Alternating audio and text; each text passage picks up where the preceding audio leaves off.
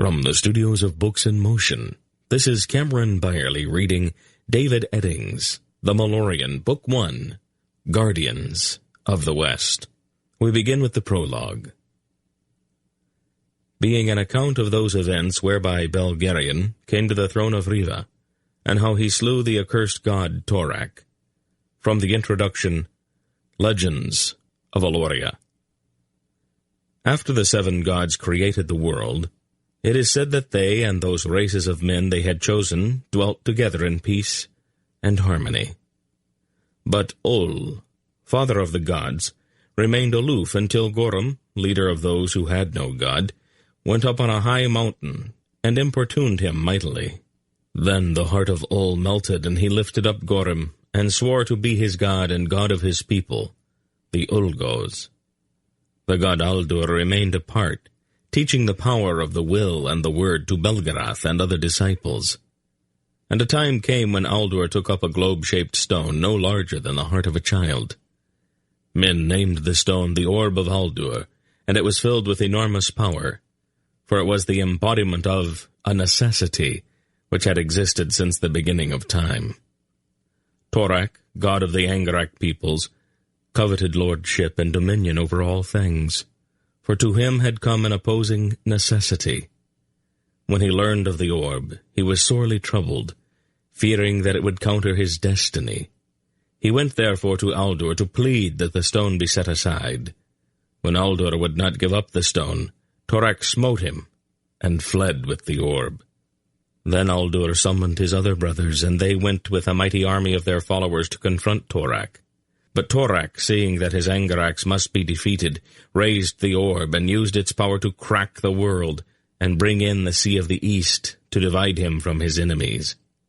But the orb was angered that Torak should use it thus, and it lashed him with a fire whose agony could not be quenched.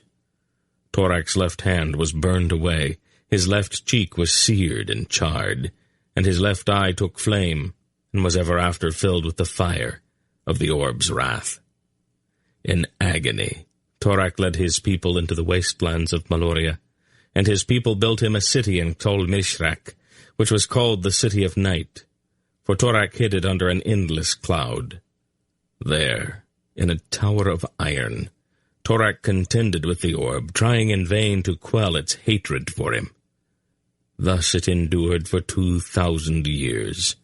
Then Keric Bareshoulders, king of the Elorns, went down to the Vale of Aldur to tell Belgarath the sorcerer that the northern way was clear. Together they left the Vale with the Keric's 3 mighty sons, Dras Bolnek, Algar Fleetfoot, and Riva Irongrip. They stole through the marches with Belgarath, taking the form of a wolf to guide them, and they crossed over into Malloreon. By night they stole into Torak's iron tower, and while the maimed god tossed in pain-haunted slumber, they crept to the room where he kept the orb locked in an iron cask. Riva Irongrip, whose heart was without ill intent, took up the orb, and they left for the west. Torak waked to find the orb gone, and he pursued them. But Riva lifted up the orb, and its angry flame filled Torak with fear. Then the company passed from Malloreon, and returned to their own lands. Belgarath divided Aloria into 4 kingdoms. Over 3 he set Keric Bareshoulders, Dras Bolnek, and Algar Fleetfoot. To Riva Irongrip and to his line he gave the Orb of Aldur, and sent him to the Isle of the Winds. Belar, god of the Alorns, sent down 2 stars, and from them Riva forged a mighty sword and placed the orb on its pommel. And he hung the sword on the wall of the throne room of the citadel, where it might ever guard the west from Torak. When Belgarath returned to his home, he discovered that his wife, Poledra, had borne him 2 daughters, but then had passed away. In heartsick sorrow, he named his daughters Polgra and Beldaran. And when they were of age, he sent Beldaran to Riva Irongrip to be his wife and mother of the Riven line. But Polgra he kept with him, and instructed her in the arts of sorcery. In rage at the loss of the orb, Torak destroyed the City of Night, and divided the Angaraks, The Murgos, the Nadraks, and the Tulls he sent to dwell in the wastelands along the western shores of the Sea of the East. The Malloreons he kept to subdue all of the continent on which they dwelt. Over all he set his Grolem priests to watch, to scourge any who faltered, and to offer human sacrifices to him. Many centuries passed. Then Zadar the Apostate, who served Torak, conspired with Salmithra, queen of the Snake People, to send emissaries to the Isle of the Winds to slay Gorek, Riva's descendant, and all of his family. This was done, though some claimed that a lone child escaped, but none could say for certain. Emboldened by the death of the guardians of the orb, Torak gathered his host and invaded the west, planning to enslave the peoples and to regain the orb. At Vomimbre, on the plains of Arindia, the hordes of Angarax met the armies of the west in dreadful slaughter, and there Brand, the Raven Warder, bearing the orb upon his shield, met Torak in single combat, and struck down the maimed god. The Angarax, seeing that, were disheartened, and they were overthrown and destroyed. But at night, as the kings of the west celebrated, Zadar the Apostate took the body of Torak and spirited it away. Then the high priest of the Olgos, named Gorem, as all such high priests had been, revealed that Torak had not been killed, but bound in slumber until a king of the line of Riva sat once more on the throne in the hall of the Raven King. The kings of the west believed that meant forever, for it was held that the line of Riva had perished utterly. But Belgarath and his daughter Polgara knew better, for a child had escaped the slaughter of Gorek's family, and they had concealed him and his descendants in obscurity for generations. But ancient prophecies revealed to them that the time for the return of the Raven King was not yet come. Many more centuries passed. Then, in a nameless city on the far side of the world, Zadar the Apostate came upon an innocent child, and resolved to take the child and go secretly with him to the Isle of the Winds. There he hoped that the innocence of the child might enable that child to take the orb of Aldur from the pommel of the sword of the Raven King. It occurred as he wished, and Zadar fled with the child and the orb toward the east. Polgara the sorceress had been living with a young boy who called her Aunt Paul in obscurity on a farm in Cinderia. This boy was Geryon, the orphaned last descendant of the Raven line, but he was unaware of his parentage. When Belgarath learned of the theft of the orb, he hastened to Cinderia to urge his daughter to join him in the search for Zadar and the orb. Polgara insisted that the boy must accompany them on the quest, so Geryon accompanied his Aunt Paul and Belgarath, whom he knew as a storyteller, who sometimes visited the farm, and whom he called grandfather. Dernick, the farm smith, insisted on going with them. Soon they were joined by Beric of Kerik, and by Keldar of Drasnia, whom men called Silk. In time their quest for the orb was joined by others: Hetar, Horse Lord of Algaria, Mandoralan, the Membrate Knight, and Relg, an Ulgo Zealot, and seemingly by chance, the Princess Tinedra, having quarreled with her father, Emperor Ranborun the 23rd of Tonedra, fled his palace and became one of the companions, though she knew nothing of their quest. Thus was completed the company foretold by the prophecy of the Mrin Codex. Their search led them to the woods of the Dryads, where they were confronted by the Murgo Grolem Asharak, who had long spied secretly upon Geryon. Then the voice of prophecy within Geryon's mind spoke to Geryon, and he struck Asharak with his hand and his will, and Asharak was utterly consumed in fire. Thus Geryon learned that he was possessed of the power of sorcery. Polgara rejoiced, telling him that henceforth he should be named Belgeryon, as was proper for a sorcerer, for she knew then that the centuries of waiting were over, and that Geryon should be the one to reclaim the Raven throne, as foretold. Zadar the Apostate fled from Belgarath in haste. Unwisely he entered the realms of Tuchek, high priest of the western Grolems. Like Zadar, Tuchek was a disciple of Torak, but the two had lived in enmity throughout the centuries.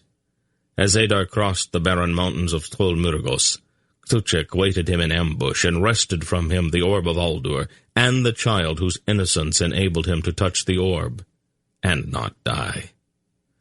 Belgarath went ahead to seek out the trail of Zadar, but Beltira, another disciple of Aldur, gave him the news that Cthulhu now held the child and the orb. The other companions went on to Nyissa, where Salmithra, queen of the snake-loving people, had Geryon seized and brought to her palace. But Polgara freed him and turned Salmithra into a serpent, to rule over the snake people in that form forever. When Belgarath rejoined his companions, he led the company on a difficult journey to the dark city of Rachtol, which was built upon a mountaintop in the desert of the Murgos. They accomplished the difficult climb to confront Cthulhu, who knew of their coming and awaited with the child and the orb. Then Belgarath engaged Cthulhu in a duel of sorcery, but Cthulhu, hard-pressed, tried a forbidden spell, and it rebounded on him, destroying him so utterly that no trace of him remained. The shock of his destruction tumbled Rachtol from its mountaintop, while the city of the Grolums shuddered into rubble. Geryon snatched up the trusting child, who bore the orb, and carried him to safety. They fled with the hordes of Taur Urgas, king of the Murgos, pursuing them. But when they crossed into the lands of Algeria, the Algerians came against the Murgos and defeated them. Then, at last, Belgarath could turn toward the Isle of the Winds to restore the orb to its rightful place. There, in the hall of the Raven King at Eristide, the child whom they called Erand placed the orb of Aldur into Geryon's hand, and Geryon stood on the throne to set it in its accustomed place on the pommel of the great sword of the Raven King. As he did so, the orb leaped into flame, and the sword blazed with a cold blue fire. By these signs all knew that Geryon was indeed the true heir to the throne of Riva, and they acclaimed him the King of Riva, Overlord of the West, and the Keeper of the Orb. Soon, in keeping with the accords signed after the Battle of Omimbre, the boy who had come from a humble farm in Cinderia to become the Raven King was betrothed to the Princess Tinedra. But before the wedding could take place, the voice of prophecy that was within his head urged him to go to the room of documents and there take down the copy of the Marine Codex. In that ancient prophecy, he discovered that he was destined to take up Riva's sword and go with it to confront the maimed god Torak, and to slay or be slain, thereby to decide the fate of the world. For Torak had begun to end his long slumber with the crowning of Geryon, and in this meeting must be determined which of the two opposing necessities or prophecies would prevail. Geryon knew that he could marshal an army to invade the east with him, but though his heart was filled with fear, he determined that he alone should accept the danger. Only Belgarath and Silk accompanied him. In the early morning they crept out of the citadel of Riva, and set out on the long northern journey to the dark ruins of the City of Night, where Torak lay. But the Princess Tinedra went to the kings of the west, and persuaded them to join her in an effort to distract the forces of the Angarax, so that Geryon might win through safely. With the help of Polgara, she marched through Cinderia, Arindia, and Tolnedra, raising a mighty army to follow her and to engage the hosts of the east. They met on the plain surrounding the city of Tulmardu. Caught between the forces of Emperor Zakath of Malloreon and those of the mad king of the Murgos, Taur Urgas, Tinedra's army faced annihilation. But Kohag, chief of the clan chiefs of Algeria, slew Taur Urgas, and the Nadrak king Drostelechton changed sides, giving her forces time to withdraw. Tinedra, Polgara, Dernik, and the child Erand, however, were captured and sent to Zakath, who sent them on to the ruined city of Skolmishrak for Zadar to judge. Zadar slew Dernik, and it was to see Polgara weeping over his body that Geryon arrived. In a duel of sorcery, Belgarath sealed Zadar into the rocks far below the surface. But by then Torak had awakened fully. The two destinies, which had opposed each other since time began, thus faced each other in the ruined City of Night. And there, in the darkness, Geryon, the child of light, slew Torak, the child of dark, with the flaming sword of the Raven King, and the dark prophecy fled wailing into the void. Ol and the 6 living gods came for the body of Torak, and Polgara importuned them to bring Dernik back to life. Reluctantly they consented, since it would not be meet for her to so far exceed Dernik's abilities. They gave to him the gift of sorcery. Then all returned to the city of Riva. Belgarian married Sinedra, and Polgara took Dernik as her husband.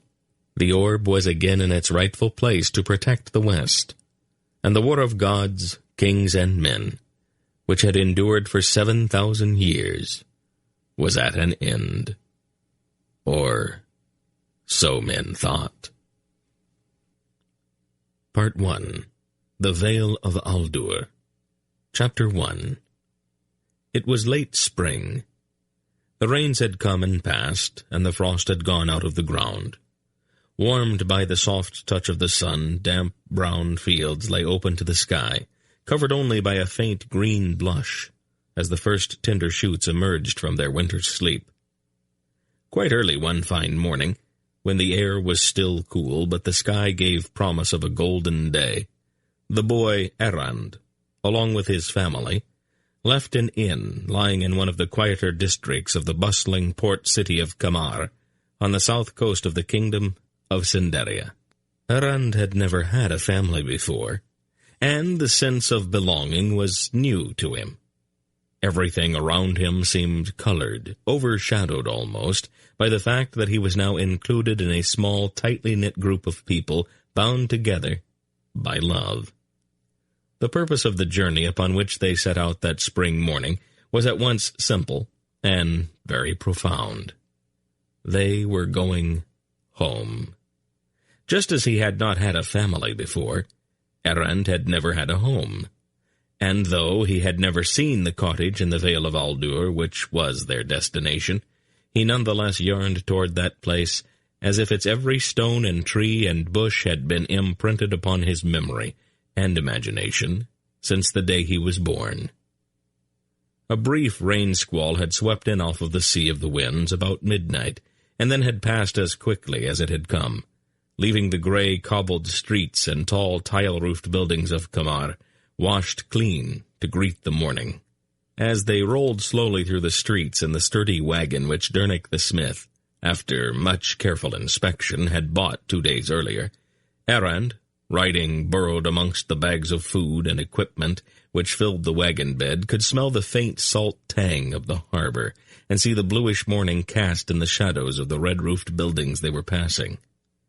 Dernik, of course, drove the wagon, his strong brown hands holding the reins in that competent way with which he did everything, transmitting somehow along those leather straps to the wagon team the comforting knowledge that he was completely in control and knew exactly what he was doing. The stout, placid mare upon which Belgarath, the sorcerer, rode, however, quite obviously did not share that comfortable security felt by the wagon horses. Belgarath, as he sometimes did, had stayed late in the tap-room of the inn in the previous night, and he rode this morning slumped in the saddle, paying little or no heed to where he was going. The mare, also recently purchased, had not yet had time to accustom herself to her new owner's peculiarities, and his almost aggressive inattention made her nervous.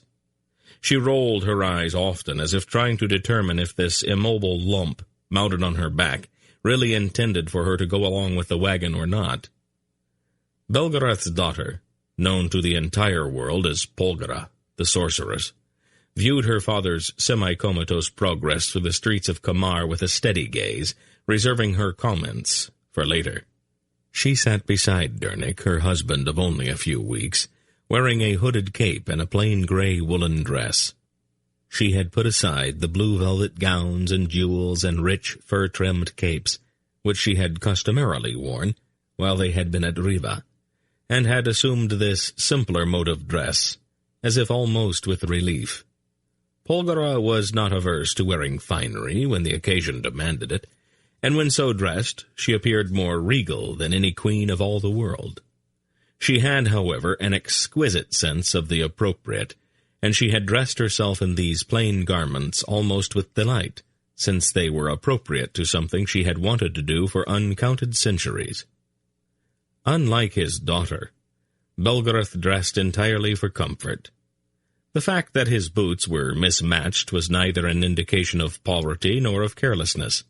It stemmed rather from conscious choice, since the left boot of one pair was comfortable upon his left foot, and its mate pinched his toes, whereas his right boot, from another pair, was most satisfactory, while its companion chafed his heel.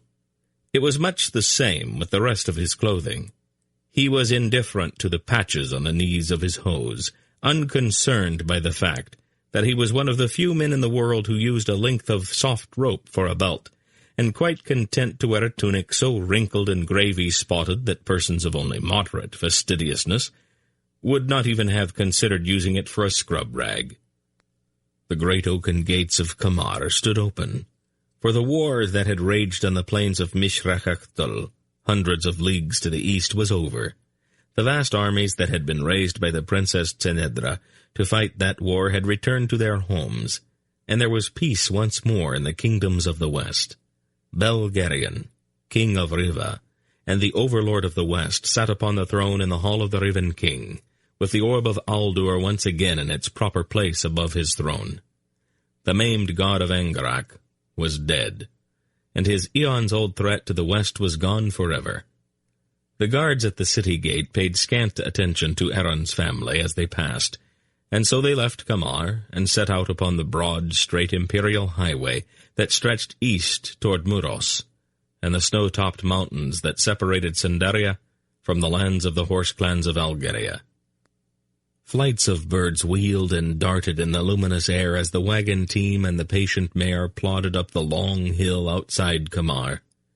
The birds sang and trilled, almost as if in greeting, and hovered strangely on stuttering wings above the wagon. Polgara raised her flawless face in the clear, bright light to listen. "What are they saying?" Dernick asked. She smiled gently. "They're babbling," she replied in her rich voice. "Birds do that a great deal. In general, they are happy that it is morning, and that the sun is shining, and that their nests have been built. Most of them want to talk about their eggs. Birds always want to talk about their eggs." "And of course they're glad to see you, aren't they?" "I suppose they are." "Someday, do you suppose you could teach me to understand what they're saying?" She smiled at him. "If you wish. It's not a very practical thing to know, however." "It probably doesn't hurt to know a few things that aren't practical," he replied with an absolutely straight face. "Oh, my Dernick," she laughed fondly, putting her hand over his. "You are an absolute joy, do you know that?" Arand, riding beside them amongst the bags and boxes and the tools Dernick had so carefully selected in Kamar, smiled, feeling that he was included in the deep, warm affection that they shared. Arand was not used to affection. He had been raised, if that is the proper term, by Zadar the Apostate, a man who looked much like Belgarath. Zadar had simply come across the little boy in a narrow alleyway in some forgotten city, and had taken him along for a specific purpose. The boy had been fed and clothed, nothing more, and the only words his bleak-faced guardian had ever spoke to him were, "I have an errand for you, boy." Because those were the only words he had heard, the only word the child spoke when he had been found by these others was "Errand." And since they did not know what else to call him, that had become his name. When they reached the top of the long hill, they paused for a few moments to allow the wagon horses to catch their breath. From his comfortable perch in the wagon, Arand looked out over the broad expanse of neatly walled fields lying pale green in the long slanting rays of the morning sun.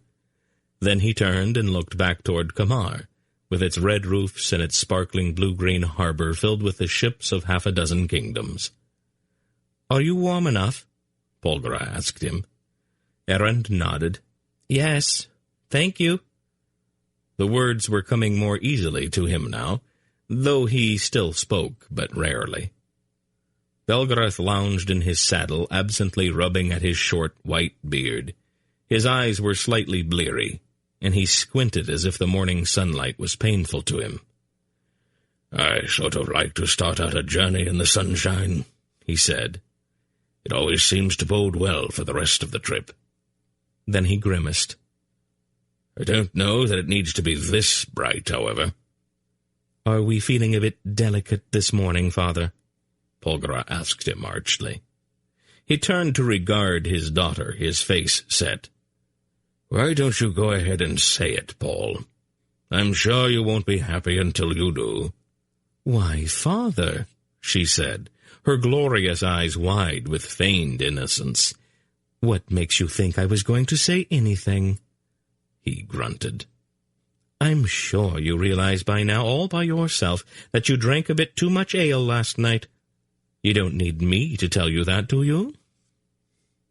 "I am not really in the mood for any of this, Polgara." "Oh, poor old dear," she said in mock commiseration. "Would you like to have me stir something up to make you feel better?" "Thank you, but no. The aftertaste of your concoctions lingers for days. I think I prefer the headache."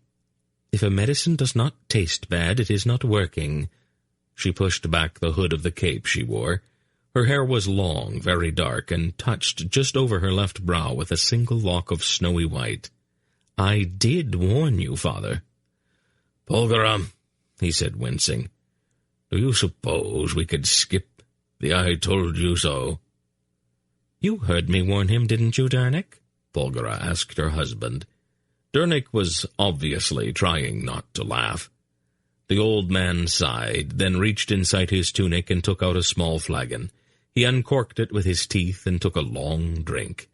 "Oh, Father," Polgara said disgustedly, "didn't you get enough last night?" "Not if this conversation is going to linger on this particular subject, no." He held out the flagon to his daughter's husband. "Dernick," he offered. "Oh, thanks all the same, Belgarath," Dernick replied, "but it's a bit early for me." "Paul," Belgarath said then, offering a drink to his daughter, "don't be absurd." "As you wish." Belgarath shrugged, recorking the bottle and tucking it away again. "Shall we move along, then? It's a very long way to the Vale of Aldur." And he nudged his horse into a walk. Just before the wagon rolled down on the far side of the hill, Errand looked back toward Kamar and saw a detachment of mounted men coming out through the gate. Glints and flashes of reflected sunlight said quite clearly that at least some of the garments the men wore were made of polished steel.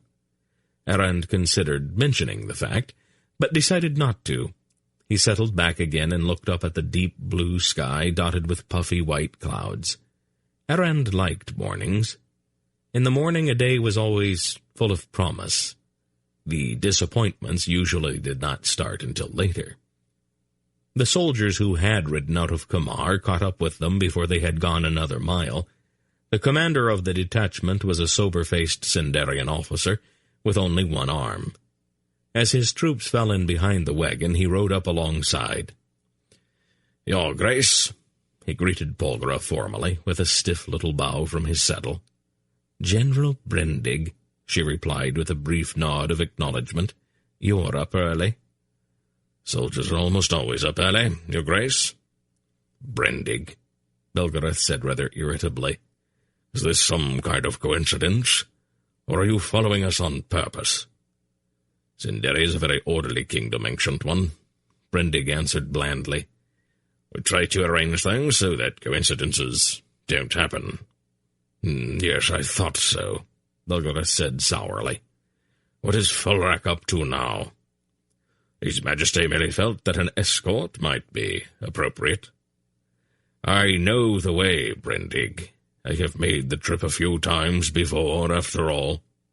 "I'm sure of it, Ancient Belgarath," Brendig agreed politely. "Escort has to do with friendship and respect." "I take it, then, that you are going to insist." "Orders are orders, Ancient One." "Could we skip the Ancient?" Belgarath asked plaintively. "My father's feeling his years this morning, General. All 7,000 of them." Brendig almost smiled. "Yes, of course, Your Grace." "Just why are we being so formal this morning, my Lord Brendig? I am sure we know each other well enough to skip all of that nonsense." Brendig looked at her quizzically. "You remember when we first met?" "As I recall, that was when you were arresting us, wasn't it?" Dernick asked with a slight grin.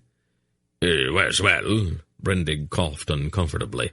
"Not exactly, Goodman Dernick. I was really just conveying His Majesty's invitation to you to visit him at the palace.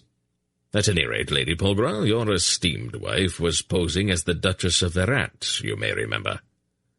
Dernick nodded. "I believe she was, yes. I had occasion recently to look into some old books of heraldry. I discovered something rather remarkable. Were you aware, Goodman Dernick, is that your wife really is the Duchess of Verat?" Dernick blinked. "Paul?" he said incredulously. Polgra shrugged. "I'd almost forgotten. It was a very long time ago." "Your title, nonetheless, is still valid, Your Grace. Every landholder in the district of Verat pays a small tithe each year into an account that's being held in Sindar for you." "Oh, how tiresome." "Wait a minute, Paul," Belgarath said, his eyes suddenly very alert. "Yes, Brendig. Just how big is this account of my daughter's, in round figures?" "Oh, several millions, I understand it," Brendig replied. "Well," Belgarath said, his eyes going wide. Well. Polgra gave him a level gaze. "What have you got in your mind, father?" she asked him pointedly. "Oh, it's just that I'm pleased for you, Paul," he said expansively. "Any father would be happy to know that his child has done so well." He turned back to Brendig. "Tell me, General, just who is managing my daughter's fortune?" "It is supervised by the Crown, Belgarath," Brendig replied. "Oh, that's an awful burden to lay on poor Fulrak," Belgarath said thoughtfully. "Considering all his other responsibilities, perhaps I ought to—" "Never mind, old wolf," Belgarath said firmly. "I just thought—" "Yes, father, I know what you thought. The money is fine right where it is." Belgarath sighed. "I've never been rich before," he said wistfully. "Then you won't really miss it, will you?" "You are a hard woman, Polgra, to leave your poor old father sunk in deprivation like this." "You have lived without money or possessions for thousands of years, father. Somehow I am almost positive that you will survive." "Oh, did you get to be the Duchess of Verat?" Dernick asked his wife. "I did the Duke of Voachon a favor. It was something that no one else could do. He was very grateful." Dernick looked stunned. "But Voachon was destroyed thousands of years ago." "Yes, I know."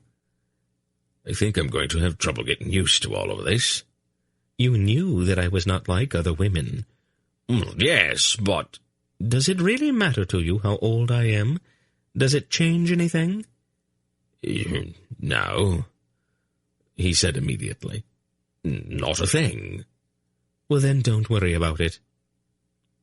They moved in easy stages across southern Cinderia, stopping each night at the solid, comfortable hostels operated by the Tolnedran legionnaires who patrolled and maintained the imperial highway, and arriving in Muros on the afternoon of the third day after their departure from Kamar. Vast cattle herds from Algeria were already filling the acre upon acre of pens lying to the east of the city. Muros was not a comfortable town during the season of the cattle drives. It was hot, dirty, and noisy. Belgarath suggested that they pass it up and stop for the night in the mountains where the air would be less dust-clogged and the neighbors less rowdy. "Are you planning to accompany us all the way to the Vale?" he asked General Brendig, after they had passed the cattle pens and were moving along the great north road toward the mountains. No, actually, Belgarath," Brendig replied, peering ahead at a band of Algar horsemen approaching along the highway. "As a matter of fact, I'll be turning back about now." The leader of the Algar riders was a tall, hawk-faced man in leather clothing, with a raven-black scalp-lock flowing behind him. When he reached the wagon, he reined in his horse. "General Brendig," he said in a quiet voice, nodding to the Sindarian officer. My lord, Hettar, Brindig replied pleasantly. What are you doing here, Hettar? Belgarath demanded. Hettar's eyes went very wide. I just brought the cattle herd across the mountains, Belgarath, he said innocently. I will be going back now, and I thought you might like some company. How strange that you just happen to be here at this particular time. Isn't it, though? Hettar looked at Brendig and winked. Are we playing games? Belgarath asked the pair of them. I do not need supervision, and I definitely do not need a military escort every place I go. I am perfectly capable of taking care of myself. We all know that, Belgarath, Hettar said placatingly. He looked at the wagon. It is nice to see you again, Polgara, he said pleasantly. Then he gave Dernick a rather sly look. Married life agrees with you, my friend, he added. I think you have put on a few pounds. I'd say that your wife's been adding a few extra spoonfuls to your plate as well. Dernick grinned at his friend. Is it starting to show? Dernick nodded gravely. Just a bit. Hettar made a rueful face then and gave Errand a peculiar little wink. Errand and Hettar had always got on well together, probably because neither of them felt any pressing need to fill up the silence with random conversation. I'll be leaving you now, Brendig said. It has been a pleasant journey. He bowed to Polgara and nodded to Hettar, and then, with his detachment of troops jingling along behind him, he rode back toward Muros. I'm going to have words with Fulrak about this, Belgarath said darkly to Hettar. And with your father, too. It is one of the prices of immortality, Belgarath. People tend to respect you, even when you would rather they did not. Shall we go? The mountains of eastern Cinderia were not so high as to make travel across them unpleasant. With the fierce-looking Algar clansmen riding both to the front and to the rear of the wagon, they traveled at an easy pace along the Great North Road, through the deep green forests and beside tumbling mountain streams. At one point, when they had stopped to rest their horses, Dernick stepped down from the wagon and walked to the edge of the road to gaze speculatively at a deep pool at the foot of a small churning waterfall.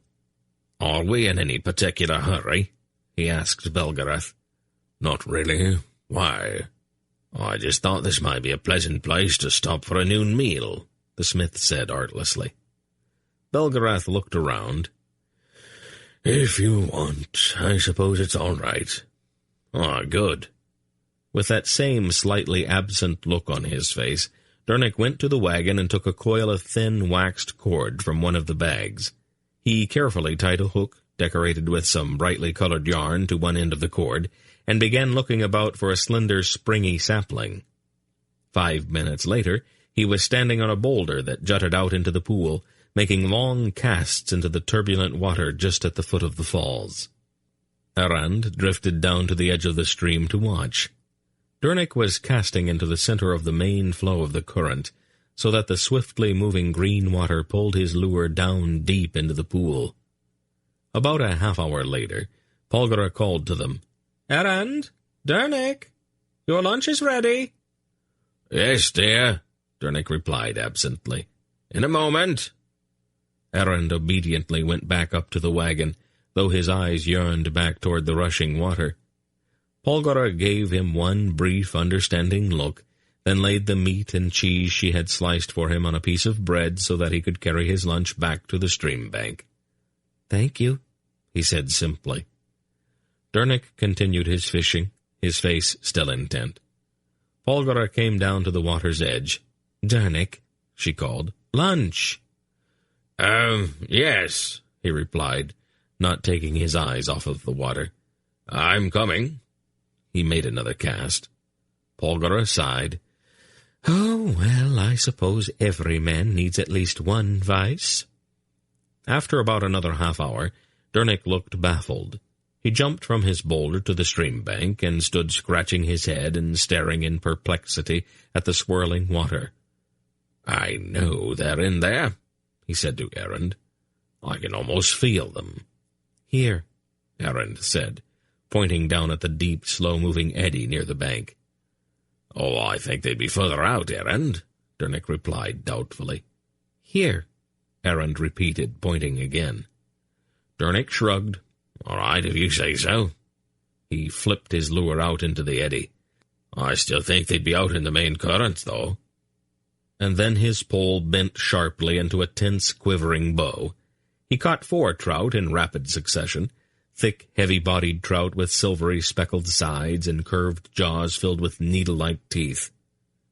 "Why did it take you so long to find the right spot?" Belgarath asked later that afternoon, when they were back on the highway. "You have to work that kind of pool methodically, Belgarath. You start at one side and work your way across, cast by cast." "I see. That's the only way to be really sure you've covered it all." Of course." "I was very sure that they'd be lying, though." "Yes, naturally. It was just that I wanted to do it the right way. I'm sure you understand." "Perfectly," Belgarath said gravely. After they had passed through the mountains, they turned south, riding through the vast grasslands of the Algerian plain, where herds of cattle and horses grazed in that huge green sea of grass that rippled and swayed under the steady easterly breeze. Although Hettar strongly urged them to stop by the stronghold of the Algar clans, Polgara declined. "Tell Cochag and Silar that we may visit later, but we really should get to the Vale. It's probably going to take most of the summer to make my mother's house habitable again." Hettar nodded gravely and then waved a brief salute as he and his clansmen turned eastward and rode off across the rolling grasslands toward the mountain-like stronghold of his father, Cochag, chief of the clan chiefs of Algeria. The cottage that had belonged to Polgara's mother lay in a valley among the rolling hills marking the northern edge of the Vale of Aldur. A sparkling stream flowed through the sheltered hollow, and there were woods, birch intermixed with cedar, stretching along the valley floor. The cottage was constructed of field stone, gray, russet, and earthy brown, all neatly fitted together. It was a broad, low building, considerably larger than the word cottage suggested. It had not been occupied for well over 3,000 years, and the thatching and the doors and window frames had long since surrendered to the elements, leaving the shell of the house standing, bramble-filled and unroofed, open to the sky. There was nonetheless a peculiar sense of waiting about it, as if Poledra, the woman who had lived here, had instilled in the very stones the knowledge that one day her daughter would return. They arrived in the middle of a golden afternoon, and Errand, lulled by a creaking wheel, had drifted into a doze. When the wagon stopped, Polgara shook him gently awake. "Errand, we're here." He opened his eyes and looked for the first time at the place he would forever call home. He saw the weathered shell of the cottage nestled in the tall green grass. He saw the woods beyond, with the white trunks of the birch trees standing out among the dark green cedars. And he saw the stream. The place had enormous possibilities. He realized that at once. The stream, of course, was perfect for sailing toy boats, for skipping stones, and, in the event of failing inspiration, for falling into. Several of the trees appeared to have been specifically designed for climbing, and one huge white old birch overhanging the stream promised the exhilarating combination of climbing a tree and falling into the water, all at one time. The land upon which their wagon had stopped was a long hill, sloping gently down toward the cottage. It was the kind of a hill down which a boy could run on a day when the sky was a deep blue, dotted with dandelion puff clouds racing in the breeze. The knee-high grass would be lush in the sun, and the turf damply firm underfoot. The rush of sweet-smelling air as one ran down that long slope would be intoxicating. And then he felt quite keenly a sense of deep sorrow, a sorrow which had endured unchanged for century upon century, and he turned to look at Belgarath's weathered face and the single tear coursing down the old man's furrowed cheek, to disappear in his close-cropped white beard. In spite of Belgarath's sorrow for his lost wife, Errand looked out at this small green valley, with its trees and its stream and its lush meadow, with a deep and abiding contentment. He smiled and said, "Home, trying the word and liking the sound of it. Polgara looked gravely into his face. Her eyes were very large and luminous, and their color changed with her mood, ranging from a light blue so pale as to be virtually gray to a deep lavender. "Yes, Erend," she replied in her vibrant voice. "Home." Then she put her arms about him to hold him softly, and there was in that gentle embrace all the yearning toward this place which had filled her down through the weary centuries that she and her father had labored at their endless tasks in. Darnick the smith looked thoughtfully at the hollow spread out below in the warm sunshine, considering, planning, arranging, and rearranging things in his mind. "Right, then. It's going to take a while to get everything the way we want it, Paul," he said to his bride. "We have all the time in the world, Darnick," Polgara replied with a gentle smile. "I'll help you unload the wagon and set up your tents," Belgarath said, scratching absently at his beard. "Then tomorrow, I suppose, I ought to go down into the Vale, have a talk with Belden and the twins, look in on my tower, that sort of thing." Polgara gave him a long, steady look. "Don't be in such a hurry to leave, father. You talked with Belden just last month at Riva, and on any number of occasions you have gone for decades without visiting your tower. I have noticed that every time there's work to be done, you suddenly have a pressing business someplace else." Belgarath's face assumed an expression of injured innocence. "Why, Polgara," he started to protest. "That won't work either, father," she told him crisply. "A few weeks or a month or two of helping Darnick isn't going to injure you permanently, or did you plan to leave us abandoned to the winter snows?" Belgarath looked with some distaste at the shell of the house, standing at the foot of the hill with the hours of toil it was going to take to make it livable stamped all over it. "Why, of course, Paul," he said somewhat too quickly. "I should be happy to stay and lend a hand." "I knew we could depend upon you, father." Belgarath looked critically at Darnick, trying to assess the strengths of the smith's convictions. "I hope you were not intending to do everything by hand," he said tentatively.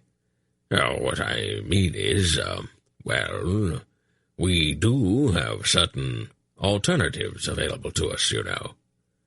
Darnick looked a little uncomfortable, his plain, honest face touched with the faintest hint of a disapproving expression. "I really don't know, Belgarath," he said dubiously. "I don't believe that I'd really feel right about that. If I did it by hand, then I'd know that it's been properly done. I'm not all that comfortable with this other way of doing things yet. Somehow it seems like cheating, if you get what I mean." Belgarath sighed. "Somehow I was afraid you might look at it that way." He shook his head and squared his shoulders. "All right, let's go on down there and get started."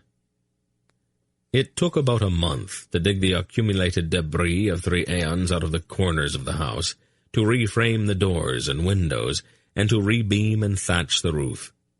It would have taken twice as long had Belgarath not cheated outrageously each time Darnick's back was turned. All manner of tedious tasks somehow performed themselves whenever the smith was not around. Once, for example, Darnick took out the wagon to bring in more timbers. As soon as he was out of sight, Belgarath tossed aside the adze with which he had been laboriously squaring off a beam, looked gravely at Erend, and reached inside his jerkin for the earthenware jar of ale he had filched from Polgara's stores. He took a long drink, and then he directed the force of his will at the stubborn beam, and released it with a single muttered word. An absolute blizzard of white wood chips went flying in all directions. When the beam was neatly squared, the old man looked at Erend with a self-satisfied smirk and winked impishly. With a perfectly straight face, Erend winked back. The boy had seen sorcery performed before. Zadar, the apostate, had been a sorcerer. and so had Kruchik. Indeed, throughout almost his entire life, the boy had been in the care of people with that peculiar gift. Not one of the others, however, had that air of casual competence, that verve with which Belgarath performed his art. The old man's offhand way of making the impossible seem so easy that it was hardly worth mentioning was the mark of the true virtuoso. Errand knew how it was done, of course. No one can possibly spend that much time with assorted sorcerers without picking up the theory, at least. The ease with which Belgarath made things happen almost tempted him to try it for himself. But whenever he considered the idea, he realized that there wasn't really anything he wanted to do that badly. The things the boy learned from Dernick, while more commonplace, were nonetheless very nearly as profound. Errand saw almost immediately that there was virtually nothing the smith could not do with his hands. He was familiar with almost every known tool. He could work in wood and stone as readily as in iron and brass. He could build a house or a chair or a bed with equal facility. As Errand watched closely, he picked up the hundreds of little tricks and knacks that separated the craftsman from the bumbling amateur. Polgara dealt with all of the domestic matters. The tents in which they slept while the cottage was being readied were as neatly kept as any house. The bedding was aired daily, meals were prepared, and laundry was hung out to dry. On one occasion, Belgarath, who had come to beg or steal more ale, looked critically at his daughter, who was humming contentedly to herself as she cut up some recently cooked-down soap. "Paul," he said acidly, "you're the most powerful woman in the world. You have got more titles than you can count, and there is not a king in the world who does not bow to you automatically. Can you tell me exactly why you find it necessary to make soap that way? It is hard work, hot work, and the smell is awful." She looked calmly at her father.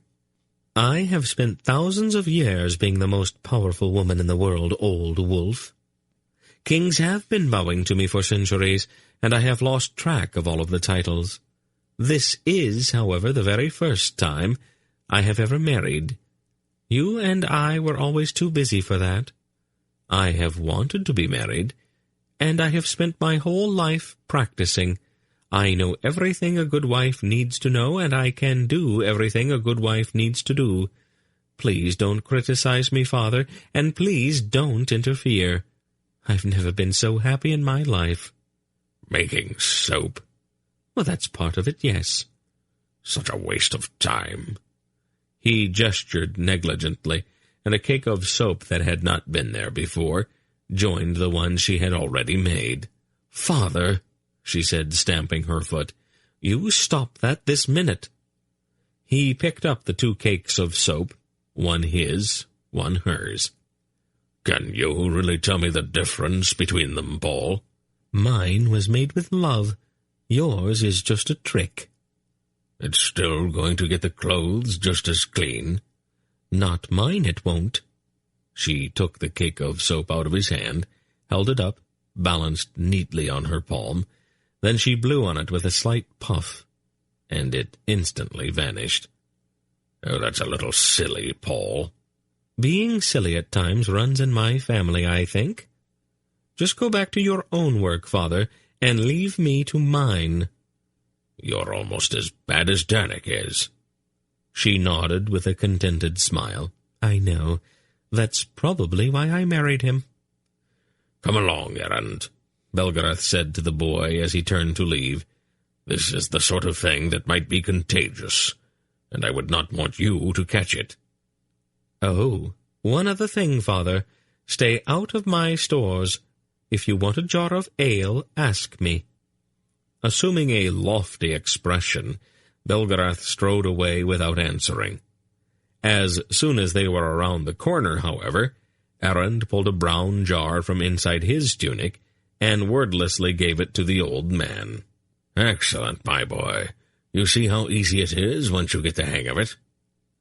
Throughout that summer, and well into the long golden autumn which followed it, the four of them worked to make the cottage habitable and weather-tight for the coming winter.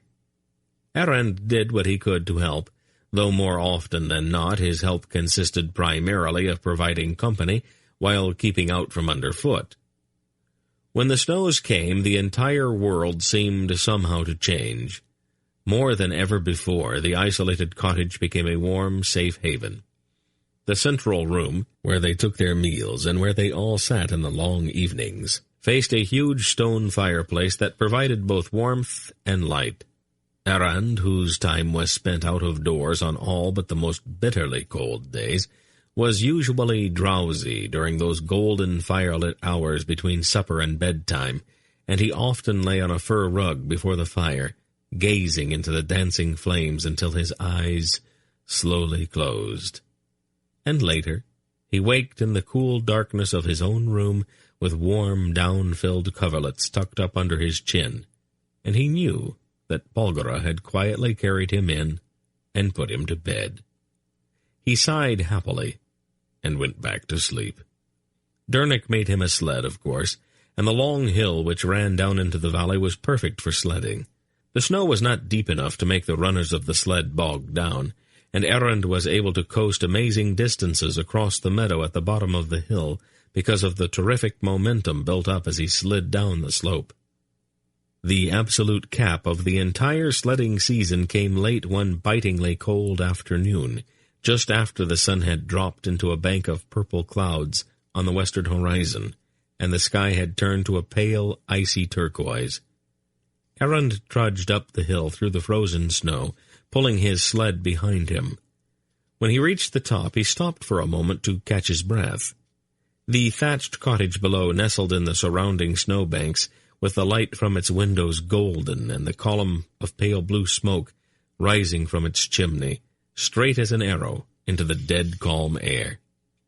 Arend smiled, lay down on his sled, and pushed off. The combination of circumstances was perfect for sledding. There was not even a breeze to impede his rapid descent, and he gathered astounding speed on his way down the hill. He flew across the meadow and in among the trees, the white-barked birches and dark, shadowy cedars flashing by as he sped through the woods. He might have gone even farther had the stream not been in his way, and even that conclusion to the ride was fairly exciting, since the bank of the stream was several feet high, and Arend and his sled sailed out of the dark water in a long, graceful arc, which ended abruptly in a spectacular icy splash. Polgara spoke to him at some length when he arrived home, shivering and with ice beginning to form up on his clothing and in his hair. Polgara, he noticed, tended to over-dramatize things, particularly when an opportunity presented itself for her to speak to someone about his shortcomings. She took one long look at him and immediately fetched a vile-tasting medicine, which she spooned into him liberally. Then she began to pull off those frozen pieces of clothing, commenting extensively as she did so. She had an excellent speaking voice and a fine command of language. Her intonations and inflections added whole volumes of meaning to her commentary.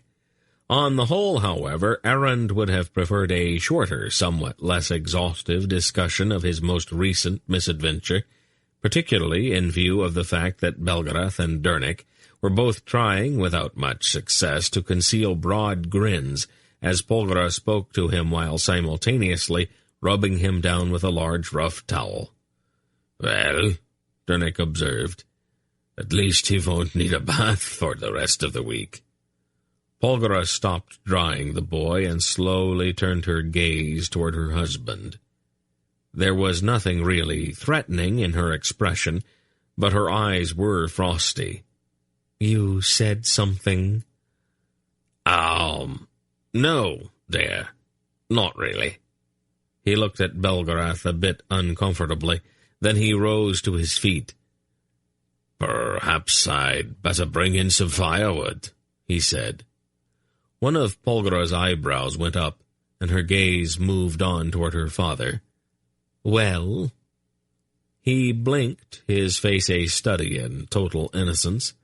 Her expression did not change, but the silence became ominous, oppressive. "Why don't I give you a hand, Dernek?" the old man suggested finally, also getting up. Then the two of them went outside, leaving Errand alone with Polgara. She turned back toward him.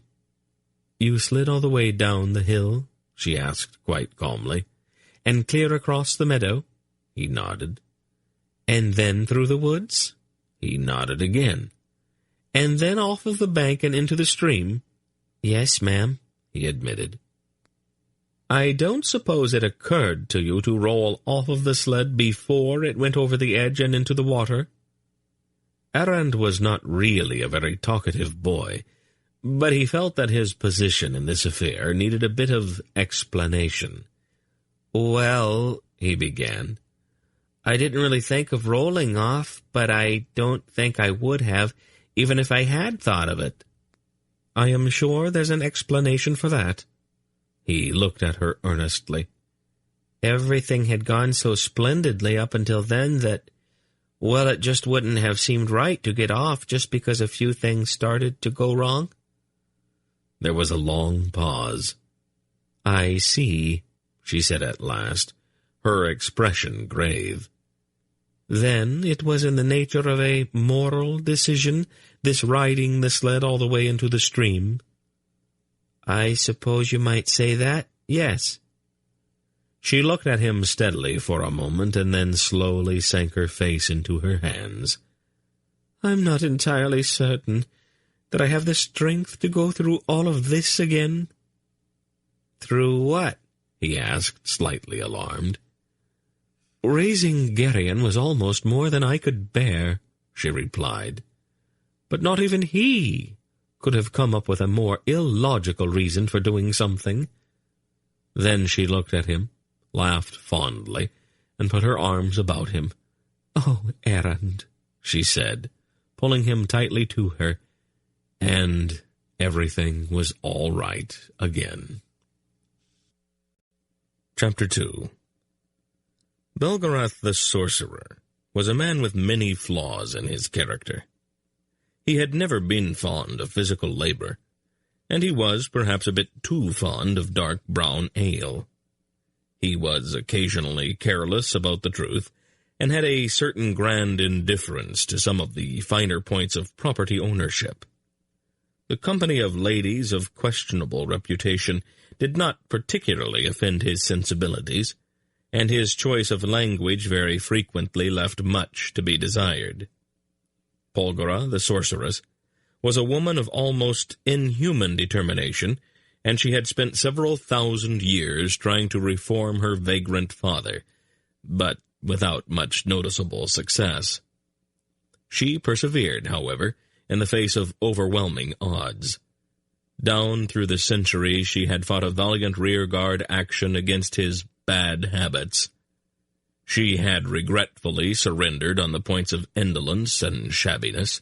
She grudgingly gave ground on swearing and lying. She remained adamant, however, even despite repeated defeats, on the points of drunkenness, thievery, and wenching. She felt, for some peculiar reason, that it was her duty to fight on those issues to the very death. Since Belgarath put off his return to his tower in the Vale of Aldur until the following spring, Errand was able to witness at close hand those endless and unbelievably involuted skirmishes between father and daughter with which they filled the periodic quiet spaces in their lives. Polgara's comments about the lazy old man's lounging about in her kitchen, soaking up the heat from her fireplace and the well-chilled ale from her stores with almost equal facility, were pointed. And Belgarath's smooth evasions revealed centuries of highly polished skill. Errand, however, saw past those waspish remarks and blandly flippant replies. The bonds between Belgarath and his daughter were so profound that they went far beyond what others might conceivably understand. And so, over the endless years, they found it necessary to conceal their boundless love for each other behind this endless facade of contention. This is not to say that Polgara might not have preferred a more upstanding father, but she was not quite as disappointed in him as her observations sometimes indicated. They both knew why Belgarath set out the winter in Poledra's cottage with his daughter and her husband. Though not one word of the matter had ever passed between them, they knew that the memories the old man had of this house needed to be changed. Not erased, certainly, for no power on earth could erase Belgarath's memories of his wife, but rather they needed to be altered slightly, so that this thatched cottage might also remind the old man of happy hours spent here, as well as that bleak and terrible day when he had returned to find that his beloved Poledra had died.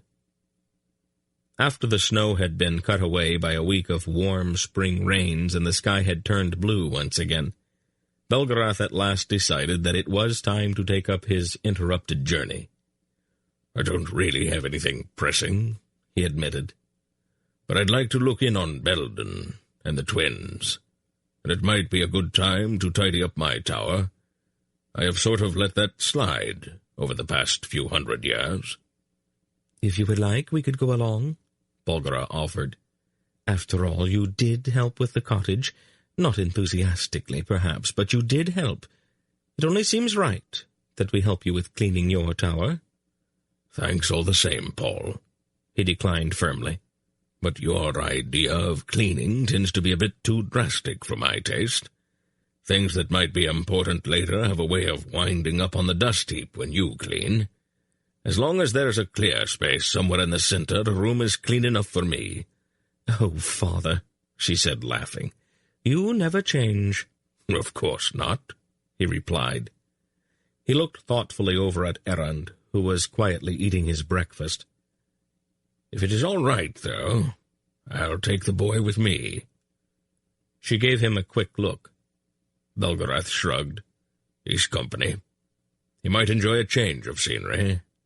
Besides, you and Darnick have not really had a chance to be alone since your wedding day. Call it a belated present, if you want." She looked at him. "Thank you, Father," she said simply, and her eyes were suddenly very warm and filled with affection. Belgarath looked away, almost as if her look embarrassed him. "Did you want your things? From the tower, I mean. You've left quite a few trunks and boxes there at one time or another over the years." "Why, that's very nice of you, Father." "I need the space they're taking up," he said, then grinned at her. "You will watch the boy, won't you? I know your mind sometimes wanders when you start puttering around in your tower." "It'll be fine with me, Paul," the old man assured her. And so the following morning, Belgarath mounted his horse, and Darnick boosted Errand up behind him. "I'll bring him home in a few weeks," Belgarath said, "or at least by midsummer." He leaned down, shook Darnick's hand, and then turned his mount toward the south. The air was still cool, although the early spring sunshine was very bright. The scents of stirring growth were in the air, and Errand, riding easily behind Belgarath, could feel Aldor's presence as they pressed deeper into the vale. He felt it as a calm and gentle kind of awareness, and it was dominated by an overpowering desire to know. The presence of the god Aldur here in the vale was not some vague spiritual permeation, but rather was quite sharp, on the very edge of being palpable. They moved on down into the vale, riding at an easy pace through the tall winter-browned grass. Broad trees dotted the open expanse, lifting their crowns to the sky, holding the tips of their branches, swollen with the urgency of budding leaves, up to receive the gentle kiss of sun-warmed air. "Well, boy," Belgarath said after they had ridden a league or more. "Where are the towers?" Errand asked politely. "A bit farther. How did you know about the towers?" "You and Polgara spoke of them." "Eavesdropping is a very bad habit, Errand." "Was it a private conversation?" "No, I suppose not." "Then it wasn't eavesdropping, was it?" Belgarath turned sharply, looking over his shoulder at the boy riding behind him. "That's a pretty fine distinction for someone as young as you are. How did you arrive at it?" Errand shrugged. "It just came to me. Do they always graze here like that?" He pointed at a dozen or so reddish-brown deer feeding calmly nearby. "They have done so ever since I can remember. There is something about Aldur's presence that keeps animals from molesting each other." They passed a pair of graceful towers linked by a peculiar, almost airy bridge arching between them, and Belgarath told him that they belonged to Beltira and Belkira, the twin sorcerers whose minds were so closely linked that they inevitably completed each other's sentences. A short while later they rode by a tower so delicately constructed of rose quartz that it seemed to almost float like a pink jewel in the lambent air. This tower, Belgarath told him, belonged to the hunchbacked Belden, who had surrounded his own ugliness with a beauty so exquisite that it snatched one's breath away. At last they reached Belgarath's own squat, functional tower and dismounted. "Well," the old man said, "here we are. Let's go up." The room at the top of the tower was large, round, and incredibly cluttered. As he looked around it, Belgarath's eyes took on a defeated look. "Oh, this is going to take weeks." A great many things in the room attracted Errand's eye, but he knew that, in Belgarath's present mood, the old man would not be inclined to show him or to explain much of anything.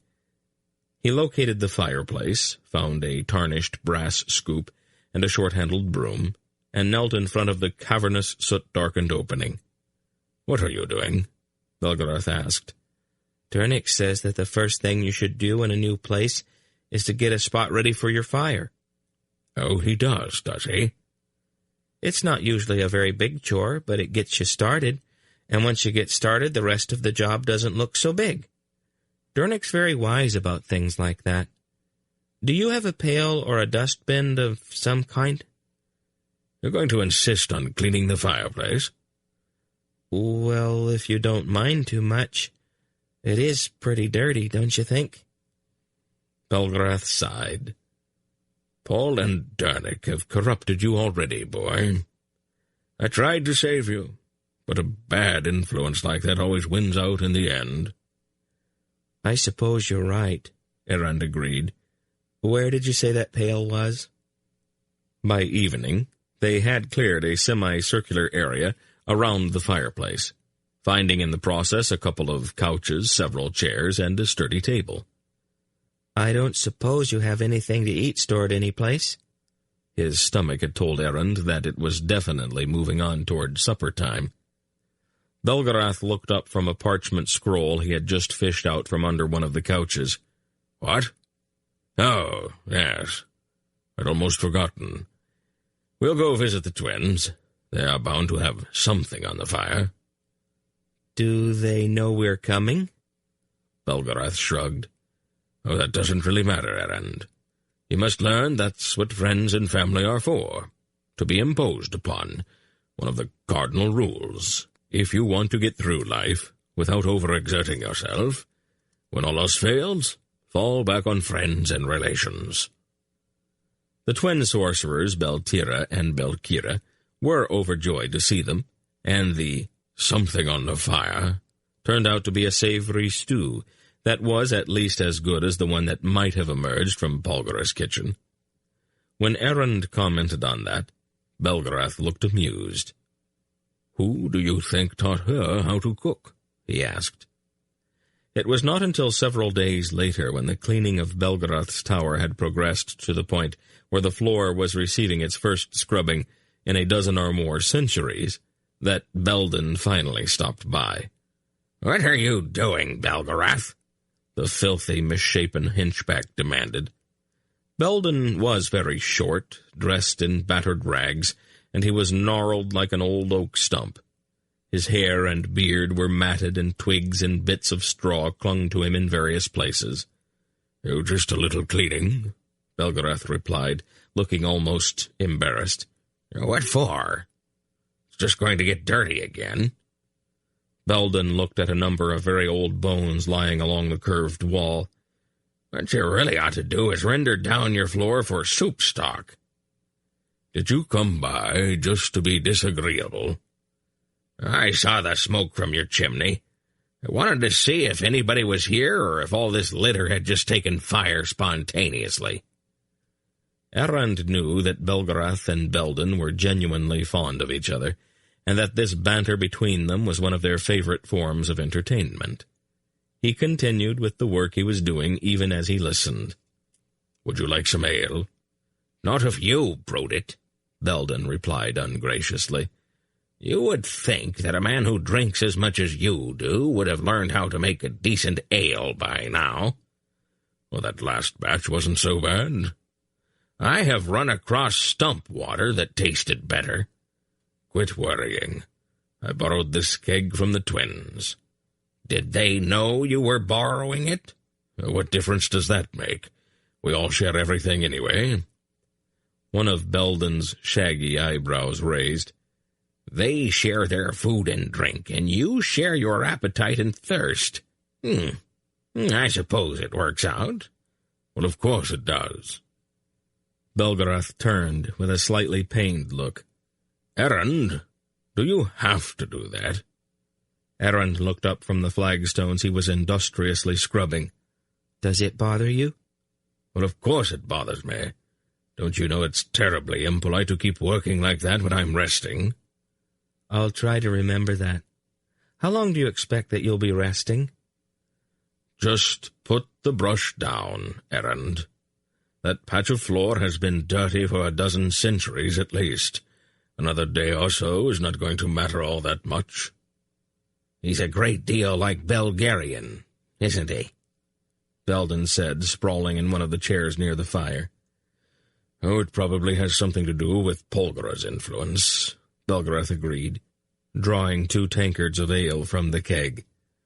"She leaves marks on every boy she meets. I try to moderate the effects of her prejudices as much as possible, though." He looked gravely at Errand. "I think this one is smarter than Geryon was. But he doesn't seem to have Geryon's sense of adventure, and he's just a bit too well-behaved." "Oh, I'm sure you'll be able to work on that." Belgarath settled himself into another chair and pushed his feet out toward the fire. "What have you been up to?" he asked the hunchback. "I haven't seen you since Geryon's wedding." "I thought that somebody ought to keep an eye on the Angarax," Belden replied, scratching vigorously at one armpit. "And?" "And what?" "You know, that's an irritating habit you've picked up somewhere. What are the Angarax doing?" "Oh, the Murgos are still all in little pieces about the death of Taurgas," Belden laughed then. "He was completely mad, but he kept them unified, until Kohag ran his saber through him. His son Urgot isn't much of a king. He's barely able to get their attention. The Western Grolums can't even function anymore. Kushik's dead. Torak's dead. And about all the Grolums can do now is stare at the walls and count their fingers. My guess is that Murgo society is right on the verge of collapsing entirely." "Oh, good. Getting rid of the Murgos has been one of my main goals in life." "I wouldn't start gloating just yet," Belden said sourly. "After word reached Zakath that Belgarion had killed Torak, he threw off all pretenses about the fiction of Angarak unity and marched his Malloreons on Rakgoska. Didn't leave much of it standing." Belgarath shrugged. "It wasn't a very attractive city anyway." "Oh, it's a lot less attractive now. Zakath seems to think that crucifixions and impalings are educational. He decorated what was left of the walls of Rakgoska with object lessons. Every time he goes any place in Tol Nurgos, he leaves a trail of occupied crosses and stakes behind him." "I find that I can bear the misfortunes of the Murgos with great fortitude," Belgarath replied piously. I think you had better take a more realistic look at things, Belgarath, the hunchback growled at him. We could probably match Murgo numbers if we really had to, but people don't talk about the uncountable hordes of boundless Malloria for nothing. Zakath has a very big army, and he commands most of the seaports on the east coast, so he can ship in as many more troops as he wants. If he succeeds in obliterating the Murgos, he's going to be camped on our southern doorstep with a lot of bored soldiers on his hands. Certain ideas are bound to occur to him at about that time. Belgarath grunted. I'll worry about that when the time comes. Oh, by the way, Belden said suddenly, with an ironic grin, I found out what that apostrophe is doing in his name. Whose name? Zakath's. Would you believe that it indicates the word Cal? Cal Zakath? Belgarath stared at him incredulously. Isn't that outrageous? I guess that the Malloreon emperors have been secretly yearning to take that title since just after the Battle of Omimbre. But they were always afraid that Torak might wake up and take offense at their presumption. Now that he's dead, a fair number of Malloreons have begun to call their ruler Cal Zakath. The ones who want to keep their heads do at any rate. What does Cal mean? It is an Angarak word that means king and god, Belgarath explained. 500 years ago, Torak set aside the Malloreon emperor and personally led his hordes against the west. The Angaraks, all of them, Murgos, Nadraks, Tulls, as well as the Malloreons, called him Kal Torak. What happened? Erend asked curiously. When Kal Torak invaded the west, I mean. Belgarath shrugged. It's a very old story. Not until you've heard it, Erend told him. Belden gave Belgarath a sharp look. He is quick, isn't he? Belgarath looked at Erend thoughtfully. All right. Putting it very briefly, Kal Torak smashed Drasnia, laid siege to the Algerian stronghold for 8 years, and then crossed Ogoland to the plains of Arindia. The kingdoms of the west met him at Vomimbre, and he was struck down in a duel with the Raven Warder.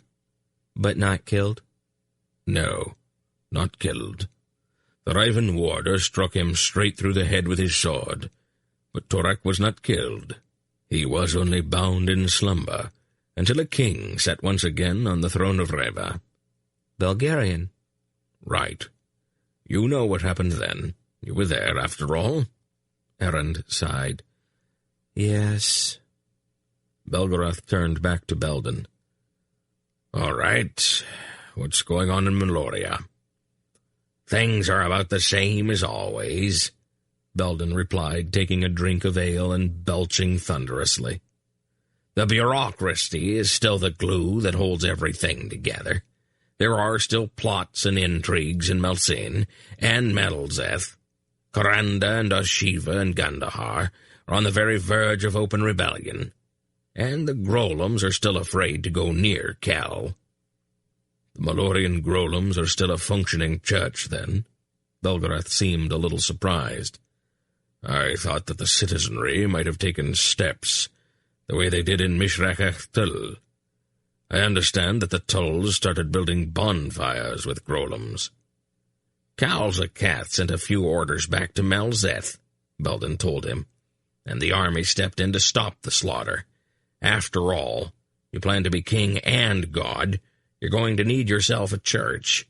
Zakath seems to think that it might be easier to use one that's already established. And what does Urvan think of that idea? He's not making much of an issue of it right now. Before the army moved in, the people of Malloria were finding a great deal of entertainment in hanging Grolums up on iron hooks. Urvan is staying in Malyaska and keeping very quiet. I think he believes that the fact that he's still alive might just be an oversight on the part of his exalted majesty, Calzacath. Irvan's a slimy snake, but he's no fool. I have never met him. You haven't missed a thing." Belden held out his tankard. "You want to fill this?" "You are drinking up all of my ale, Belden." "Oh, you can always steal more. The twins never lock their doors. Anyway, Irvan was a disciple of Torak, the same as Tuchik and Zadar. He doesn't have any of their good qualities, however." "They didn't have any good qualities," Belgarath said, handing him back the refilled tankard. "Oh, compared to Irvan, they did. He's a natural-born bootlicker, a fawning, contemptible sneak. Even Torak despised him.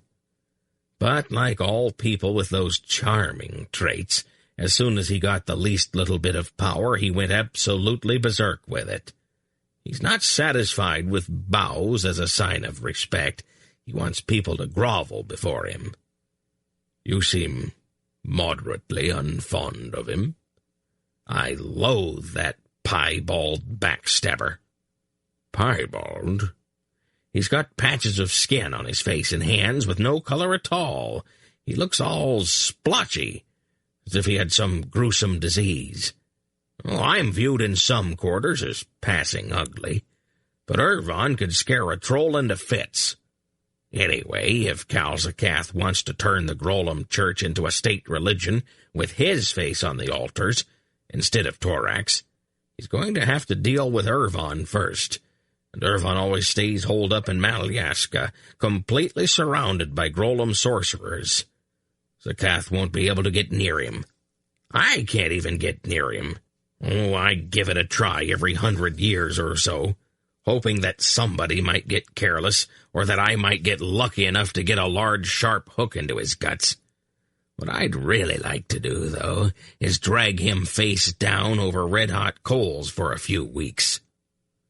Belgarath looked a little surprised at the little man's vehemence. "That's all he's doing, then? Staying under cover in Malyaska?" "Oh, not hardly. Irvan plots and schemes even in his sleep. In the last year and a half, ever since Belgarian ran a sword through Torak, Irvan's been scrambling around trying to preserve what's left of his church. Oh, there are some old moth-eaten prophecies. The Grolems call them oracles, from a place called Ashaba in the Karandese Mountains. Irvan dusted them off, and he's been twisting them around so that they seem to say that Torak will return, that he's not dead, or that he'll be resurrected or possibly reborn." Belgarath snorted. "What nonsense!" "Of course it is, but he had to do something. The Grolem Church was convulsing like a headless snake, and Zacath was right on the verge of putting his fist around everybody's throat to make sure that every time any Angarak bowed, it would be to him. Irvan made sure that there were very few copies of these Ashabeen oracles left lying about, and he's been inventing all sorts of things and claiming that he found them in the prophecies. That's about the only thing holding Zacath off right now. Probably that wouldn't even work if the Emperor weren't so busy trying to decorate every tree he comes across with a Murgo or two." "Did you have any trouble moving around in Malloreon?" Belden snorted a crude obscenity. "Of course not. Nobody even notices the face of a deformed man. Most people couldn't tell you if I'm Aelorn or Morag. They can't see past the hump on my back." He rose from his chair, went to the cask, and refilled his tankard again. "Belgarath," he said very seriously, "does the name Thrag Sardius mean anything to you?" "Sardius? Sardonyx, you mean?" Belden shrugged. "The Malloreon Grolems call it Thrag Sardius. What's the difference?" "Sardonyx is a gemstone, sort of orange-colored, with milky white stripes. Not really very rare, or very attractive." "It doesn't quite match up with the way I heard the Malloreons talk about it. From the way they used the name Thrag Sardius, I gather that it's a single stone, and that it's got a certain kind of importance. What sort of importance? Oh, I can't say for sure. About all I could gather was that just about every Grolem in Malloria would trade his soul for the chance to get his hands on it. Could just be some kind of internal symbol. Something to do with the power struggle that's going on over there. It's possible, I suppose. But why would its name be Thrag Sardius, then? He called the orb of Aldur Thrag Yaska, remember? There'd almost have to be a connection between Thrag Sardius and Thrag Yaska, wouldn't there? And if there is, maybe we ought to have a look into it. Belgarath gave him a long look and then sighed. I thought, once Torak was dead, we might get a chance to rest. You've had a year or so. Much more than that, and you start to get flabby. You are a very disagreeable fellow, do you know that? Belden gave him a tight, ugly grin. Yes, I thought you might have noticed that. The next morning, Belgarath began meticulously sorting through a mountainous heap of crackling parchments, trying to impose some kind of order upon centuries of chaos. Errand watched the old man quietly for a time, then drifted over to the window to look out at the sun-warmed meadows of the vale. Perhaps a mile away, there was another tower, a tall, slender structure that looked somehow very serene. "Do you mind if I go outside?" "What? Oh, no, it's all right. Just don't wander too far away." "I won't," Errand promised, going to the top of the stairway that spiraled down into the cool dimness below. The early morning sunlight slanted across the dew-drenched meadow, and skylarks sang and spun through the sweet-smelling air. A brown rabbit hopped out of the tall grass and regarded Errand quite calmly. Then it sat on its haunches and began vigorously to scratch its long ears with a busy hind foot. Errand had not come out of the tower for random play, however, nor to watch rabbits. He had some place to go, and he set out across the dewy green meadow in the direction of the tower he had seen from Belgarath's window. He had not really counted on the dew, and his feet were uncomfortably wet by the time he reached the solitary tower. He walked around the base of the stone structure several times, his feet squelching in their sodden boots. "I wondered how long it would take you before you came by," a very calm voice said to him. "I was busy helping Belgarath," Errand apologized. "Did he really need the help?" "He was having a little trouble getting started." "Would you like to come up?" "If it's all right." "The door is on the far side." Errand went around the tower and found a large stone that had been turned to reveal a doorway. He went into the tower and on up the stairs. One tower room was much like another, but there were certain differences between this one and Belgarath's. As in Belgarath's tower, there was a fireplace here with a fire burning in it, but there appeared to be nothing in the flames here for them to feed upon. The room itself was strangely uncluttered, for the owner of this tower stored his parchment scrolls, tools, and implements in some unimaginable place, to be summoned as he required them. The owner of the tower sat beside the fire. His hair and beard were white, and he wore a blue, loose-fitting robe. "Come over to the fire and dry your feet, boy." "Thank you." "How is Polgara?" "Oh, very well, and happy. She likes being married, I think." He lifted one foot and held it close to the fire. "Don't burn your shoes." "I'll be careful." "Would you like some breakfast?" "Oh, that would be nice. Belgarath forgets about things like that sometimes." "On the table there." Errand looked at the table and saw a steaming bowl of porridge that had not been there before. "Thank you," he said politely, going to the table and pulling up a chair. "Was there something special you wanted to talk about?" "Oh, not really," Errand replied, picking up a spoon and starting on the porridge. "I just thought I should come by. The veil is yours, after all." "Polgara's been teaching you manners, I see." Errand smiled. "And other things, too." you happy with her errand?" "Yes, Alder, I really am," Errand replied, and continued to eat his porridge. Chapter 3. As the summer progressed, Errand found himself rather naturally more and more in the company of Dernick. The smith, he soon discovered, was an extraordinarily patient man who did things the old way, not so much because of some moral bias against what Belgarath called the alternative we have available to us, but rather because he took a deep satisfaction in working with his hands. This was not to say that Dernick did not occasionally take shortcuts. Errand noticed a certain pattern to the smith's evasions. Dernick absolutely would not cheat on any project involving making something for Polgara, or for their home, no matter how laborious or tedious those projects might be. Dernick completed them with his hands and his muscles. Certain outside activities, however, were not quite so closely tied up with Dernick's sense of ethics. 200 yards of rail fence, for example, appeared rather quickly one morning. The fence needed to be there. There was no question of that, since a nearby herd of Algar cattle had to be diverted from plodding with bovine stubbornness across Polgara's garden on their way to water. As a matter of fact, the fence actually began to appear instantly just in front of the startled cows. They regarded the first 50 feet or so in bafflement. Then, after considering the problem for several minutes, they moved to go around the obstruction. Another 50 feet of fence appeared in their path. In time, the cows grew surly about the whole thing, and even tried running, perhaps thinking in their sluggish way that they might be able to outrace this phantom fence-builder.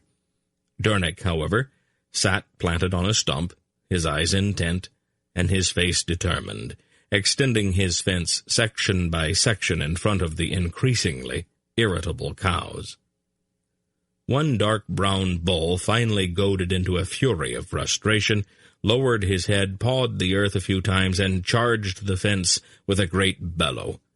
Dernick made a peculiar twisting gesture with one hand, and the bull was suddenly charging away from the fence, turned around somehow in mid-stride without even knowing it. He ran for several 100 yards before it occurred to him that his horns had not yet encountered anything substantial. He slowed and raised his head in astonishment. He looked dubiously back over his shoulder at the fence, then turned around and gave it another try. Once again Dernick turned him, and once again he charged ferociously off in the wrong direction. The third time he tried it, he charged over the top of the hill and disappeared on the other side. He did not come back. Dernick looked gravely at Errand, then he winked. Polgara came out of the cottage drying her hands on her apron, and noted the fence which had somehow constructed itself while she had been washing the breakfast dishes. She gave her husband a quizzical look, and Dernick seemed a bit abashed at having been caught using sorcery rather than an axe. "Very nice fence, dear," she said encouragingly to him. "We kind of needed one there," he said apologetically. "Those cows, well, I had to do it in a hurry." "Dernick, there is nothing morally reprehensible about using your talent for this sort of thing, and you should practice every so often." She looked at the zigzag pattern of the interlocking rail fence, and then her expression became concentrated. One after another, each of the junctures of the rails was suddenly bound tightly together with stout rose bushes in full bloom. "There," she said contentedly, patting her husband's shoulder, then went back inside. "She's a remarkable woman. Do you know that?" Dernick said to Errand. "Yes," Errand agreed. Polgara was not always pleased with her husband's venture into this new field, however. On one occasion, toward the hot, dusty end of summer, when the vegetables in her garden were beginning to wilt, Polgara devoted the bulk of one morning to locating a small black rain cloud over the mountains in Ulgoland, and gently herding its sodden puffiness toward the Vale of Aldur, more specifically, toward her thirsty garden. Errand was playing along the fence when the cloud came in low over the hill to the west, then stopped directly over the cottage and the waiting garden. Dernick glanced up from the harness he was mending, saw the blond-haired boy at play and the ominous black cloud directly over his head, and rather negligently pulled in his will. He made a small flipping gesture with one hand. "Shoo," he said to the cloud. The cloud gave a peculiar sort of twitch, almost like a hiccup, then slowly flowed on eastward. When it was several hundred yards beyond Polgara's parched garden, it began to rain, a nice, steady, soaking downpour that very satisfactorily watered several acres of empty grassland. Dernick was not at all prepared for his wife's reaction. The door to the cottage banged open, and Polgara emerged with her eyes flashing. She gave the happily raining cloud a hard stare, and the soggy-looking thing gave another of those peculiar hiccups, and actually managed to look guilty. Then Polgara turned and looked directly at her husband, her eyes a bit wild. "Did you do that?" she demanded, pointing at the cloud. "Why, yes," he replied. "I suppose I did, Paul." "Why did you do that?" "Well, Errand was out there playing," Dernick said, still concentrating most of his attention on the harness. "I didn't think you'd want him to get wet." Polgara looked at the cloud, wasting all of its rain on grass so deeply rooted that it could have easily survived a 10-month drought. Then she looked at her garden and its drooping turnip tops and pathetic beans. She clenched her teeth tightly together to keep in certain words and phrases which she knew might shock her straight-laced and proper husband. She raised her face to the sky and lifted her arms in supplication. "Why me?" she demanded in a loud, tragic voice. "Why me?" "Why, dear," Dernick said mildly, "whatever's wrong?" Polgara told him what was wrong, at some length. Dernick spent the next week putting in an irrigation system leading from the upper end of their valley to Polgara's garden, and she forgave him for his mistake almost as soon as he had finished it.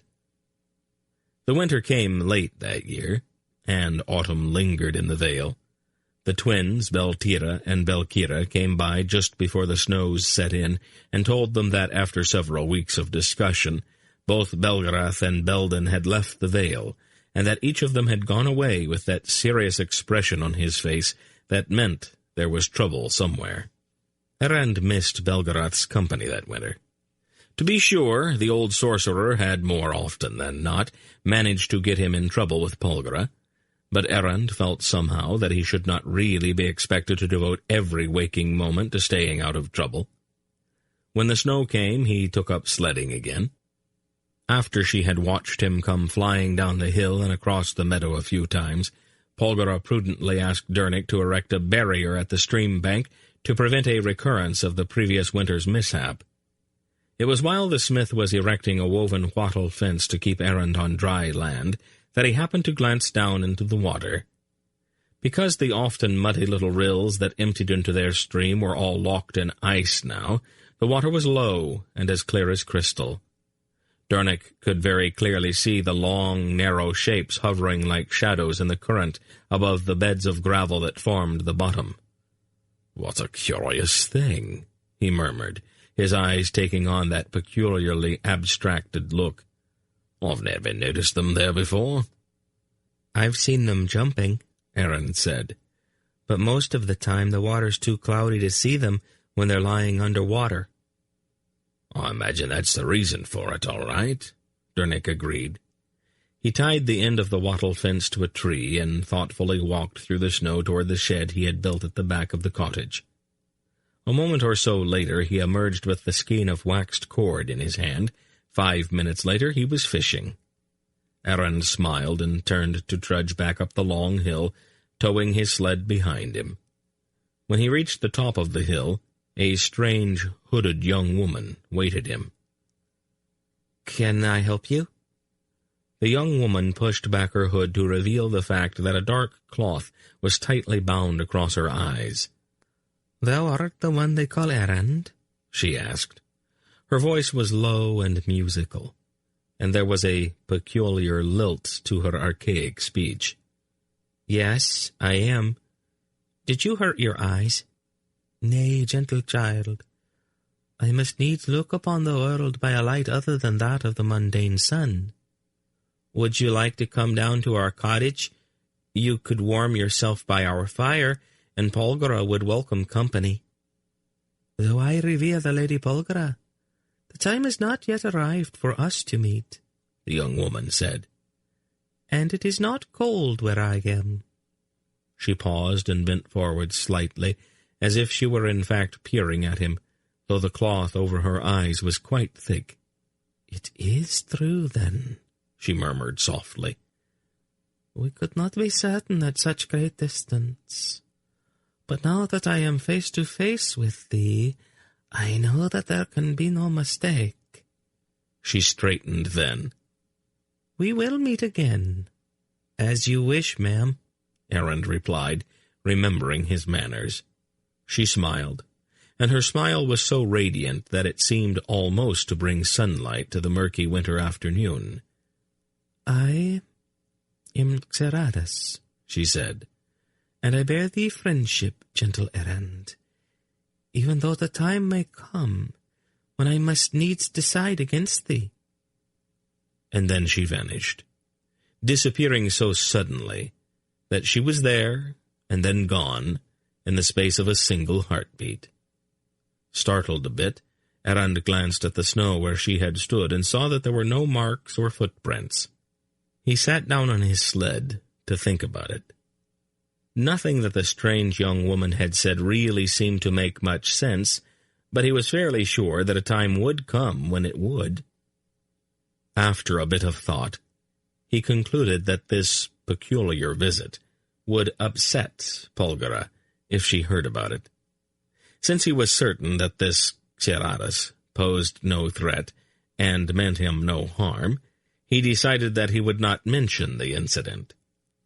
Then, because it was growing quite chilly atop the hill, he pushed his sled into motion and coasted down the long slope and across the meadow to within a few dozen yards of where Dernick was fishing with such total concentration that he was oblivious of all that was going on around him.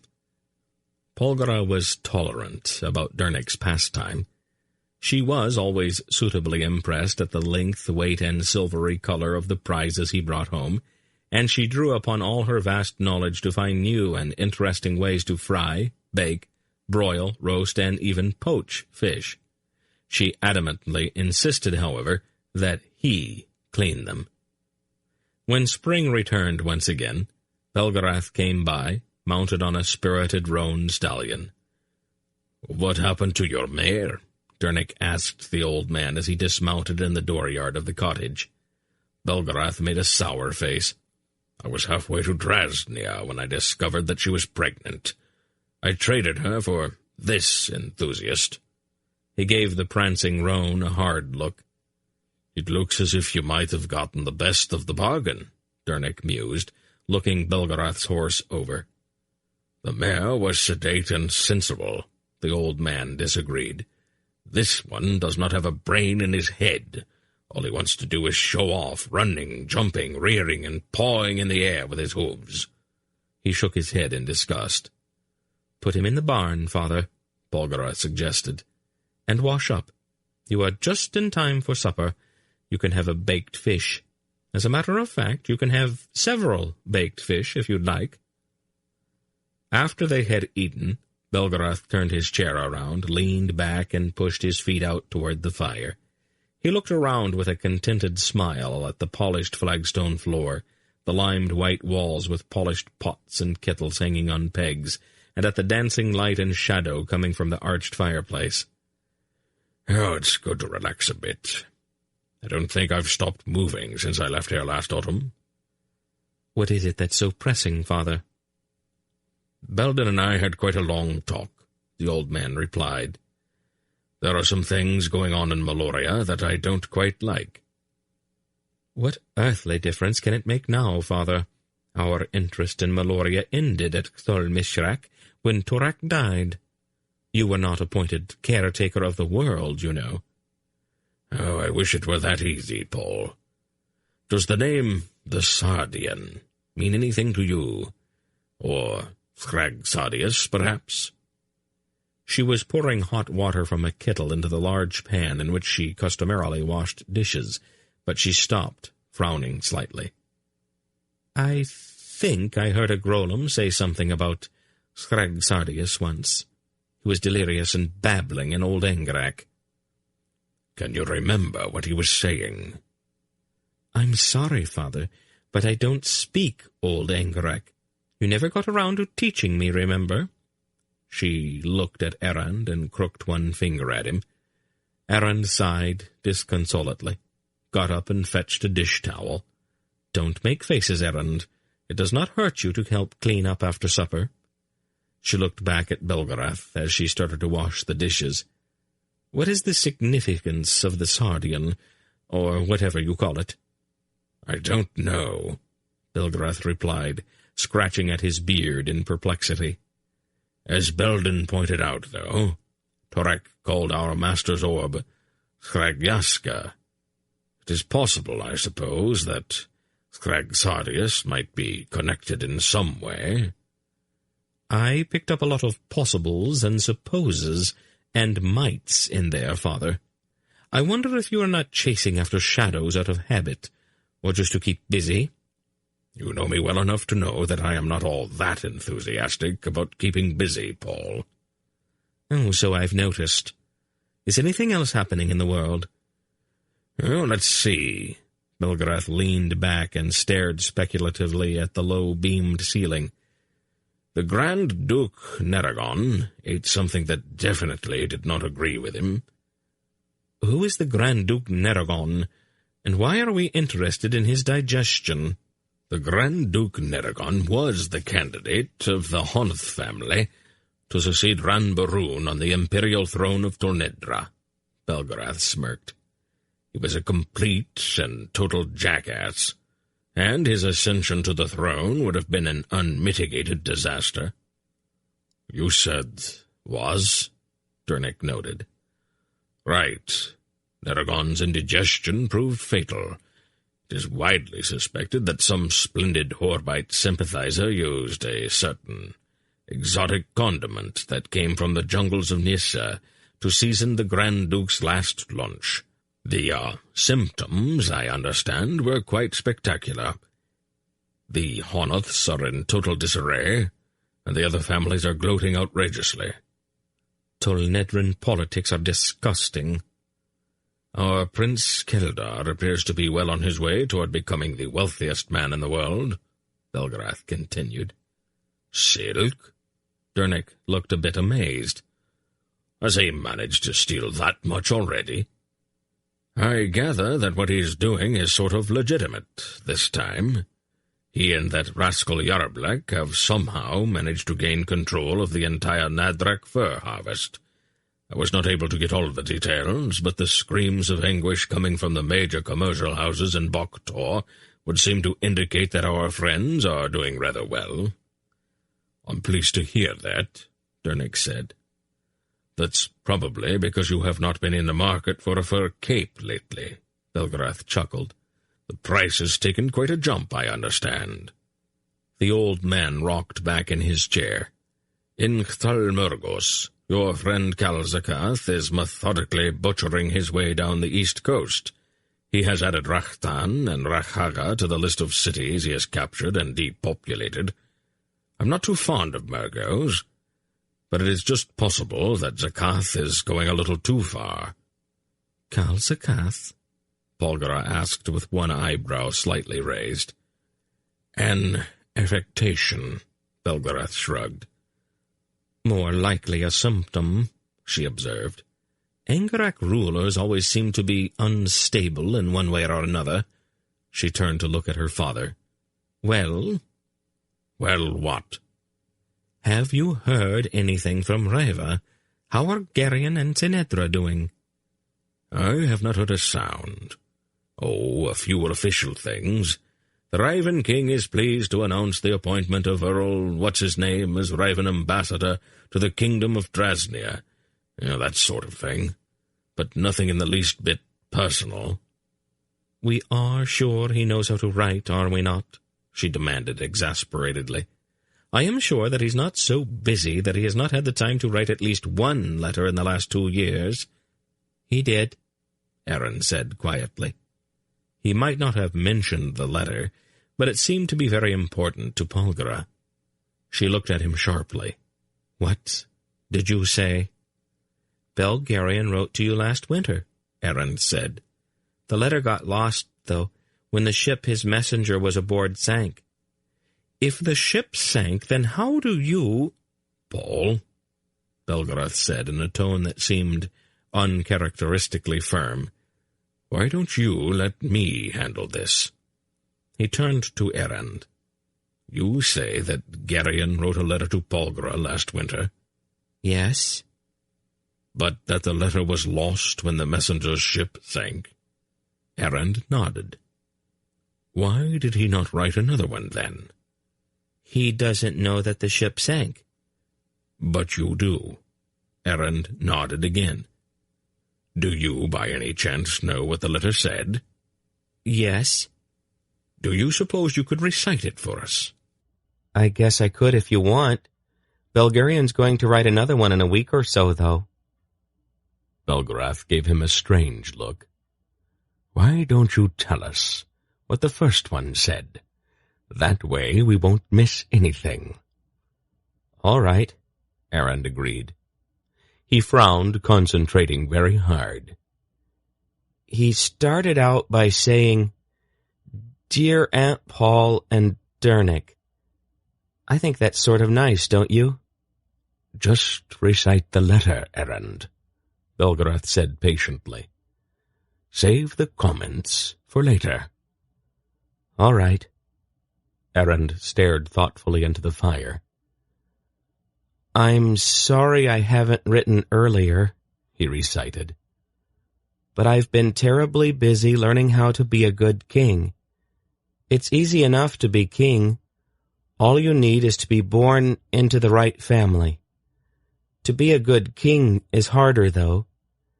Brand helps me as much as he can, but I still have to make a lot of decisions about things that I don't really understand. See, Nedra is well, at least I think so. We are hardly talking to each other anymore, so it's kind of hard to say for sure. Brand is a bit concerned that we haven't had any children yet, but I don't think he needs to worry. So far as I can tell, we're never going to have any children, and maybe it's just as well. I really think we should have gotten to know each other a little better before we got married. I'm sure that there's some way that we could have called it off. Now it's too late. We'll just have to make the best of it. If we don't see each other too much, we can usually manage to be civil to each other, at least civil enough to keep up appearances.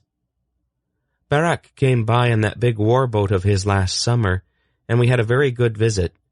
He told me all about— Just a moment, Erend. Polgara stopped the recitation.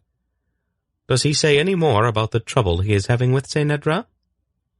No, ma'am, Erend replied after a moment, during which he quickly ran through the rest of the letter in his mind. He wrote about Barak's visit and some news he got from King Anheg, and a letter from Mandaralan. That's about all. He said that he loves you and misses you very much. That's how we ended it. Polgara and Belgarath exchanged a very long look. Erend could feel their perplexity, but he was not sure exactly how to set their minds at rest about the matter. "You're sure that's the way the letter went?" Belgarath asked him. Erend nodded. "That's what he wrote." "And you knew what was in the letter as soon as he wrote it?" Erend hesitated. "I don't know if it was like that exactly. It doesn't really work that way, you know. You have to sort of think about it. And I didn't really think about it until the subject came up, when Polgara was talking about it just now." "Does it matter how far away the other person is?" Belgarath asked curiously. "No," Erend replied. "I don't think so. It just seems to be there when I want it to be." "No one can do that, Father," Polgara said to the old man. No one has ever been able to do that. Apparently, the rules have changed, Belgarath said thoughtfully. I think we will have to accept it as genuine, don't you? She nodded. He doesn't have any reason to make it up. I think you and I are going to have some very long talks together, Erend, the old man said. Perhaps, Polgara said. But not just yet. She turned back to the boy. Could you repeat what Geryon said about Tynedra for me? Erend nodded. Tynedra is well, at least I think so. We are hardly talking to each other anymore, so it's kind of hard to say for sure. Brand is a bit concerned that— That's fine, Erend, she said, raising one hand slightly. Then she looked into the boy's face. After a moment, one of her eyebrows shot up. Tell me, she said, very carefully choosing her words. Do you know what is wrong between Geryon and Tynedra? Yes, Erend replied.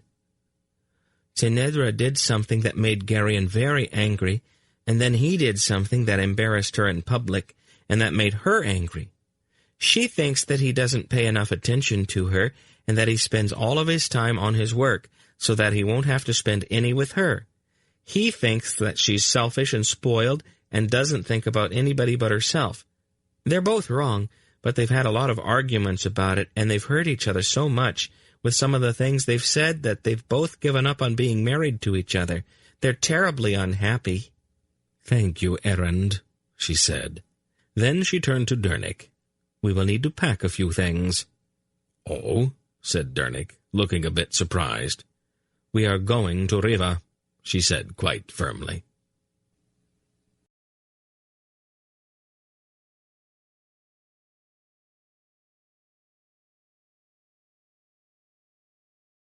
Chapter 4. At Kamar, Belgarath ran across an old friend in a tavern near the harbor. When he brought the bearded, fur-clad Kerick to the inn where they were staying, Polgara gave the swaying sailor a penetrating look. How long have you been drunk, Captain Greldick? What day is it? His reply was vague. She told him. Astonishing, he belched. Pardon me, he apologized. I appear to have lost track of several days somewhere. Do you know by any chance what week it is, Greldick? Do you absolutely have to get drunk every time you are in port? Greldick looked thoughtfully at the ceiling, scratching at his beard. Now that you mention it, Polgara, I believe I do. I hadn't really thought about it that way before, but now that you suggest it— She gave him a hard stare, but the look he returned was deliberately impudent. Don't waste your time, Polgara. I'm not married. I've never been married, and I'm not ever going to get married. I'm not ruining any woman's life by the way I behave, and it is absolutely certain that no woman is ever going to ruin mine. Now, Belgarath says that you want to go to Riva. I'll round up my crew, and we'll leave on the morning tide. Will your crew be sober enough to find their way out of the harbor? He shrugged. We might bump into a Tynedran merchantman or two on the way out, but we'll find our way to the open sea eventually. Drunk or sober, my crew is the best afloat. We'll put you on the quay at Riva by mid-afternoon on the day after tomorrow. Unless the sea freezes solid between now and then, in which case it might take a couple of hours longer. He belched again. Pardon me, he said, swaying back and forth and peering at her with his bleary eyes. Greldick, Belgarath said admiringly, you are the bravest man alive. Oh, the sea doesn't frighten me. I wasn't talking about the sea. About noon of the following day, Graldic's ship was running before a freshening breeze through foaming whitecaps. A few of the less indisposed members of his crew lurched about the deck, tending the lines and keeping a more or less alert eye on the stern, where Graldic, puffy-eyed and obviously suffering, clung to the tiller. "Aren't you going to shorten your sail?" Belgarath asked him. "What for?" "Because if you leave full sail up in this kind of wind, you will uproot your mast." "You stick to your sorcery, Belgarath," Graldic told him, "and leave the sailing to me. We're making good time, and the deck planking starts to buckle up long before the mast is in any danger." "How long before?" "Almost a minute or so, most of the time." Belgarath stared at him. "I think I'll go below," he said at last. "That's a good idea." By evening the wind had abated, and Graldic's ship continued across a quieter sea as night fell. There were only occasional glimpses of the stars, but they were sufficient. When the sun rose the next morning, it was, as the wayward captain had predicted, dead astern. By mid-morning, the dark, craggy rocks and jagged peaks that formed the crest of the Isle of the Winds were poked above the western horizon, and their ship was once again plunging like a spirited horse through the whitecaps under a crisp blue sky. A broad grin split Graldic's bearded face as his ship swooped and lurched and shuddered her way through the hammering seas, throwing out great sheets of sparkling spray each time she knifed into a wave. "That's a very unreliable man," Polgara said, giving the captain a disapproving stare. "He really seems to be a good sailor, Paul," Dernick said mildly. "That's not what I was talking about, Dernick." "Oh." The ship tacked smoothly between two rocky headlands and into the sheltered harbor of the city of Raiva. The gray stone buildings mounted steeply upward toward the grim, menacing battlements of the citadel, which brooded over the city and the harbor below. "This place always looks so bleak," Dernick noted. "Bleak and uninviting." "That was sort of the idea when they built it, Dernick," Belgarath replied. "They didn't really want many visitors." Then at the end of a starboard tack, Graldic swung his tiller hard over, and his ship, her prow knifing through the dark water, ran directly at the stone quay jutting out from the foot of the city. At the last possible moment, he swung his tiller again. To the flapping of her patched sails, the ship coasted the last few yards and bumped gently against the salt-crusted stones of the quay. "Did you think anybody saw us coming and told Geryon?" Dernick asked. "Evidently so," Belgarath replied, pointing toward the arched gate that had just swung open to reveal the broad flight of stone stairs mounting upward within the thick, high walls protecting the seaward side of Raiva. A number of official-looking men were coming through the gate. In the center of the group strode a tall young man with sandy-colored hair and a serious expression on his face. "Let's step over to the other side of the ship," Belgarath suggested to Dernick and Errand. "I want to surprise him." "Welcome to Raiva, Captain Graldic." Errand recognized Geryon's voice, even though it sounded older, more sure now. Graldic squinted appraisingly over the rail. "You have grown, boy," he said to the king of Raiva.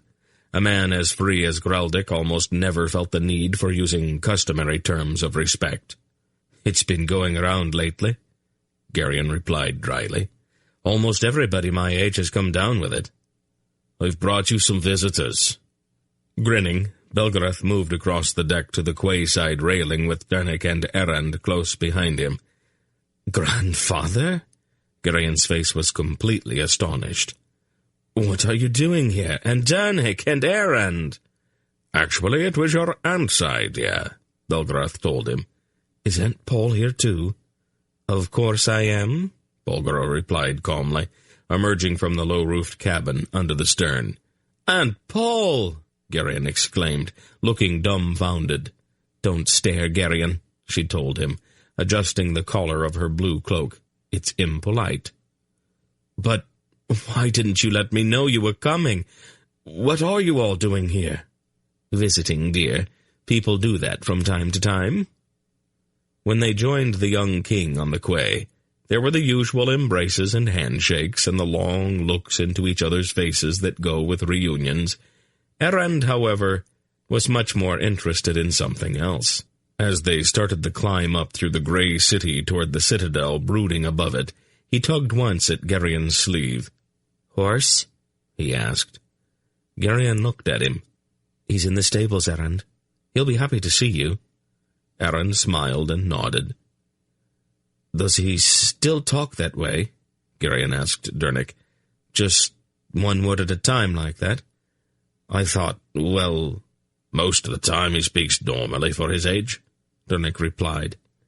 "But he's been thinking about the colt ever since we left the Vale, and sometimes, when he gets excited, he slips back to the old way." "He listens, though," Bolgara added, "which is more than I can say about another boy when he was that age." Gerion laughed. "Was I really that difficult, Aunt Paul?"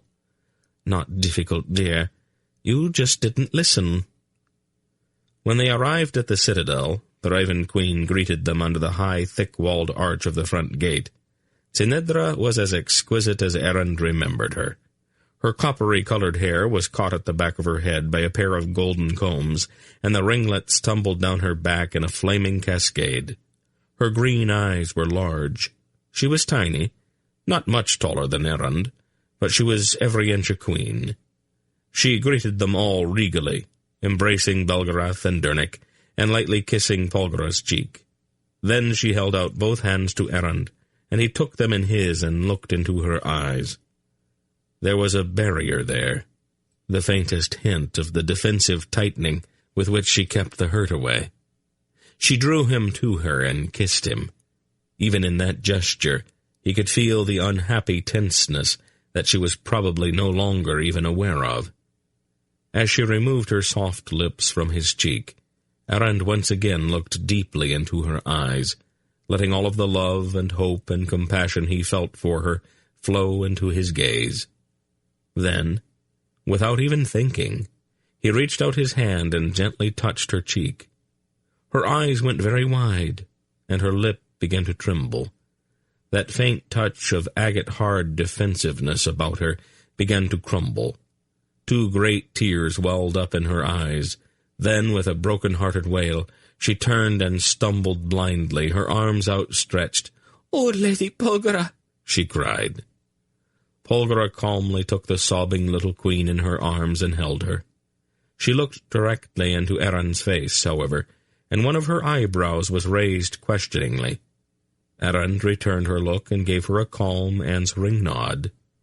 "Well," Belgarath said, slightly embarrassed by Tinedra's sudden weeping. He scratched at his beard and looked around the inner courtyard of the citadel and the broad granite steps leading up to the massive door. "Have you got anything to drink, Candy?" he asked Gerion.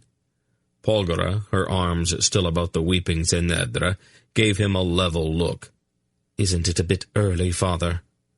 "Oh, I don't think so," he replied blandly. "A bit of ale helps to settle the stomach after a long sea voyage." "There is always some excuse, isn't there?" "Yes, I can usually manage to think of something."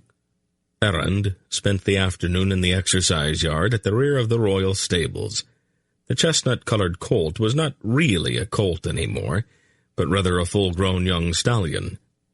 His dark coat was glossy, and his muscles rippled under that coat as he ran in a wide circle about the yard.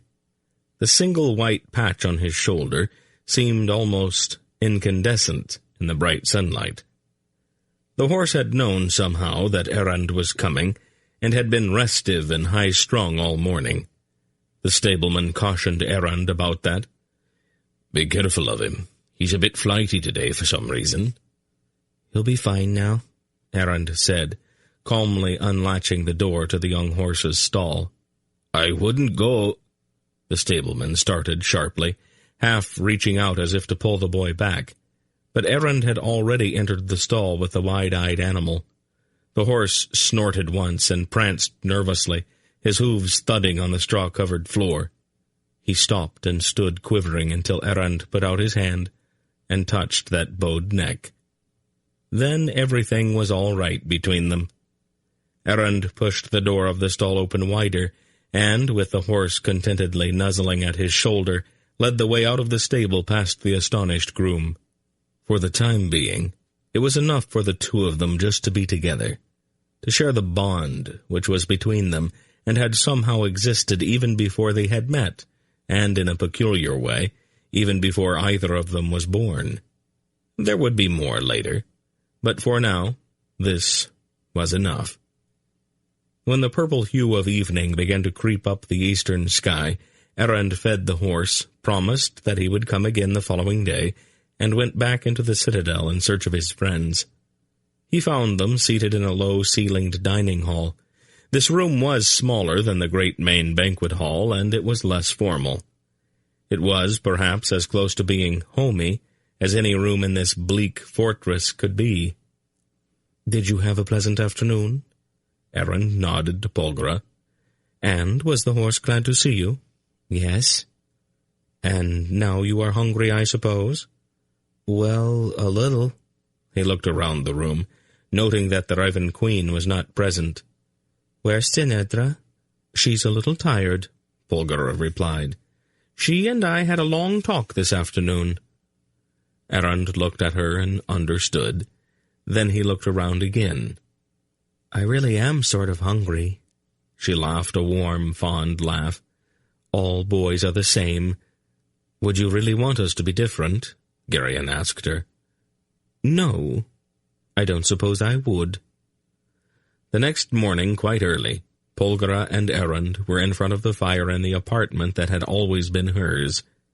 Polgara sat in a high-backed chair with a fragrant cup of tea on the small table beside her. She wore a deep blue velvet dressing gown and held a large ivory comb. Errand sat on a carpet-covered footstool directly in front of her, enduring a part of the morning ritual.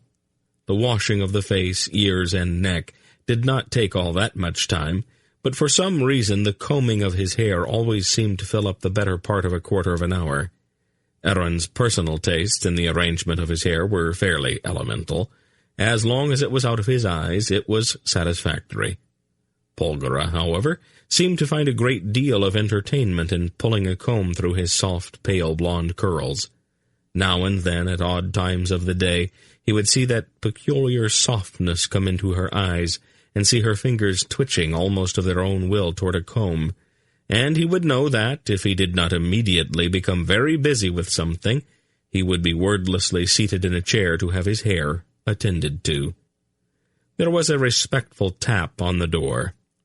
"Yes, Geryon?" she replied. "I hope I'm not too early, Aunt Paul. May I come in?" "Of course, dear." Geryon wore a blue doublet and hose and soft leather shoes. Errand had noticed that if he had any choice in the matter, the young king of Reva almost always wore blue. "Good morning, dear," Polgara said, her fingers still busy with the comb. "Good morning, Aunt Paul." Geryon looked at the boy, who sat fidgeting slightly on the stool in front of Polgara's chair. "Good morning, Errand." "Belgarian," Errand said, nodding. "Hold your head still, Errand," Polgara said calmly. "Would you like some tea?" she asked Geryon. "Oh, no, thank you." He drew up another chair and sat down across from her. "Where's Dernick?" "He's taking a walk around the parapet," Polgara told him. "Dernick likes to be outside when the sun comes up." "Yes," Geryon smiled. "I seem to remember that from Faldor's farm. Is everything all right? With the rooms, I mean. I am always very comfortable here, in some ways. It is the closest thing I've ever had to a permanent home, at least until now." She looked around with satisfaction at the deep crimson velvet drapes and the dark leather upholstery of her chairs, then sighed contentedly.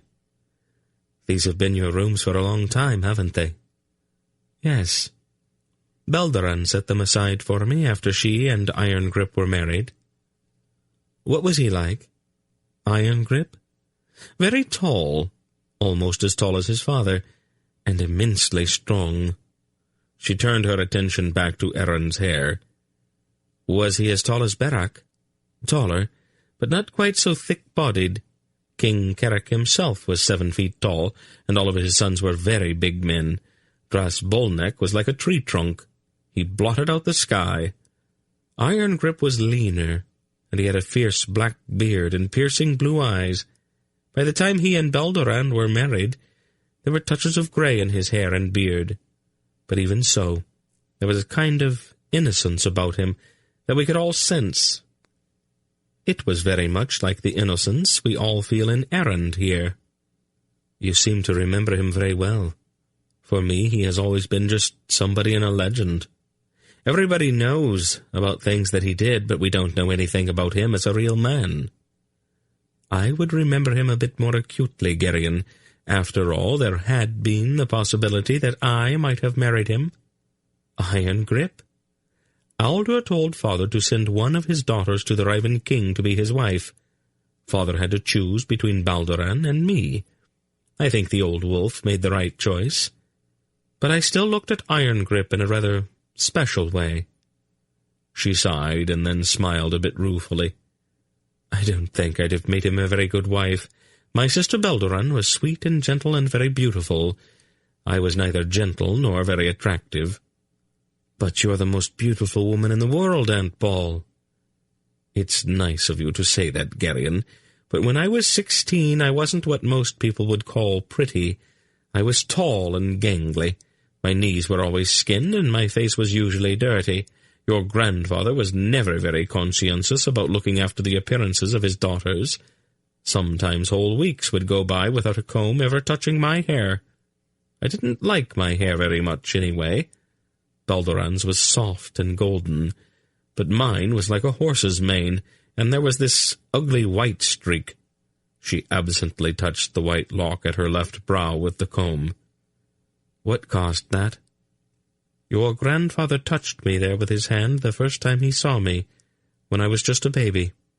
The lock turned white instantly. We are all marked in one way or another, you know. You have the mark on your palm. I have this white lock. Your grandfather has a mark just over his heart. It's in different places on each one of us, but it means the same thing. What does it mean? It has to do with what we are, dear. She turned Errand around and looked at him, her lips pursed. Then she gently touched the curls just over his ears. Anyway, as I was saying, I was wild and willful and not at all pretty when I was young. The Vale of Aldur is not really a very good place for a girl to grow up, and a group of crotchety old sorcerers is not really a very good substitute for a mother. They tend to forget that you are around. You remember that huge, ancient tree in the middle of the vale? He nodded. I climbed up into that tree once and stayed there for 2 weeks before anyone noticed that I had not been underfoot lately. That sort of thing can make a girl feel neglected and unloved. How did you finally find out that you're really beautiful, I mean? She smiled. Oh, that's another story, dear. She looked at him rather directly. Do you suppose we can stop tiptoeing around the subject now? What? That business in your letter about you and Zenedra. Oh, that. I probably shouldn't have bothered you with it, Aunt Paul. It is my problem, after all. He looked away uncomfortably. Geryon, in our particular family, there is no such thing as a private problem. I thought you knew that by now. Exactly what is the difficulty with Zenedra? It's just not working, Aunt Paul, he said disconsolately. There are things that I absolutely have to see to by myself, and she wants me to spend every waking minute with her. Well, at least she used to. Now we go for days without seeing each other at all.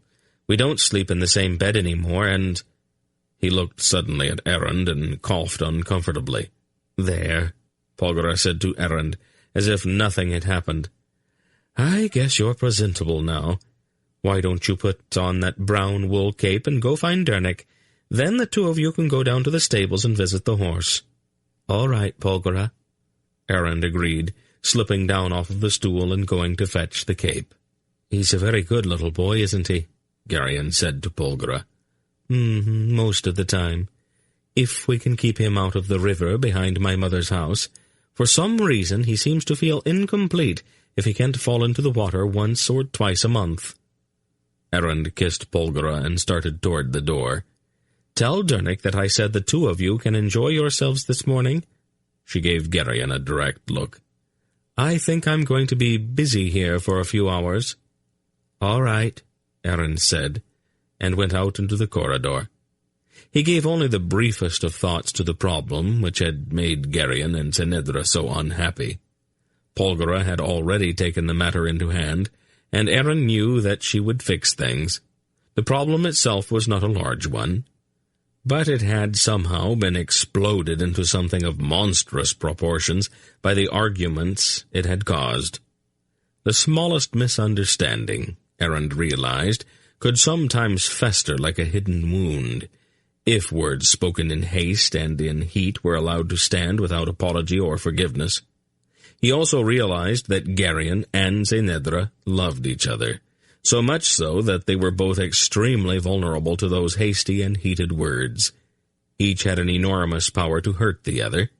Once they were both made fully aware of that, the whole business could be allowed to blow over. The corridors of the citadel of Riva were lighted by torches held in iron rings protruding from the stone walls. Erend walked down a broad hallway leading to the east side of the fortress, and the steps leading to the parapet and the battlements above. When he reached the thick east wall, he paused to look out one of the narrow windows that had admitted a slender band of steel-gray light from the dawn sky. The citadel was high above the city, and the gray stone buildings and narrow cobblestone streets below were still lost in shadow and morning mist. Here and there lighted windows gleamed in the houses of early risers. The clean salt smell of the sea, carried by an onshore breeze, wafted over the island kingdom. Contained within the ancient stones of the citadel itself was the sense of desolation the people of Riva Irongrip had felt when they had first glimpsed this rocky isle rising grim and storm-lashed out of a laden sea. And within those stones was that stern sense of duty that had made the Rivens wrest their fortress and their city directly from the rock itself, to stand forever in defense of the orb of Aldur. Erend climbed the flight of stone stairs and found Dernick standing at the battlements, looking out over the sea of the winds that was rolling endlessly to crash in long, muted combers against the rocky shore. "She finished with your hair, I see," Dernick noted. Erend nodded. "Finally?" Dernick laughed. "We can both put up with a few things if they please her, can't we?" "Yes. She's talking with Belgarian right now. I think she wants us to stay away until they've talked it all out." Dernick nodded. "That's the best way, really.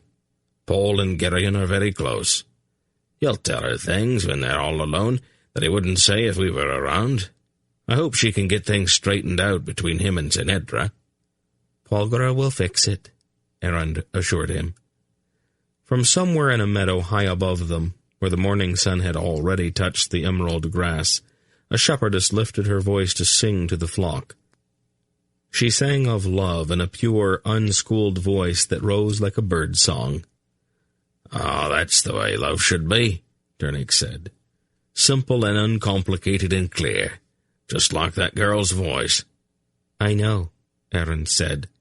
"Polgara said we could go visit the horse whenever you're finished up here." "Yeah, of course," Dernick said.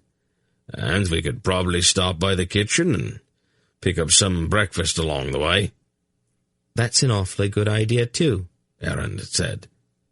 The day went very well. The sun was warm and bright, and the horse frolicked in the exercise yard almost like a puppy. "The king won't let us break him," one of the grooms told Dernick. "He hasn't even been trained to a halter yet. His Majesty said something about this being a very special horse, which I don't understand at all. A horse is a horse, isn't it?" "It has to do with something that happened when he was born." "They're all born the same." "You had to have been there." At supper that evening, Geryon and Zenedra were looking rather tentatively across the table at each other, and Polgara had a mysterious little smile playing across her lips. When they had all finished eating, Geryon stretched and yawned somewhat theatrically. "Well, for some reason, I'm feeling very tired tonight. The rest of you can sit up and talk if you'd like, but I think I'll go to bed." "That might not be a bad idea, Geryon," Polgara told him. He got to his feet, and Erend could feel his trembling nervousness. With an almost agonizing casualness, he turned to Tenedra. "Coming, dear?" he asked, putting an entire peace proposal into those 2 words. Tenedra looked at him, and her heart was in her eyes. "Why, yes, Geryon," she said with a rosy little blush. "I believe I will. I seem to be very tired, too." "Good night, children," Polgara said to them in tones of warm affection. "Sleep well." "What did you say to them?" Belgarath asked his daughter when the royal couple had left the room hand in hand. "Oh, a great many things, father," she replied smugly. One of them must have done the trick. Dernick, be a good fellow and top this off for me." He passed his empty tankard to Dernick, who sat beside the ale barrel. Polgara was so pleased with her success that she did not even comment on it. It was well after midnight when Erend awoke with a slight start. "You are a very sound sleeper," a voice that seemed to be inside his mind said to him. "I was dreaming," Erend replied. "I noticed that," the voice said dryly. "Pull on some clothes. I need you in the throne room." Erend obediently got out of bed and pulled on his tunic and his short, soft Sindarian boots. "Be quiet," the voice told him.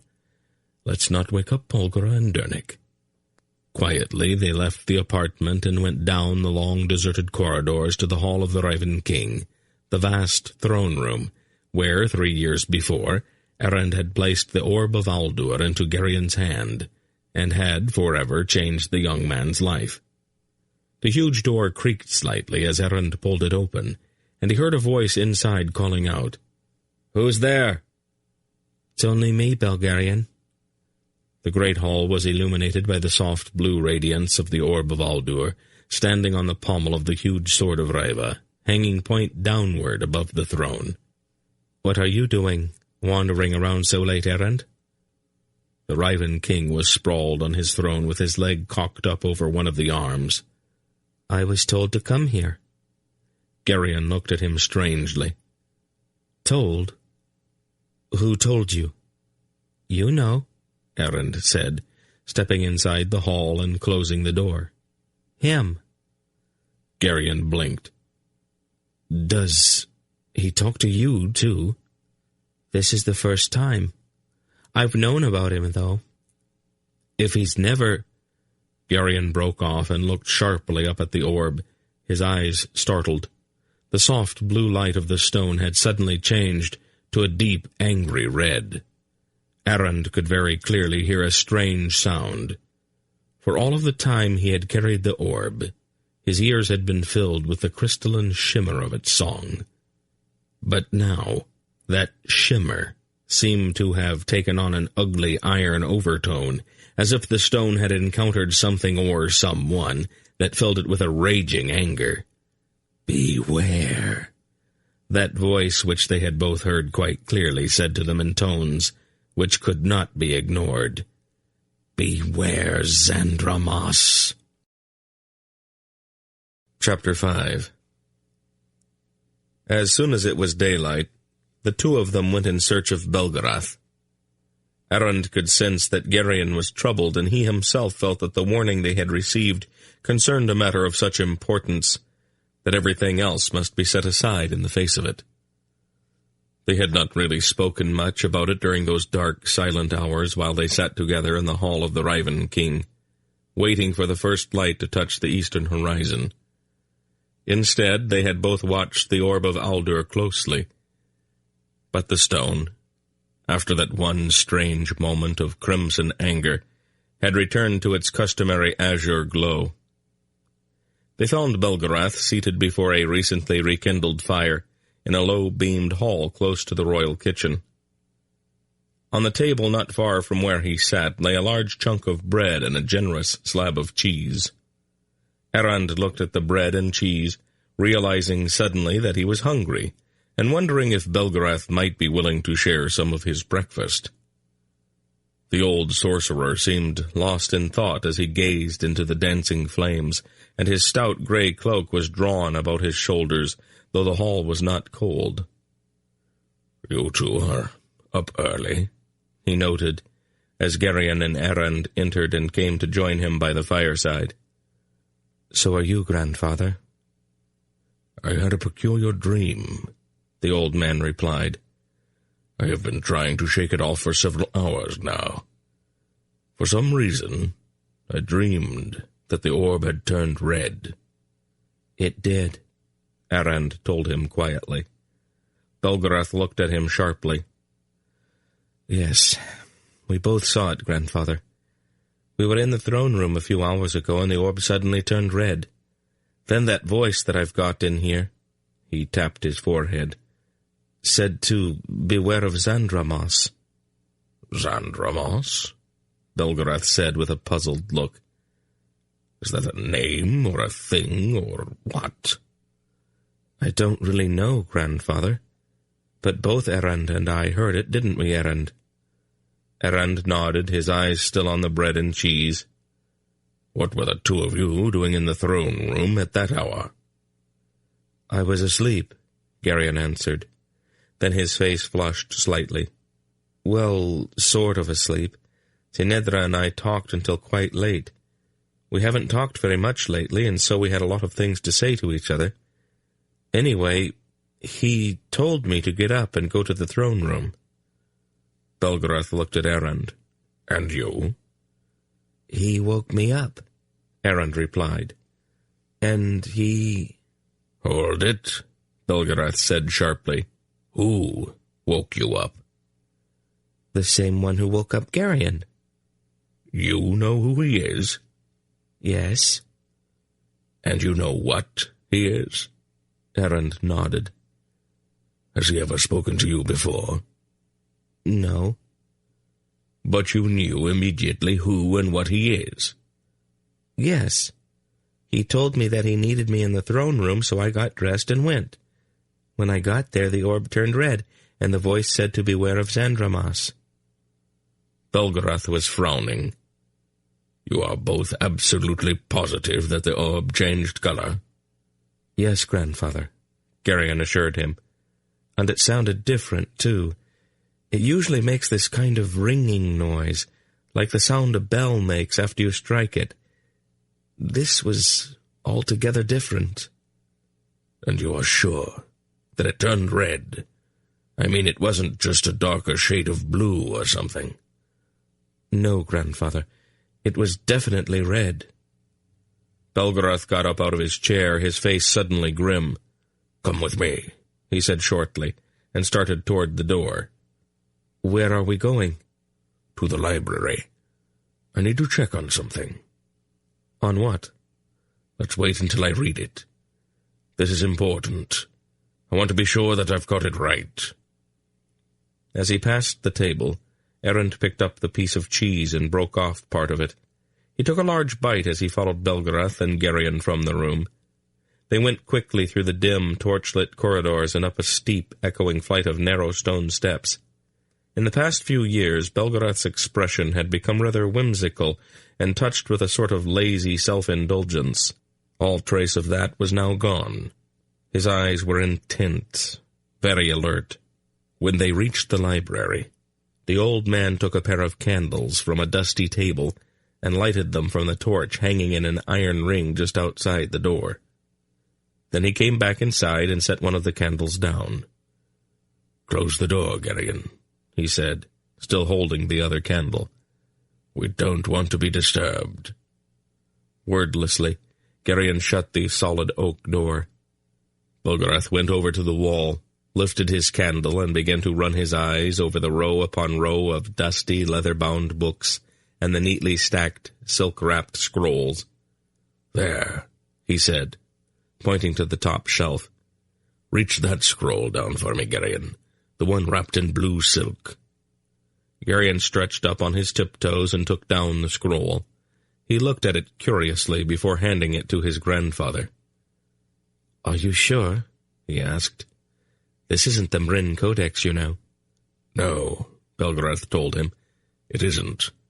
Don't get your attention so locked onto the Mrin Codex that you ignore all of the others." He set down his candle and carefully untied the silver-tasseled cord binding the scroll. He stripped off the blue silk cover and began to unroll the crackling parchment, his eyes running quickly over the ancient script.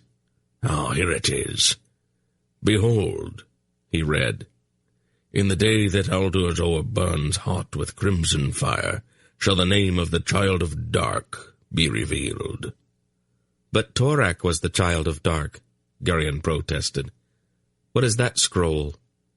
"The Darine Codex," Belgarath told him.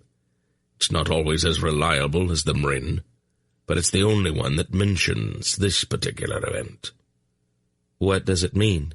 Geryon asked, looking perplexed. "It is a bit complicated," Belgarath replied, his lips pursed and his eyes still fixed on the passage in question. "Rather simply put, there are two prophecies." "Yes, I knew that, but I thought that when Torak died, the other one just, well..." "Not exactly. I don't think it's that simple. The two have been meeting in these confrontations since before the beginning of the world. Each time there's a child of light and a child of dark. When you and Torak met at Ktol Mishrak, you were the child of light. Torak was the child of dark. It wasn't the first time the two had met.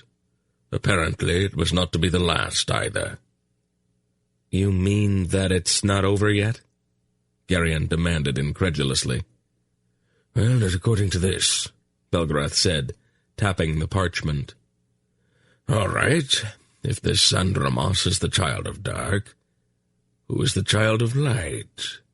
As far as I know, Geryon, you are." "Me? Still?" "Until we hear something to the contrary." "Why me?" "Haven't we had this conversation before?" Belgarath asked dryly. Geryon's shoulders slumped. "Now I've got this story about again, on top of everything else." "Oh, stop feeling sorry for yourself, Geryon. We're all doing what we have to do, and sniveling about it won't change a thing." "I wasn't sniveling." "Or whatever you call it, stop it. Get to work." "What am I supposed to do?" Geryon's tone was just a trifle sullen. "You can start here," the old man said, waving one hand to indicate all of the dusty books and silk-wrapped scrolls. "This is perhaps one of the world's best collections of prophecy. Western prophecy, at least. It doesn't include the oracles of the Malloreon Grolems, of course, or the collection that Tuchik had at Rachtol, or the secret books of those people at Kel. But it is a place to start. I want you to read your way through this, all of it, and see if you can find out anything at all about this Xandromos. Make a note of every reference to the Child of Dark. Most of them will probably have to do with Torak, but there might be some that mean Xandromos instead." He frowned slightly. "While you are at it, keep an eye out for anything that has to do with something called the Sardian or Thrag Sardius." "What's that?" "I don't know. Belden ran across the term in Malloreon.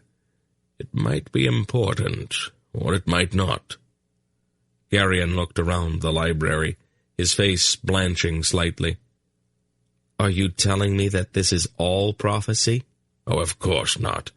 A lot of it, most of it probably, is the collected ravings of assorted madmen, all faithfully written down." "Why would anybody want to write down what crazy people say?" "Because the Mrin Codex is precisely that, the ravings of a lunatic. The Mrin prophet was so crazy that he had to be chained up. A lot of very conscientious people went out after he died and wrote down the gibberish of every madman they could find, on the off chance that there might be prophecy hidden in it somewhere. How do I tell the difference? I'm not really sure. Maybe after you've read them all, you'll be able to come up with a way to separate them. If you do, let us know. It could save us all a lot of time. Geryon looked around the library in dismay. But, grandfather, this could take years. Well, you had probably better get started then, hadn't you? Try to concentrate on things that are supposed to happen after the death of Torak. We're all fairly familiar with the things that led up to that. Grandfather, I'm not really a scholar. What if I miss something? Don't, Belgarath told him firmly. Like it or not, Geryon, you are one of us. You have the same responsibilities that the rest of us do. You might as well get used to the idea that the whole world depends upon you. And you also might just as well forget that you ever heard the words, "Why me?" That is the objection of a child. You're a man now. Then the old man turned and looked very hard at Erend. "And what are you doing mixed up in all of this?" he asked. "I'm not sure," Erend replied calmly. "We'll probably have to wait and see, won't we?" That afternoon, Erend was alone with Polgara in the warm comfort of her sitting room. She sat by the fire with her favorite blue robe about her, and her feet on a carpeted footstool. She held an embroidery hoop in her hands, and was humming softly as her needle flashed in the golden firelight.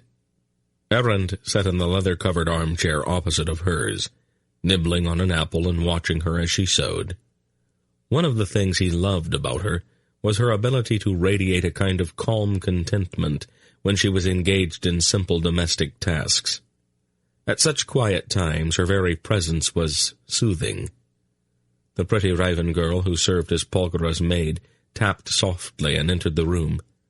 "Lady Polgara," she said with a little curtsy, "my Lord Brand asks if he might have a word with you." "Of course, dear," Polgara replied, laying aside her embroidery. "Show him in, please." Erend had noticed that Polgara tended to call all young people dear, most of the time without even being aware that she was doing it.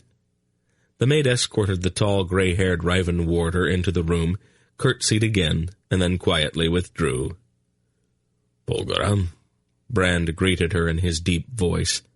He was a large, bulky man with a deeply lined face and tired, sad eyes, and he was the last Raven warder.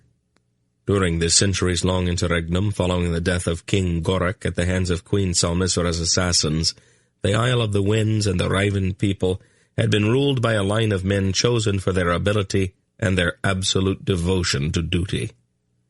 So selfless had been that devotion that each Raven warder had submerged his own personality and had taken the name Brand. Now that Geryon had come at last to claim his throne, there was no further need for that centuries-old stewardship. So long as he lived, however, this big, sad-eyed man would be absolutely committed to the royal line, not perhaps so much to Geryon himself, but rather to the concept of the line, and to its perpetuation. It was with that thought uppermost in his mind that he came that quiet afternoon to thank Polgara for taking the estrangement of Geryon and his queen in hand. How did they manage to grow so far apart? When they married, they were so close that you couldn't pry them away from each other. "It all started about a year ago," Brand replied in his rumbling voice. "There are two powerful families on the northern end of the island. They had always been friendly, but a dispute arose over a property arrangement that was involved in a wedding between a young man from one family and a girl from the other. People from one family came to the citadel and presented their cause to Senedra, and she issued a royal decree supporting them." "But she neglected to consult Geryon about it?" Brand nodded. "When he found out, he was furious. There's no question that Senedra had overstepped her authority, but Geryon revoked her decree in public." "Oh, dear," Polgara said. "So that's what all of the bitterness was about.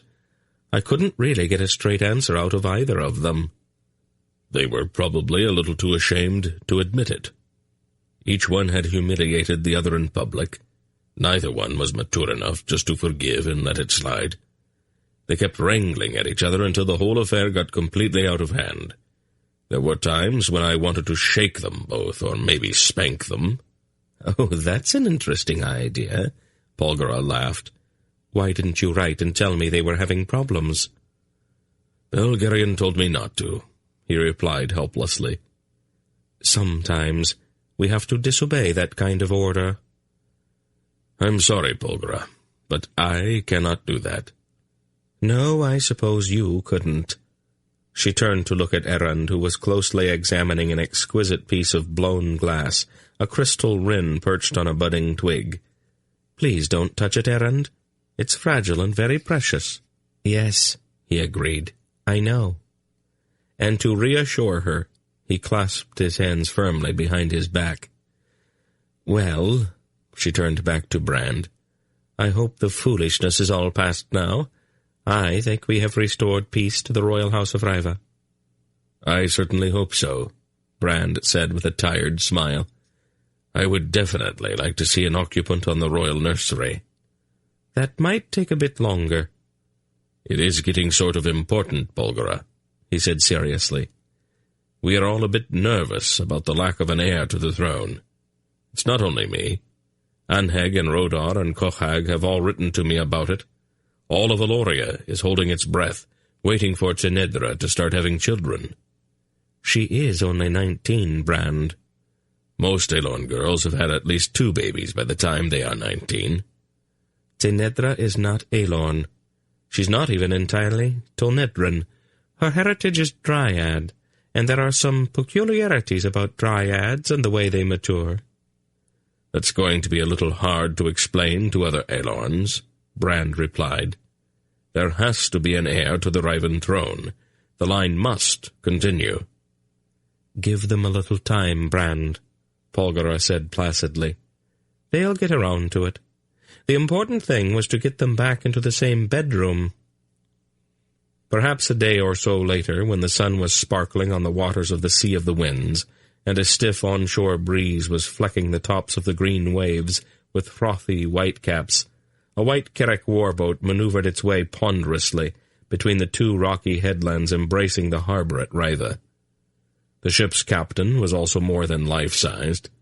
With his red beard streaming in the wind, Barak, Earl of Trelheim, stood at his tiller, a look of studied concentration on his face as he worked his way through a tricky eddy just inside one of the protective headlands, and then across the harbor to the stone quay. Almost before his sailors had made the ship fast, Barak was coming up the long flight of granite steps to the citadel. Belgarath and Errand had been on the parapet atop the walls of the fortress, and had witnessed the arrival of Barak's ship. And so, when the big man reached the heavy gates, they were waiting for him. "What are you doing here, Belgarath?" the burly Kerek asked. "I thought you were at the Vale." Belgarath shrugged. "We came by for a visit." Barak looked at Errand. "Hello, boy. Are Polgara and Dernek here too?" "Yes," Errand replied. "They are all in the throne room watching Belgarion." "What's he doing?" "Being king," Belgarath said shortly. "We saw you come into the harbor. Really impressive, wasn't it?" Barak said proudly. "Your ship steers like a pregnant whale, Barak," Belgarath told him bluntly. "You don't seem to have grasped the idea that bigger is not necessarily better." Barak's face took on an injured expression.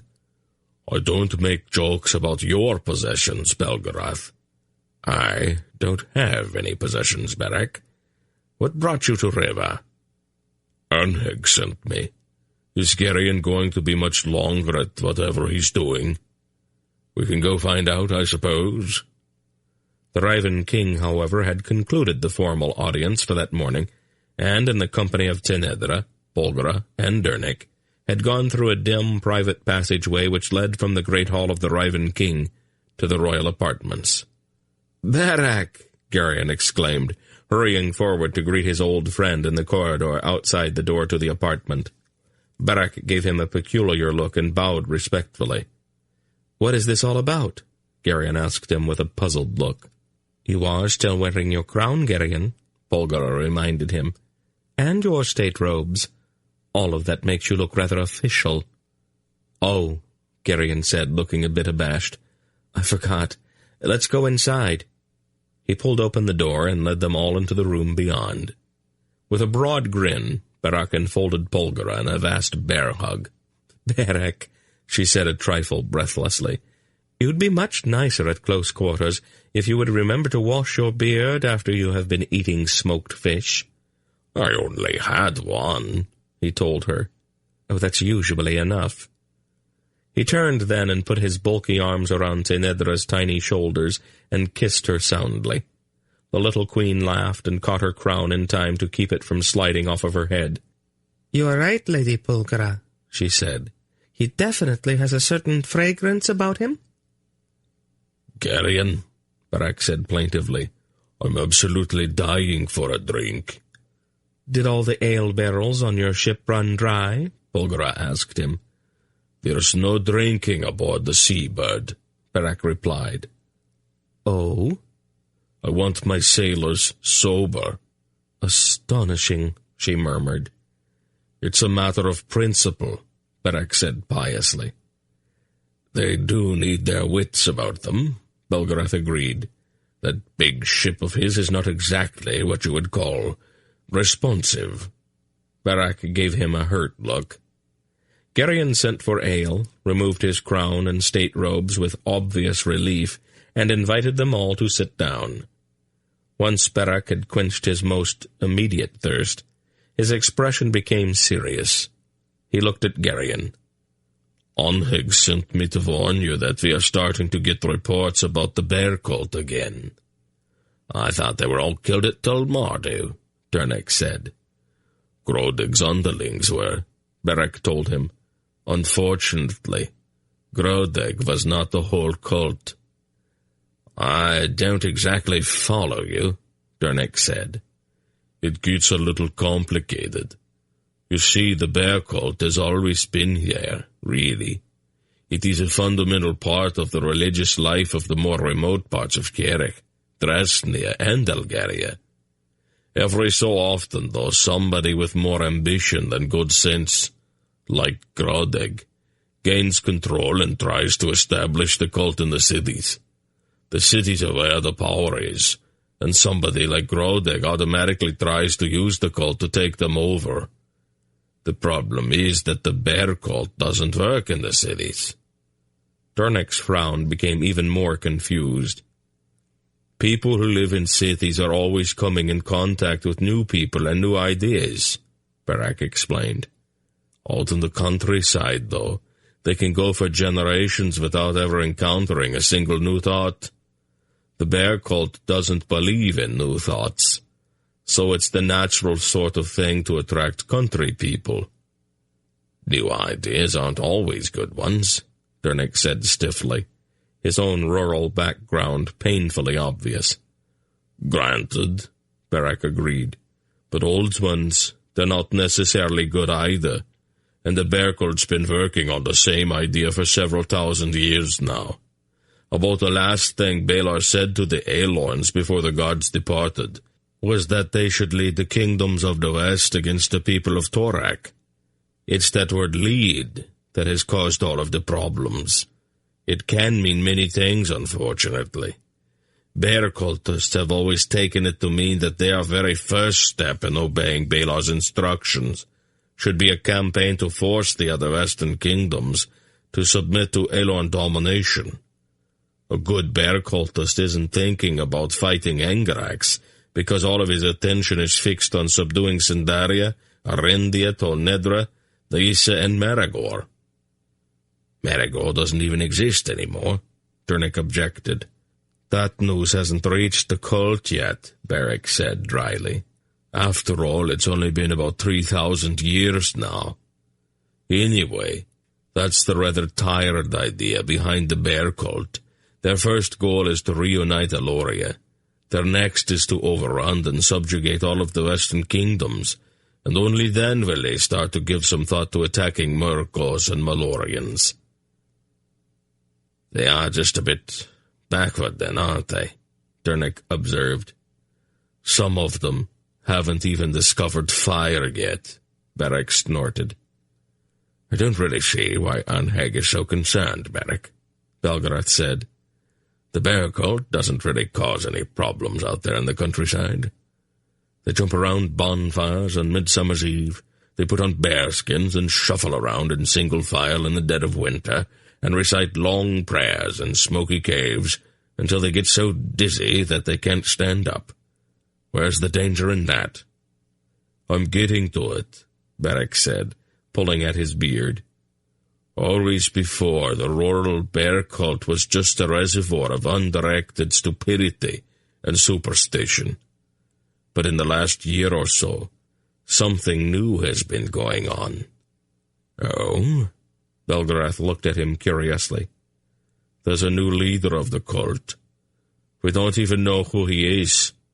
In the past, bear cultists from one village didn't even trust the other ones, so they were never organized enough to be any problem. This new leader of theirs, he has changed all of that. For the first time in history, rural bear cultists are all taking orders from one man.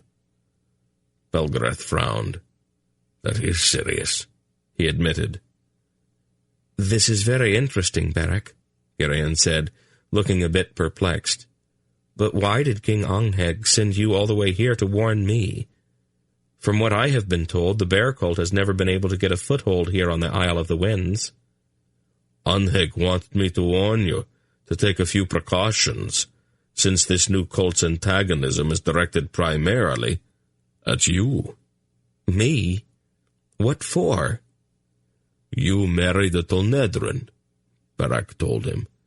To a bear cultist, a Tolnedron is worse than a Murgo. That's a novel position, Tenedra said with a toss of her curls.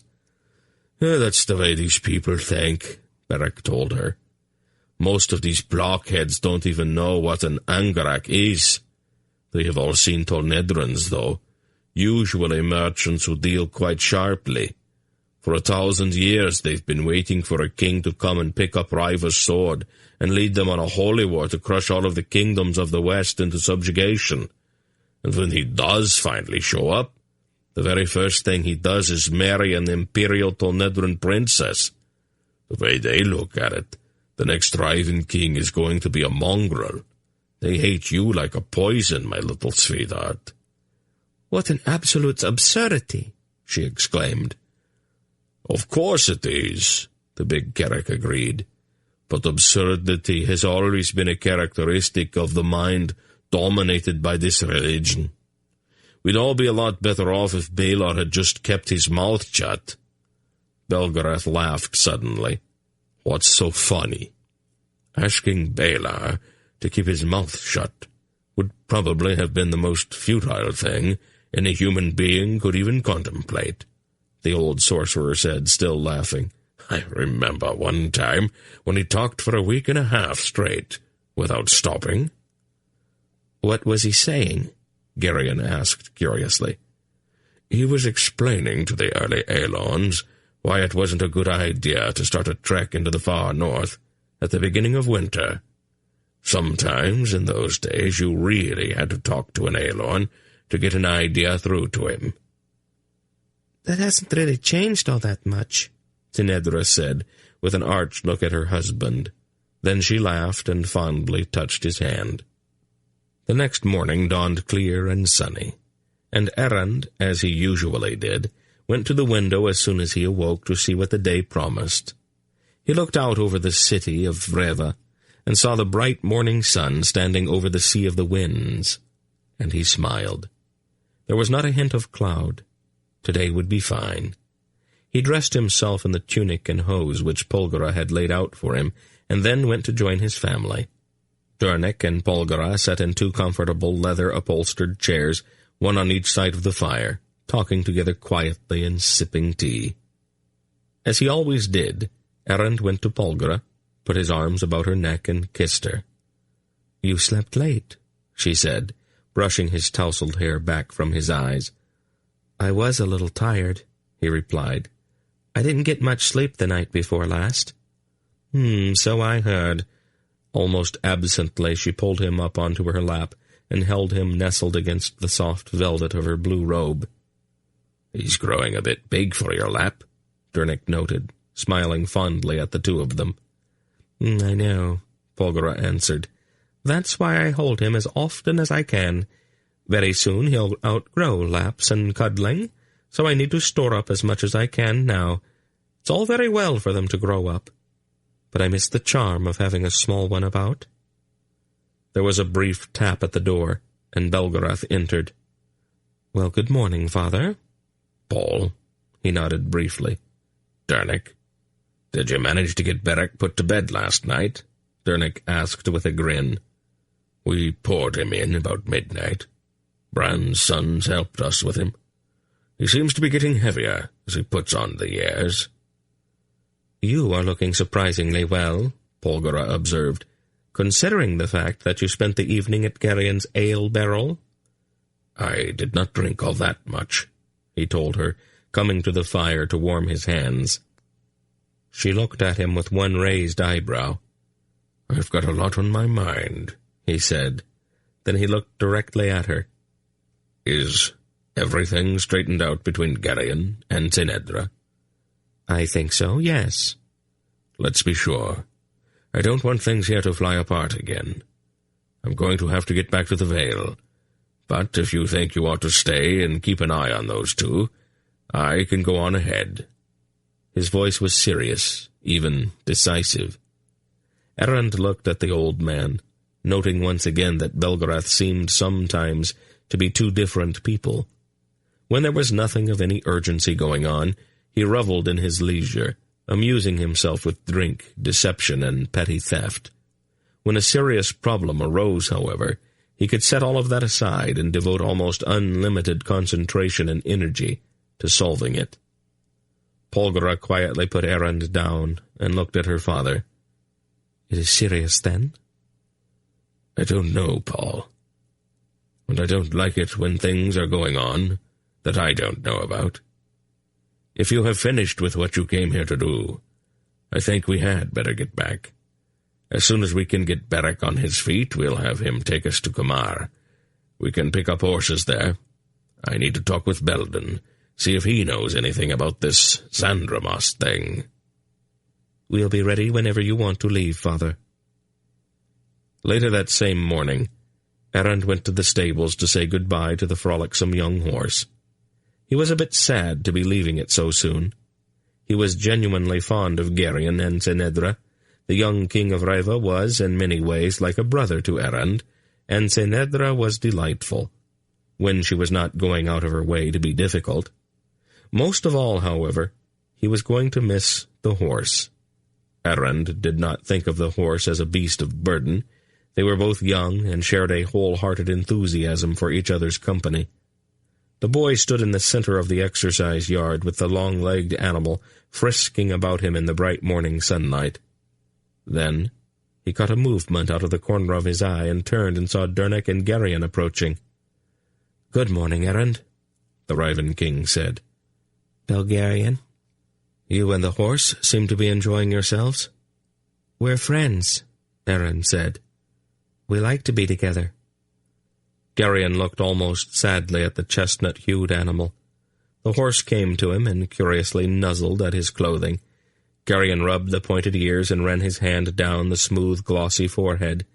Then he sighed. "Would you like to have him for your very own?" "You don't own friends, Belgarion." "You're right," Gerion agreed. "But would you like it if he went back to the Vale with you?" "But he likes you, too." "I can always come and visit," the Raven King said. "There really isn't much room for him to run here, and I'm always so busy that I don't have the time to spend with him the way I should. I think it would be best for him if he went with you. What do you think?"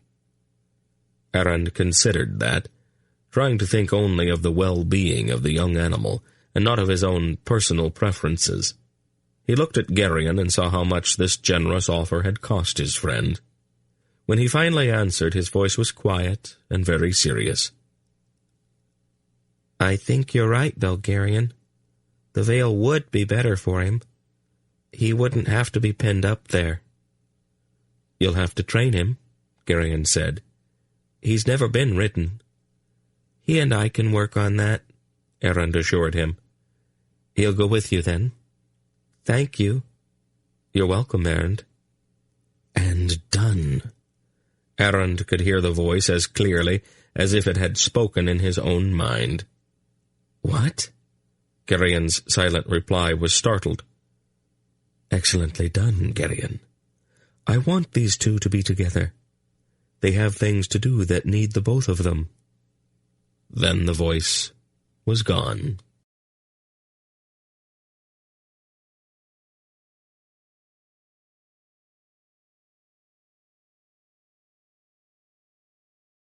Chapter 6. The best way to begin is to lay a tunic or a coat across his back, Hetar said in his quiet voice. The tall Algar wore his usual black leather, and he stood with Erend in the pasture, lying to the west of Boledra's cottage. Be sure that it is something that has your scent on it. You want him to get used to your smell and the idea that it's all right if something that smells like you is on his back. He already knows what I smell like, doesn't he? Erend asked. This is just a little different, Hetar told him. You have to go at these things slowly. You don't want to frighten him. If he is frightened, he will try to throw you off of his back. We're friends, Erend tried to explain. He knows I won't do anything to hurt him. So why should he try to do something to hurt me? Hetar shook his head and looked out over the rolling grassland. Just do it the way I explained, Erend. Believe me, I know what I am talking about. If you really want me to, but I think it's an awful waste of time. Trust me. Erend obediently laid one of his old tunics across the horse's back several times, while the horse looked at him curiously, quite obviously wondering what he was doing. Erend wished that he could make Hetar understand. They had already wasted a good part of the morning on the hawk-faced Algar warrior's cautious approach to horse training. If they had just got right on with it, Erend knew that he and the horse could be galloping together across the free open expanse of the hills, and the valleys stretched out before them. Is that enough? Erend asked, after he had put the tunic on the horse's back several times. Can I get on him now? Hetar sighed. It looks as if you are going to have to learn the hard way. Go ahead, climb on. If you want. Try to find a soft place to land when he throws you off, though. He wouldn't do that, Erend replied confidently. He put his hand on the chestnut's neck and gently led him over to where a white boulder stuck up out of the turf. Don't you think you ought to bridle him first? Hetar asked him. At least that gives you something to hang on to. I don't think so. I don't believe he'd like that bridle. It's up to you, Hetar said. Do it any way you like. Just try not to break anything when you fall. Oh, I don't think I'll fall. Tell me, do you know what the word wager means? Erend laughed and climbed up on the boulder. Well, here we go. He threw his leg over the horse's back. The colt flinched slightly and stood trembling. It's all right, Erend assured him in a calm voice. The horse turned and looked at him with soft astonishment in his large liquid eyes. You had better hang on, Hetar warned. But his eyes had an oddly puzzled look, and his voice was not quite as certain as the words. He's fine. Erend flexed his legs, not actually even bringing his heels in contact with the chestnut's flanks. The horse took a tentative step forward, then looked back inquiringly. That's the idea, Erend encouraged him. The horse took several more steps, then stopped to look back over his shoulder again. Good, Erend said, patting his neck. Very, very good. The horse pranced about enthusiastically. Watch out, Hetar said sharply. Erend leaned forward and pointed toward a grassy knoll several hundred yards off to the southwest. Let's go up there, he said into the sharply upstanding ear. The horse gave a sort of delighted shudder, bunched himself, and ran for the hilltop as hard as he could. When moments later they crested the knoll, he slowed and pranced about proudly. "All right," Aaron said, laughing with sheer delight. "Now why don't we go to that tree way over there on that other hillside?" "It was unnatural," Hetar said moodily that evening, as they all sat at the table in Poledra's cottage, bathed in golden firelight. "Well, they seem to be doing all right," Dernick said mildly. "But he is doing everything wrong," Hetar protested. "That horse should have gone absolutely wild when Aaron just got on him like that, without any warning at all. And you don't tell a horse where you want him to go. You have to steer him. That's what the reins are for." "Aaron is an unusual boy," Belgarath told him. "And the horse is an unusual horse. As long as they get along and understand each other, what difference does it make?" "It is unnatural," Hetar said again with a baffled look. "I kept waiting for the horse to panic, but his mind stayed absolutely calm. I know what a horse is thinking, and about the only thing that colt was feeling when Aaron got on his back was curiosity. Curiosity! He did not do or think anything the way he should." He shook his head darkly, and his long black scalp lock swung back and forth as if in emphasis. "It is unnatural," he growled, as if that were the only word he could think of to sum up the situation. "I think you have already said that several times, Hetar," Polgara told him. "Why don't we just drop the subject, since it seems to bother you so much, and you can tell me about Adara's baby instead?" An expression of fatuous pleasure came over Hetar's fierce hawk-like face. "He's a boy," he said with the overwhelming pride of a new father. "We gathered that," Polgara said calmly. "How big was he when he was born?" "Oh," Hetar looked perplexed. "About so big, I'd say." He held his hands half a yard apart. "No one took the trouble to measure him?" "They might have done that, I suppose. My mother and the other ladies were doing all sorts of things right after he came." "And would you care to estimate his weight?" "Probably about as much as a full-grown hare, I suppose. A fairly good-sized one. Or perhaps the weight of one of those red Sindarian cheeses." "I see. Perhaps 1.5 feet long and 8 or 9 pounds. Is that what you are trying to say?" Her look was steady. "About that, I suppose." "Why didn't you say so, then?" she demanded in exasperation. He looked at her, startled. "Is it really that important?" "Yes, Hetar, it really is that important. Women like to know these things." "I'll have to remember that. About all I was really interested in was whether he had the usual number of arms, legs, ears, nose, things like that. That and making sure that his very first food was mare's milk, of course." "Of course." "It's very important, Polgara. Every Algar's first drink is mare's milk." "That makes him part horse, I suppose?" He blinked. "No, of course not. But it establishes a sort of bond." "Did you milk the mare for him, or did you make him crawl out and find one for himself?"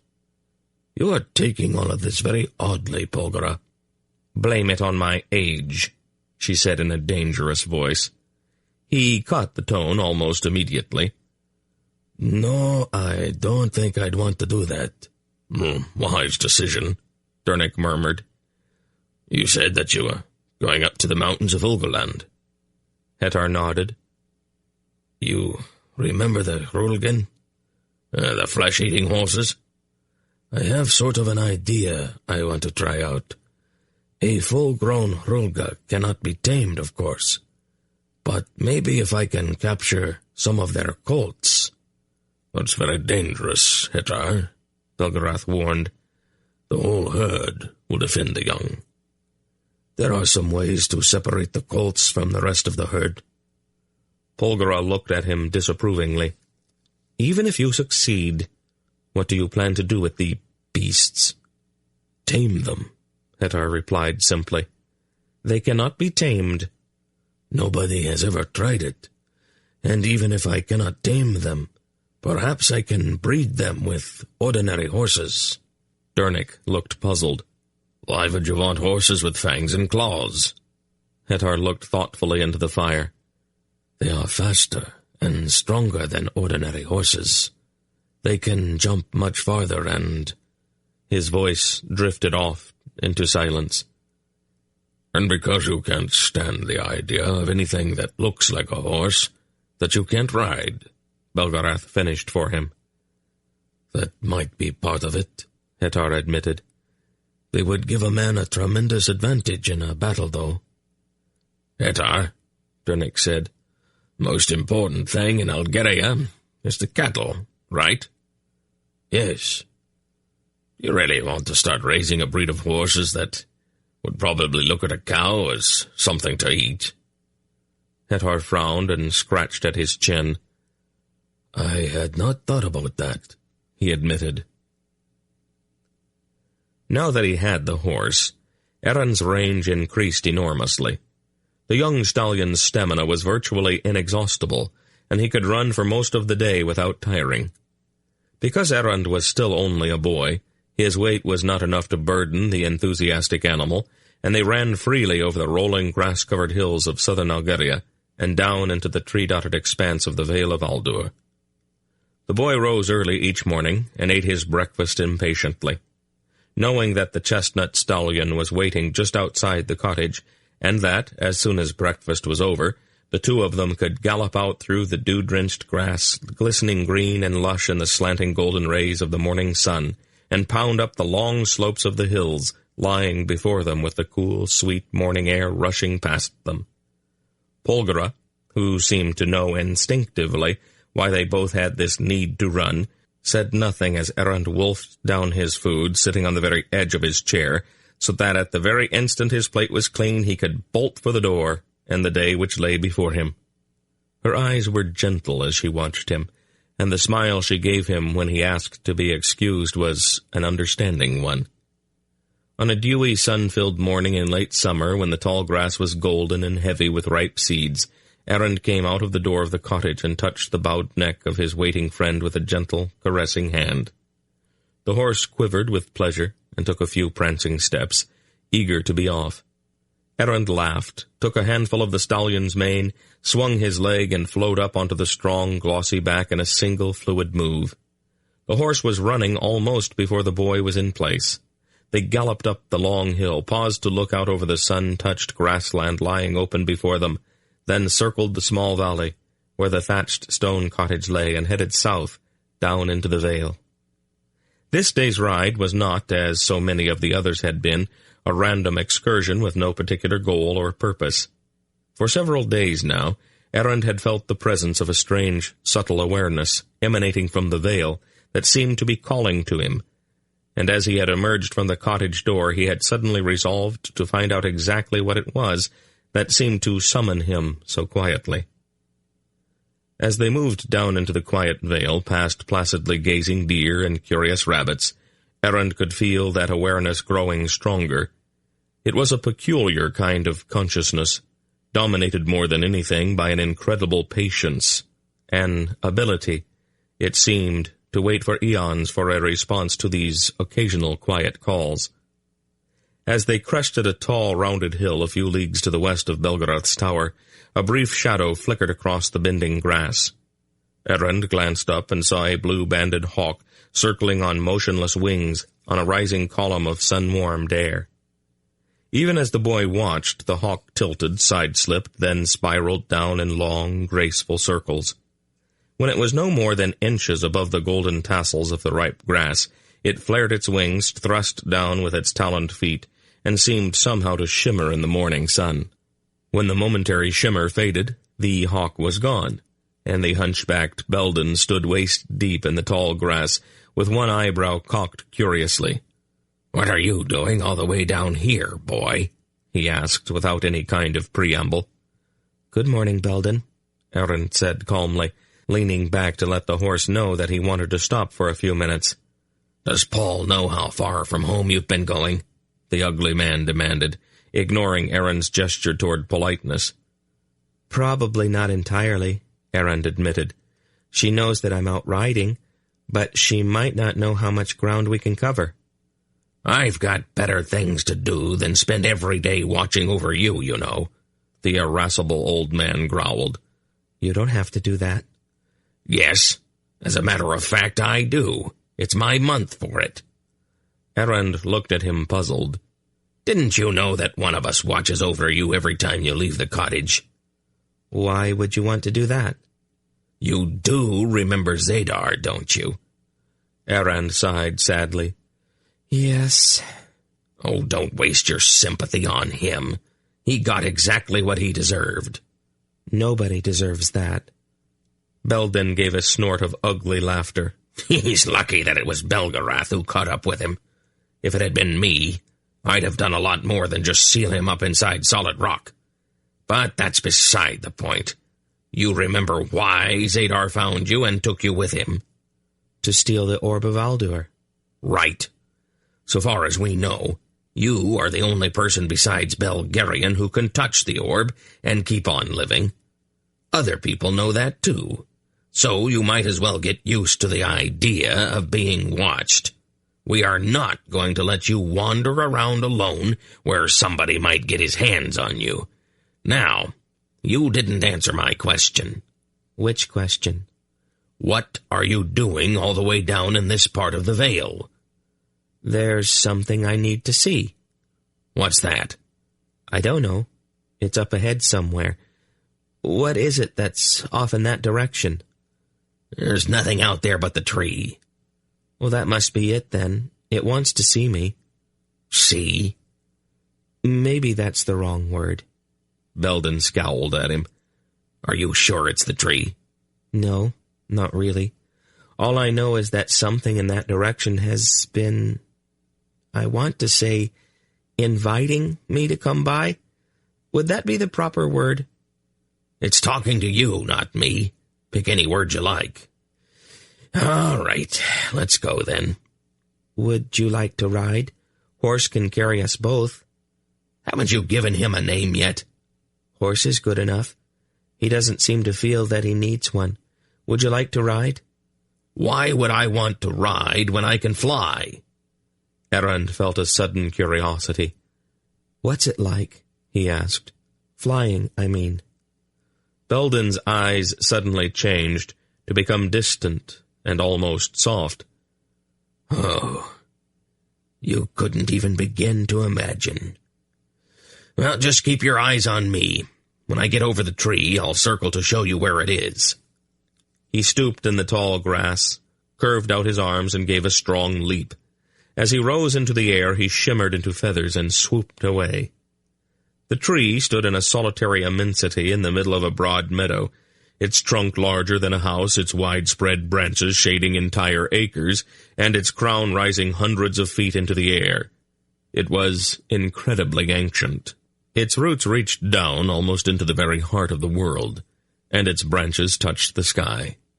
It stood alone and silent, as if forming a link between earth and sky, a link whose purpose was beyond the understanding of man.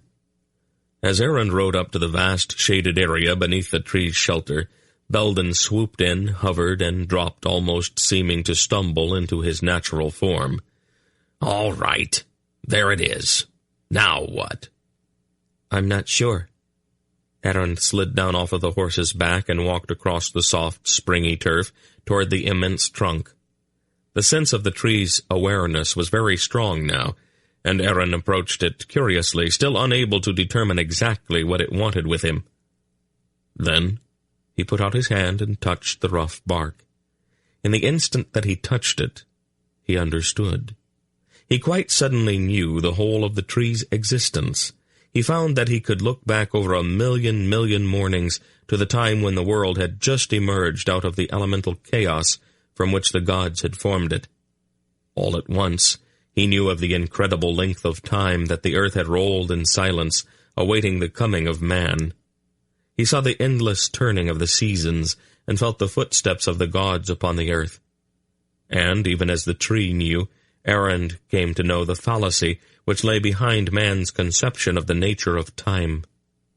Man needed to compartmentalize time, to break it into manageable pieces, aeons, centuries, years, and hours.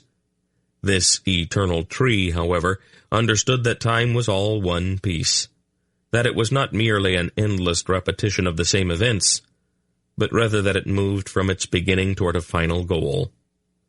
All of that convenient segmenting which men used to make time more manageable had no real meaning.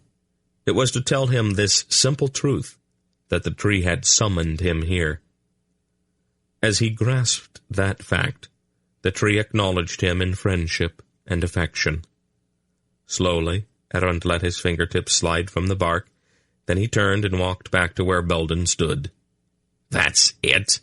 the hunchback sorcerer asked. "That's all it wanted?" "Yes, that's all. We can go back now." Belden gave him a penetrating look. "What did it say?" "It's not the kind of thing you can put into words." "Try." "Well, it was sort of saying that we pay too much attention to years." "Oh, that's enormously helpful, Erend."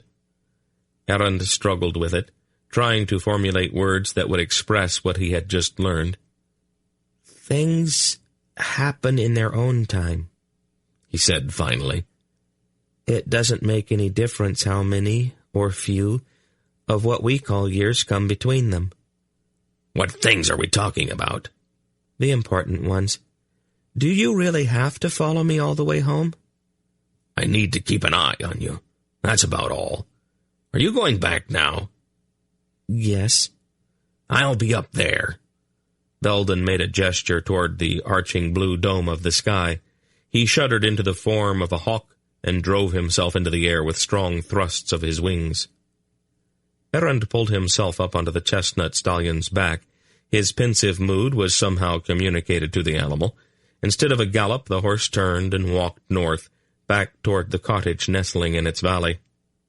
The boy considered the message of the eternal tree as he rode slowly through the golden, sun-drenched grass, and, lost in thought, he paid little attention to his surroundings. It was thus that he was not actually aware of the robed and hooded figure standing beneath a broad-spread pine until he was almost on top of it.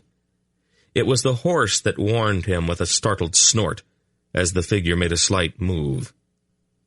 "And so, thou art the one," it snarled in a voice which seemed scarcely human.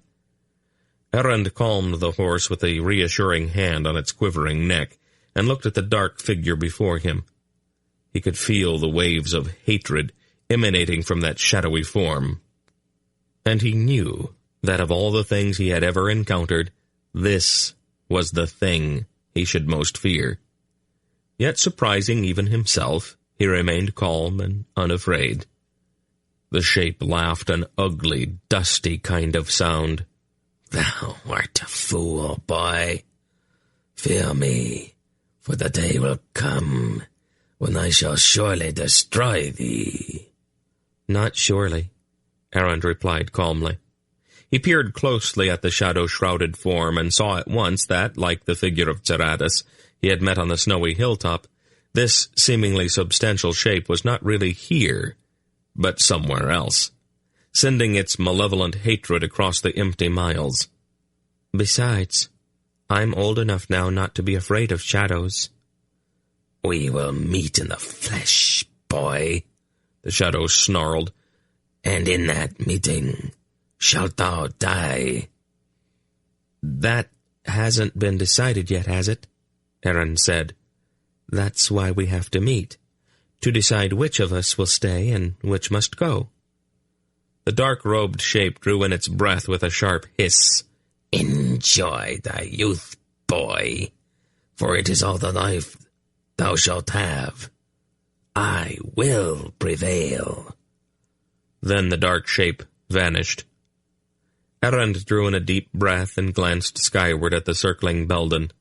He realized that not even the hawk's sharp eyes could have penetrated the spreading tree limbs to where that strange, cowled figure had stood. Belden could not know of the meeting.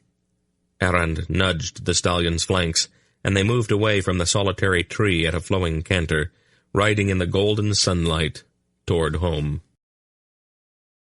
Chapter 7. The years that followed were quiet years at the cottage. Belgarath and Belden were often away for long periods of time, and when they returned, travel-stained and weary, their faces usually wore the frustrated look of men who have not found what they are looking for. Although Dernick was often on the stream bank, bending all of his attention to the problem of convincing some wary trout that a thumbnail-sized bit of polished metal with a few strands of red yarn trailing behind it in the current was not merely edible, but irresistibly delicious, he nonetheless maintained the cottage and its immediate surroundings in that scrupulously tidy condition which announced louder than words that the proprietor of any given farmstead was a Sindar. Although rail fences by their very nature zigzagged and tended to meander with the lay of the ground, Dernick firmly insisted that his fence lines be absolutely straight. He was quite obviously constitutionally incapable of going around any obstacle. Thus, if a large rock happened to intrude itself in the path of one of his fences, he immediately stopped being a fence builder and became an excavator. Polgara immersed herself in domesticity. The interior of her cottage was immaculate. Her doorstep was not merely swept, but frequently scrubbed. The rows of beans, turnips, and cabbages in her garden were as straight as any of Dernick's fences, and weeds were absolutely forbidden. Her expression, as she toiled at these seemingly endless tasks, was one of dreamy contentment, and she hummed or sang very old songs as she worked. The boy Errand, however, tended on occasion toward vagrancy. This was not to say that he was indolent, but many of the chores around a rural farmstead were tedious, involving repeating the same series of actions over and over again. Stacking firewood was not one of Errand's favorite pastimes. Weeding the garden seemed somehow futile, since the weeds grew back overnight. Drying the dishes seemed an act of utter folly, since left alone, the dishes would dry themselves without any assistance whatsoever.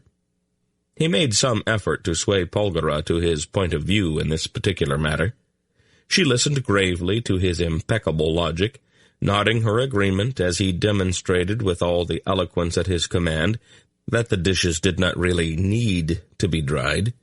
And when he had finished, summing up all his arguments with a dazzling display of sheer brilliance, she smiled and said, "Yes, dear," and implacably handed him the dish-towel. Errand was hardly overburdened with unremitting toil, however.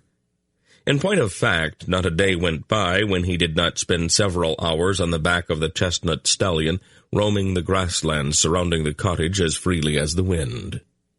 Beyond the timeless, golden does of the vale, the world moved on. Although the cottage was remote, visitors were not uncommon. Hettar, of course, rode by often, and sometimes he was accompanied by Adara, his tall, lovely wife, and their infant son. Like her husband, Adara was an Algar to her fingertips, as much at home in the saddle as she was on her feet. Errand was very fond of her. Though her face always seemed serious, even grave, there lurked just beneath that calm exterior an ironic, penetrating wit that absolutely delighted him. It was more than that, however. The tall, dark-haired girl, with her flawless features and alabaster skin, carried about her a light, delicate fragrance that always seemed to tug at the outer edges of his consciousness. There was something elusive, yet strangely compelling, about that scent. Once, when Polgara was playing with the baby, Adara rode with Errand to the top of a nearby hill, and there she told him about the perfume she wore, and where it originated. "You did know that Geryon is my cousin?" she asked him. "Yes. We had ridden out from the stronghold once. It was in the winter, when everything was locked in frost. The grass was brown and lifeless, and all of the leaves had fallen from the bushes. I asked him about sorcery, what it was and what he could do with it. I didn't really believe in sorcery. I wanted to, but I just could not bring myself to believe it. He took up a twig and wrapped some dry grass around it. Then he turned it into a flower right in front of my eyes." Errand nodded. "Yes, that's the kind of thing Geryon would do. Did it help you to believe?" She smiled. "Not right away. At least not altogether. There was something else I wanted him to do, but he said he couldn't." "What was that?" She blushed rosily and then laughed. "It still embarrasses me. I wanted him to use his power to make Hetar love me. But he didn't have to do that," Errand said. "Hetar loved you already, didn't he?" "Well, he needed a little help to make him realize it, but I was feeling very sorry for myself that day. When we rode back to the stronghold, I forgot the flower and left it behind, on the sheltered side of a hill. A year or so later, the whole hillside was covered with low bushes and these beautiful little lavender flowers. Tenedra calls the flower Adara's rose, and Eriana thought it might have some medicinal value, even though we have never been able to find anything that it cures. I like the fragrance of the flower, and it eased mine in a sort of special way. So I sprinkle petals in the chests where I keep my clothes." She laughed a wicked sort of little laugh. "It makes Hetar very affectionate." "I don't think that's entirely caused by the flower," Errand said. "Perhaps. But I am not going to take any chances with that. If the scent gives me an advantage, I'm certainly going to use it." "That makes sense, I suppose." "Oh, Errand," she laughed, "you are an absolutely delightful little boy." The visits of Hetar and Adara were not entirely social in nature. Hetar's father was King Khohag, chief of the clan chiefs of Algeria, and Khohag, the nearest of the Elorn monarchs, felt that it was his responsibility to keep Polgara advised of the events which were taking place in the world beyond the boundaries of the Vale. From time to time he sent reports of the progress of the bloody, endless war in southern Solmurgos, where Kal-Zakath, emperor of Malloreon, continued his implacable march across the plains of Hecha and into the great southern forest in Gorot. The kings of the west were at a loss to explain Zakath's seemingly unreasoning hatred of his Murgo cousins. There were rumors of a personal affront at some point in the past, but that had involved Tar Urgas, and Tar Urgas had died at the Battle of Tal Mordu. Zakath's enmity for the Murgos, however, had not died with the madman who ruled them, and he now led his Malloreons in a savage campaign evidently designed to exterminate all of Murgodom, and to erase from human memory all traces of the fact that the Murgos had ever existed. In Tolnedra, Emperor Ranborun the 23rd, the father of Queen Tenedra of Riva, was in failing health, and because he had no son to succeed him on the imperial throne at Tolhanath, the great families of the empire were engaged in a vicious struggle over the succession. Enormous bribes changed hands, and assassins crept through the streets of Tolhanath by night with sharpened daggers and vials of those deadly poisons purchased in secret from the snake people of Neistia. The wily Ranborun, however, much to the chagrin and outrage of the Honus, the Vordus, and the Horbites, had appointed General Varana, the Duke of Anadil, as his regent. And Varana, whose control of the legions was nearly absolute, took firm steps to curb the excesses of the great houses in their scramble for the throne. The internecine wars of the Angaraks and the only slightly less savage struggles of the Grand Dukes of the Tolnedran Empire, however, were of only passing interest to the Elorn kings. The monarchs of the north were far more concerned with the troublesome resurgences of the bear cult, and with the sad but undeniable fact that King Rodar of Drasnia was quite obviously declining rapidly. Rodar, despite his vast bulk, had demonstrated an astonishing military genius during the campaign which had culminated in the Battle of Tul Mardu. But Khohag sadly reported that the corpulent Drasnian monarch had grown forgetful, and in some ways even childish, in the past few years. Because of his huge weight, he could no longer stand unaided, and he frequently fell asleep even during the most important state functions.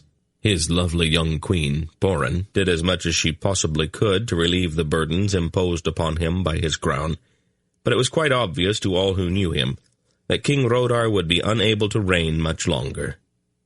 At last, toward the end of a severe winter that had locked the north in snow and ice deeper than anyone could remember, Queen Porin sent a messenger to the Vale to entreat Polgara to come to Boktor to try to use her healing arts on the Drasnian king.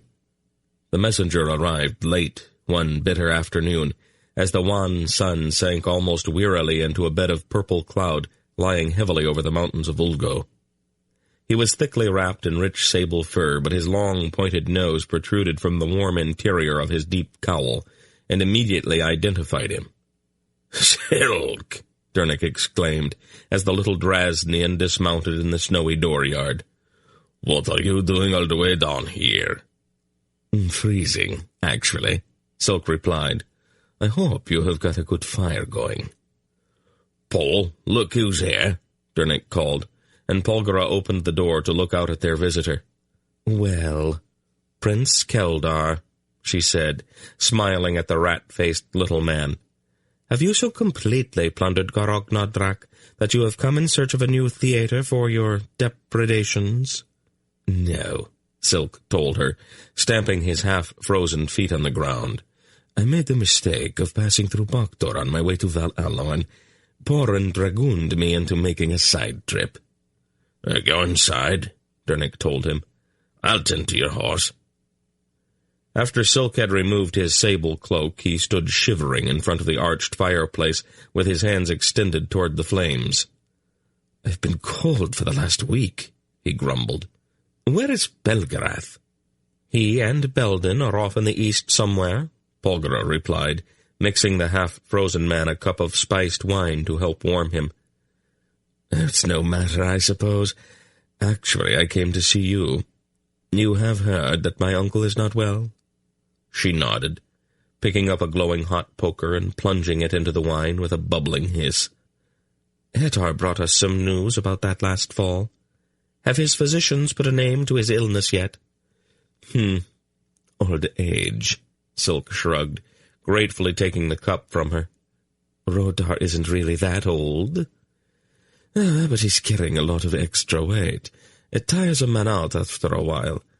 Porin is desperate. She sent me to ask you, to beg you, to come to Boktor and see what you can do. She says to tell you that Rodar won't see the geese come north if you don't come." "Is it really that bad?" "Oh, I'm not a physician," Silk replied. "But he doesn't look very good, and his mind seems to be slipping. He's even starting to lose his appetite, and that is a bad sign in a man who always ate 7 big meals a day." "Well, then of course we'll come," Polgara said quickly. "Oh, but just let me get warm first," Silk said in a plaintive tone. They were delayed for several days just south of Aldeford by a savage blizzard that swept out of the mountains of Senderia to howl across the open plains of northern Algeria. As luck had it, they reached the encampment of a nomadic band of roving herdsmen just as the storm broke, and sat out the days of shrieking wind and driving snow in the comfortable wagons of the hospitable Algars. When the weather cleared at last, they pressed on toward Aldeford, crossed the river, and reached the broad causeway that stretched across the snow-choked fens to Boktor. Queen Porin, still lovely, despite the dark circles under her eyes that spoke so eloquently of her sleepless concern, greeted them at the gates of King Rodar's palace. "Oh, Polgara," she said, overwhelmed with gratitude and relief as she embraced the sorceress. "Dear Porin," Polgara said, enfolding the careworn little Drasnian queen in her arms. "We'd have been here sooner, but we encountered bad weather. How is Rodar?" "A little weaker every day," Porin replied, with a kind of hopelessness in her voice. "Even Kiva tires him now." "Your son?" Porin nodded. "The next king of Drasnia. He is only 6, much too young to ascend the throne." "Well, let's see what we can do to delay that." King Rodar, however, looked even worse than Silk's assessment of his condition had led them to believe. Erend remembered the king of Drasnia as a fat, jolly man with a quick wit and seemingly inexhaustible supply of energy. Now he was listless, and his grey-hued skin hung on him in folds. He could not rise. Perhaps even more serious was the fact that he could not lie down without his breath coming in painful, choking gasps. His voice, which had once been powerful enough to wake a sleeping army, had become a puny, querulous wheeze. He smiled a tired little smile of greeting when they entered, but after only a few minutes of conversation, he dozed off again. "I think I need to be alone with him," Polgara told the rest of them in a crisp, efficient voice. But the quick look she exchanged with Silk carried little hope for the ailing monarch's recovery. When she emerged from Rodar's room, her expression was grave. "Well?" Poran asked, her eyes fearful. "I will speak frankly. We've known each other too long for me to hide the truth from you. I can make his breathing a bit easier, and relieve some of his discomfort. There are some things that will make him more alert, for short periods of time, but we have to use those sparingly, probably only when there are some major decisions to be made." "But you cannot cure him." Poran's quiet voice hovered on the very edge of tears. "It is not a condition that is subject to cure, Poran. His body is just worn out. I have told him for years that he was eating himself to death. He's as heavy as 3 normal men. A man's heart was simply not designed to carry that kind of weight. He has not had any real exercise in the past several years, and his diet is absolutely the worst he could possibly have come up with." "Could you use sorcery?" the Drasnian queen asked desperately. "Poran, I would have to rebuild him from the ground up. Nothing he has really functions right anymore. Sorcery simply would not work. I'm sorry." 2 great tears welled up in Queen Poran's eyes. "How long?" she asked, in a voice scarcely more than a whisper. "A few months, 6 at the most." Poran nodded, and then, despite her tear-filled eyes, she lifted her chin bravely. "When you think he is strong enough, I would like to have you give him those potions that will clear his mind. He and I will have to talk. There are arrangements that are going to have to be made, for the sake of our son, and for Drasnia." "Of course, Poran." The bitter cold of that long, cruel winter broke quite suddenly a couple of days later. A warm wind blew in off of the Gulf of Kerek during the night, bringing with it a gusty rainstorm that turned the drifts clogging the broad avenues of Boktor into sodden brown slush. Erend and Prince Keva, the heir to the Drasnian throne, found themselves confined to the palace by the sudden change of weather. Crown Prince Keva was a sturdy little boy with dark hair and a serious expression. Like his father, the ailing King Rodar, Keva had a marked preference for the color red, and he customarily wore a velvet doublet and hose in that hue. Though Erend was perhaps 5 years or so older than the prince, the two of them became friends almost immediately. Together they discovered the enormous entertainment to be found in rolling a brightly colored wooden ball down a long flight of stone stairs. After the bouncing ball knocked a silver tray from the hands of the chief butler, however, they were asked, quite firmly, to find other amusements. They wandered for a time through the echoing marble halls of the palace, Keva in his bright red velvet and Erend in his sturdy peasant brown, until they came at last to the grand ballroom.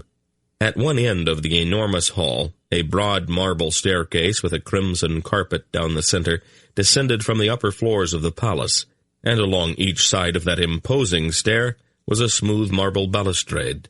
The 2 boys looked speculatively at those twin banisters, both of them immediately recognizing the tremendous potential of all of that slippery marble. There were polished chairs along each side of the ballroom, and each chair was padded with a red velvet cushion. The boys looked at the balustrades, then they looked at the cushions, then they both turned to be sure that no guard or palace functionary was in the vicinity of the large double doors at the back of the ballroom. Erend prudently closed the doors. Then he and Prince Keva went to work. There were many chairs and many red velvet cushions. When those cushions were all piled in 2 heaps at the bottom of the marble stair railings, they made a pair of quite imposing mountains. "Well," Kiva said, when all was in readiness. "I guess we might as well," Errand replied. Together they climbed the stairs, and then each of them mounted one of the smooth, cool banisters, descending grandly toward the white marble floor of the ballroom far below. "Go!" Kiva shouted, and the 2 of them slid down, gaining tremendous speed as they went, and landing with soft thumps in the heaps of cushions waiting them below. Laughing with delight, the 2 boys ran back up the stairs again, and once again they slid down. All in all, the afternoon went very well, until at last one of the cushions burst its seams and filled the quiet air of the grand ballroom with softly drifting goose down. It was, quite naturally, at that precise moment that Polgara came looking for them. Somehow it always happened that way. The moment anything was broken, spilled, or tipped over, someone in authority would appear. There was never an opportunity to tidy up, and so such situations always presented themselves in the worst possible light. The double doors at the far end of the ballroom opened, and Polgara, regally beautiful in blue velvet, stepped inside. Her face was grave as she regarded the guilty-looking pair lying at the foot of the stairs in their piles of cushions, with a positive blizzard of goose down swirling around them. Errand winced and held his breath. Very softly she closed the doors behind her and walked slowly toward them, her heels sounding ominously loud on the marble floor. She looked at the denuded chairs lining each side of the ballroom. She looked at the marble balustrades. She looked at the boys with feathers settling on them. And then, without warning whatsoever, she began to laugh, a rich, warm, vibrant laugh that absolutely filled the empty hall. Errand felt somehow betrayed by her reaction. He and Kiva had gone out of their way to get themselves into trouble, and all she did was laugh about it. There was no scolding, no acid commentary, nothing but laughter.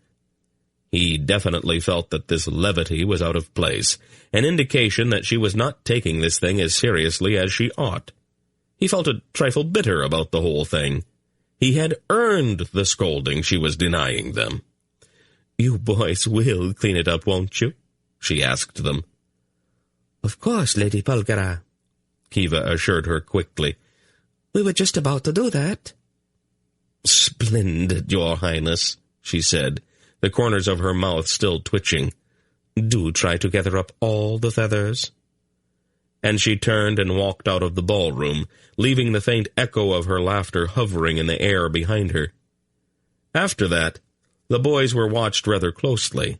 There was nothing really obvious about it. It was just that there always seemed to be someone around to call a halt before things got completely out of hand.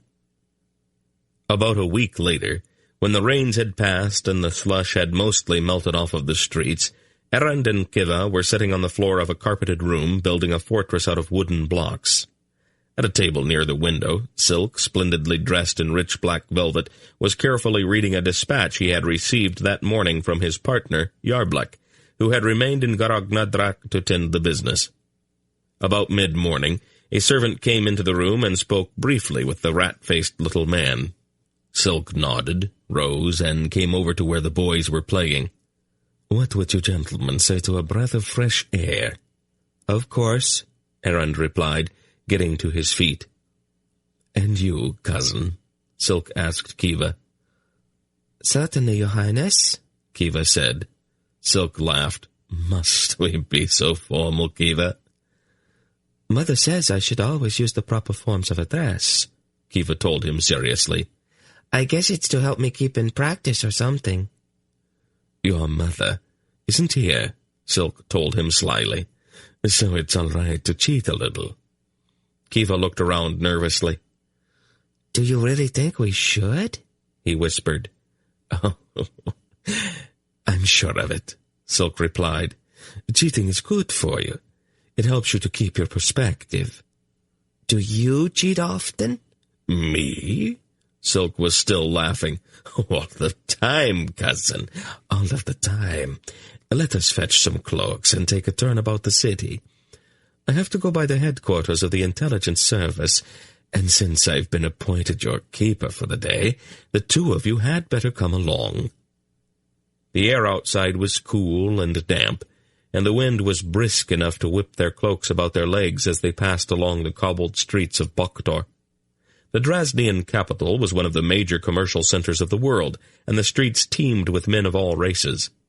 Richly mantled Tonedrins spoke on street corners with sober-faced Sindars in sensible brown. Flamboyantly garbed and richly jeweled Draznians haggled with leather-garbed Nadraks, and there were even a few black-robed Murgos striding along the blustery streets with their broad-backed Tulish porters trailing behind them, carrying heavy packs filled with merchandise. The porters, of course, were followed at a discreet distance by the ever-present spies. "Dear sneaky old Bakhtor," Silk declaimed extravagantly, "where at least every other man you meet is a spy." "Are those men spies?" Kiva asked, looking at them with a surprised expression. "Of course they are, Your Highness," Silk laughed again. "Everybody in Drasnia is a spy, or wants to be. It is our national industry. Didn't you know that?" "Well, I knew that there are quite a few spies in the palace, but I didn't think they'd be out in the streets." "Why should there be spies in the palace?" Erend asked him curiously. Kiva shrugged. "Everybody wants to know what everybody else is doing. The more important you are, the more spies you have watching you." "Are any of them watching you?" "Oh, 6 that I know of. There are probably a few more besides. And of course, all the spies are being spied on by other spies." "What a peculiar place," Erend murmured. Kiva laughed. "Once, when I was about 3 or so, I found a hiding place under a stair and fell asleep. Eventually all the spies in the palace joined in the search for me. You would be amazed at how many there really are." This time Silk laughed uproariously. "Oh, that's really very bad form, cousin. Members of the royal family are not supposed to hide from the spies. It upsets them terribly. That's the building over there." He pointed at a large stone warehouse standing on a quiet side street. "I always thought that the headquarters was in the same building with the academy," Kiva said. "Those are the official offices, cousin. This is the place where the work gets done." They entered the warehouse and went through a cavernous room piled high with boxes and bales to a small, unobtrusive door with a bulky-looking man in a workman's smock lounging against it. The man gave Silk a quick look, bowed, and opened the door for them. Beyond that somewhat shabby-looking door lay a large, well-lighted room with a dozen or more parchment-littered tables standing along the walls. At each table sat 4 or 5 people, all poring over the documents before them. "What are they doing?" Erend asked curiously. "Assorting information," Silk replied. "There probably isn't much that happens in the world that doesn't reach this room eventually. If we really wanted to know, we could probably ask around and find out what the King of Arindia had for breakfast this morning. We want to go into that room over there." He pointed toward a solid-looking door on the far side of the room. The chamber beyond the door was plain, even bare. It contained a table and 4 chairs, nothing more. The man seated at the table in one of the chairs wore black hose and a pearl-gray doublet. He was as thin as an old bone, and even here, in the very midst of his own people, there was about him the sense of a tightly coiled spring. "Silk," he said with a terse nod. "Javelin," Silk replied. "You wanted to see me." The man at the table looked at the 2 boys. He inclined his head briefly to Kiva. "Your Highness," he said. "Margrave Kenden," the prince responded with a polite bow. The seated man looked at Silk, his idle-appearing fingers twitching slightly. "Margrave," Kiva said almost apologetically, "my mother's been teaching me the secret language. I know what you are saying." The man Silk called Javelin stopped moving his fingers with a rueful expression. "Caught by my own cleverness." He looked speculatively at Erend. "This is Erend, the boy Pulgara and Dernick are raising," Silk told him. "Ah," Javelin said. "the bearer of the orb." "Kiva and I can wait outside if you want to speak privately," Erend offered. Javelin thought about that. "That probably won't be necessary. I think we can trust you both to be discreet. Sit down, gentlemen." He pointed at the other 3 chairs. "I'm sort of retired, Javelin. I've got enough other things to keep me busy just now," Silk told him. "I wasn't really going to ask you to get personally involved," Javelin replied. "All I really want is for you to find room for a couple of new employees in one of your enterprises." Silk gave him a curious look. "You're shipping goods out of Gorog-Nadrak along the northern caravan route," Javelin continued. "There are several villages near the border where the citizens are highly suspicious of strangers with no valid reason for passing through." "Oh, and you want to use my caravans to give your men an excuse for being in those villages?" Javelin shrugged. "It is not an uncommon practice." "What's going on in Eastern Drasnia that you're so interested in?" "The same thing that has always been going on in the outlying districts." "The bear cult?" Silk asked incredulously. "You are going to waste time on them?" "They have been behaving peculiarly lately. I want to find out why." Silk looked at him with one eyebrow raised. "Just call it idle curiosity, if you like." The look Silk gave him then was very hard. "Oh, no. You're not going to catch me that easily, my friend." "Aren't you the least bit curious?" "No. As a matter of fact, I'm not. No amount of clever trickery is going to lure me into neglecting my own affairs to go off on another one of your fishing expeditions. I'm too busy, Javelin." His eyes narrowed ever so slightly. "Why don't you send Hunter?" "Hunter is busy someplace else, Silk. And stop trying to find out who Hunter is." "It was worth a try. Actually, I'm not interested at all, not in the least." He sat back in his chair with his arms adamantly crossed. His long, pointed nose, however, was twitching. "What do you mean by behaving peculiarly?" he asked after a moment. "I thought you weren't interested." "I'm not," Silk repeated hastily. "I most definitely am not." His nose, however, was twitching even more violently. Angrily, he got to his feet. "Give me the names of the men you want me to hire. I'll see what I can do." "Of course, Prince Geldar," Javelin said. "I appreciate your sense of loyalty to your old service." Erend remembered something that Silk had said in the large outer room. "Silk says that information about almost everything is brought to this building," he said to Javelin. "That might be an exaggeration, but we try." "Then perhaps you might have heard something about Xandromas?" Javelin looked at him blankly. "It's something that Belgarian and I heard about," Erend explained. "And Belgarath's curious about it, too. I thought you might have heard about it." "I cannot say that I have," Javelin admitted. "Of course, we are a long way from Darshiva." "What's Darshiva?" "It is one of the principalities of the old Nasini Empire in eastern Malloreon. Xandrama is a Darshivan name. Didn't you know that?" "No, we didn't." There was a light tap at the door. "Yes," Javelin answered. The door opened, and a young lady of perhaps 19 or 20 came in.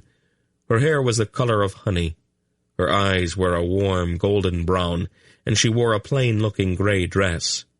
Her expression was serious, but there was just the hint of a dimple in each of her cheeks.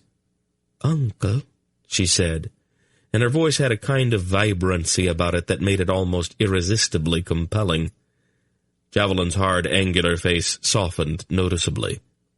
"Yes, Liselle." "Is this little Liselle?" Silk exclaimed.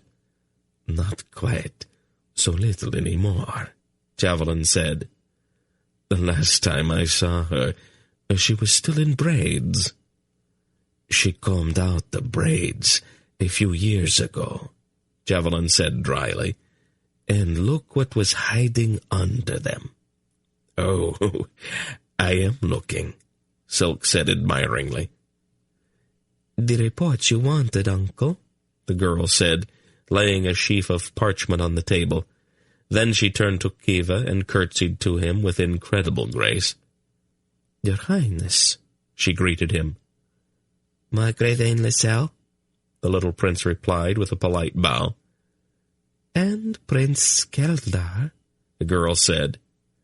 "Oh, we weren't at all so formal when you were a child," Silk protested.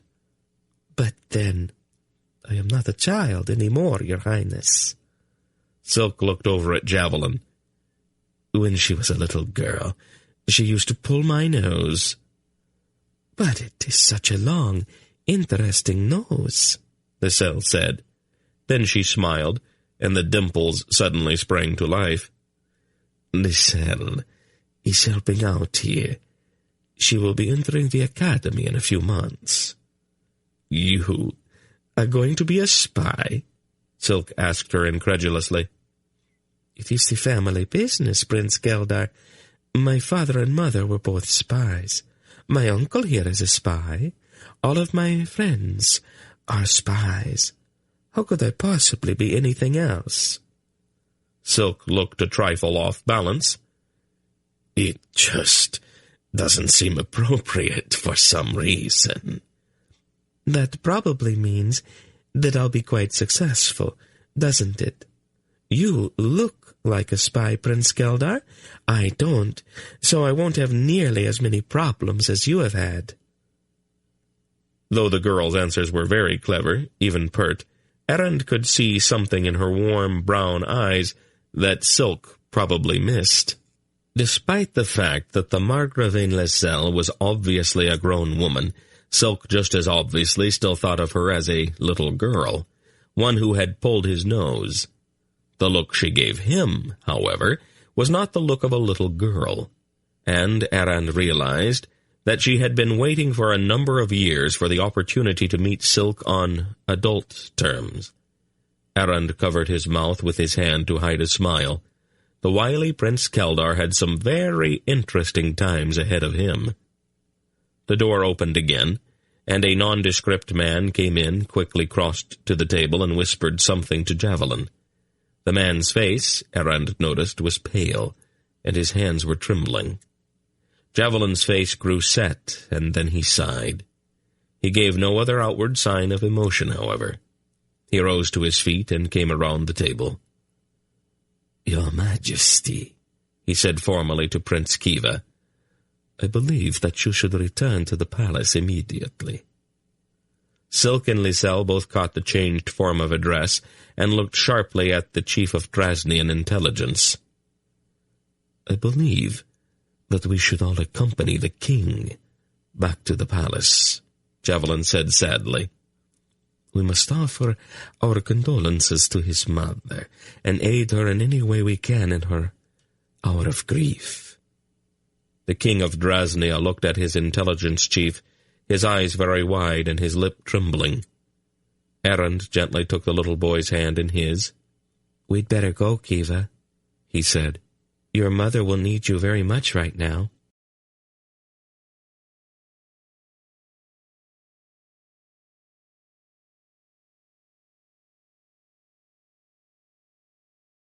Chapter 8.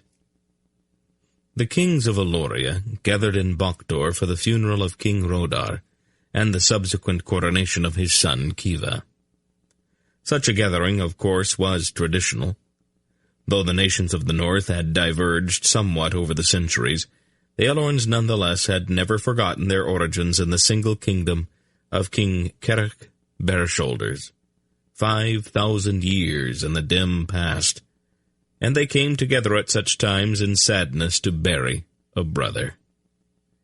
Because King Rodar had been beloved and respected by other nations as well, Anheg of Keric, Kohag of Algeria, and Belgarian of Riva were joined by Fulrak of Sandaria, Coradulan of Arindia, and even by the erratic Drostalactun of Gorog Nadrak.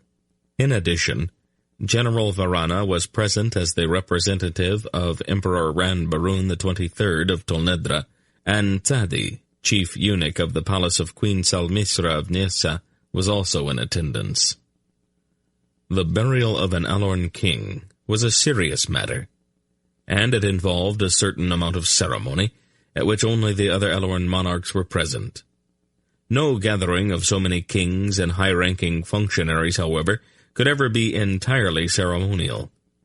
Inevitably, politics were of major concern in the quiet discussions which took place in the somberly draped corridors of the palace.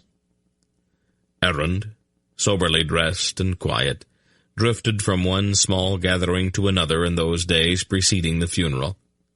The kings all knew him, but they seemed for some reason to take little note of his presence, and so he heard many conversations which might perhaps not have been heard had they stopped to consider the fact that he was no longer the little boy they had known during the campaign in Mishrak Akhtul. The Elorn kings, Belgarian in his usual blue doublet and hose, and the brutish-looking Anheg in his rumpled blue robe and dinted crown, along with quiet-voiced Kohag in silver and black, stood together in a sable-draped embrasure in one of the broad hallways of the palace. "Porin is going to have to serve as regent," Garion said. "Kiva is only 6, and somebody's going to have to run things until he's old enough to take charge himself." "A woman?" Onheg said, aghast. "Onheg, are we going to have that argument again?" Kohag asked mildly. "I don't see any alternative, Anheg," Garion said in his most persuasive manner. "King Drosta is almost drooling at the prospect of a boy king on the throne of Drasnia. His troops will be biting off chunks of the borderlands before the rest of us get home, unless we put someone in charge here." "But Porin is so tiny," Anheg objected irrationally. "And so pretty. How can she possibly run a kingdom?" "Probably very well," Kohag replied, shifting his weight carefully on his crippled legs. "Rodar confided in her completely, and she was behind the scheme that eliminated Grodeg, after all." "About the only other person in Drasnia competent enough to take charge here is the Margrave Kenden," Garion told the king of Keric. "The one they call Javelin. Do you want the chief of Drasnian intelligence sitting behind the throne giving orders?" Onheg shuddered. "That's a ghastly thought.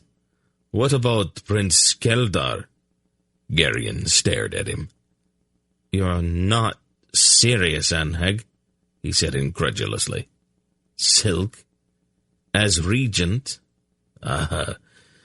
You might be right," Onheg conceded after a moment's thought. "He is just a little unreliable, isn't he?" "A little?" Garion laughed. "Are we agreed, then?" Kohag asked. "It has to be Porin, right?" Onheg grumbled, but finally agreed. The Algar king turned to Garion. "You'll probably have to issue a proclamation."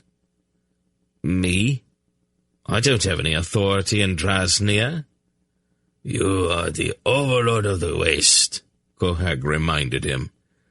"Just announce that you recognize Porin's regency, and declare that anyone who argues about it or violates our borders will have to answer to you."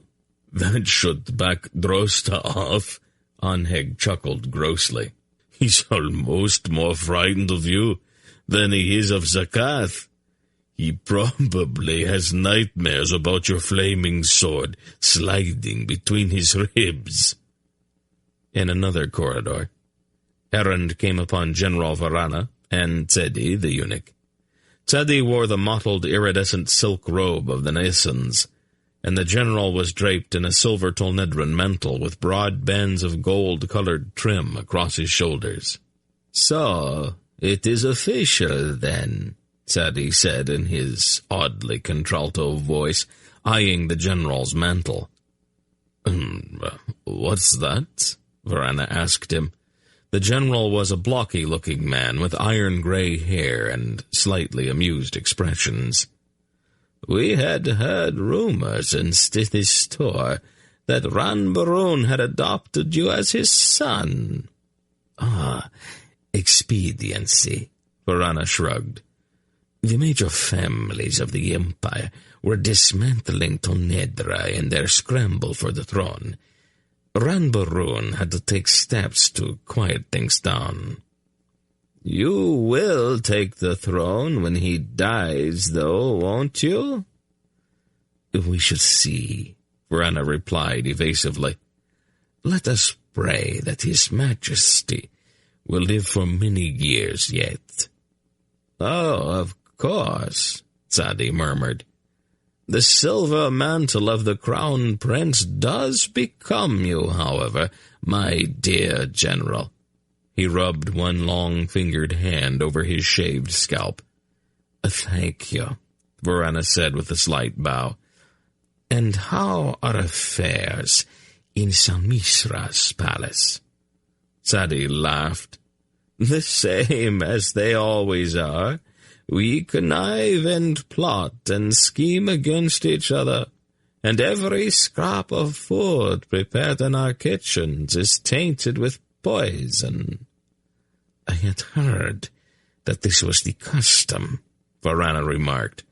"How does one survive in such a lethal atmosphere?" "Nervously," Tzedi replied, making a sour face.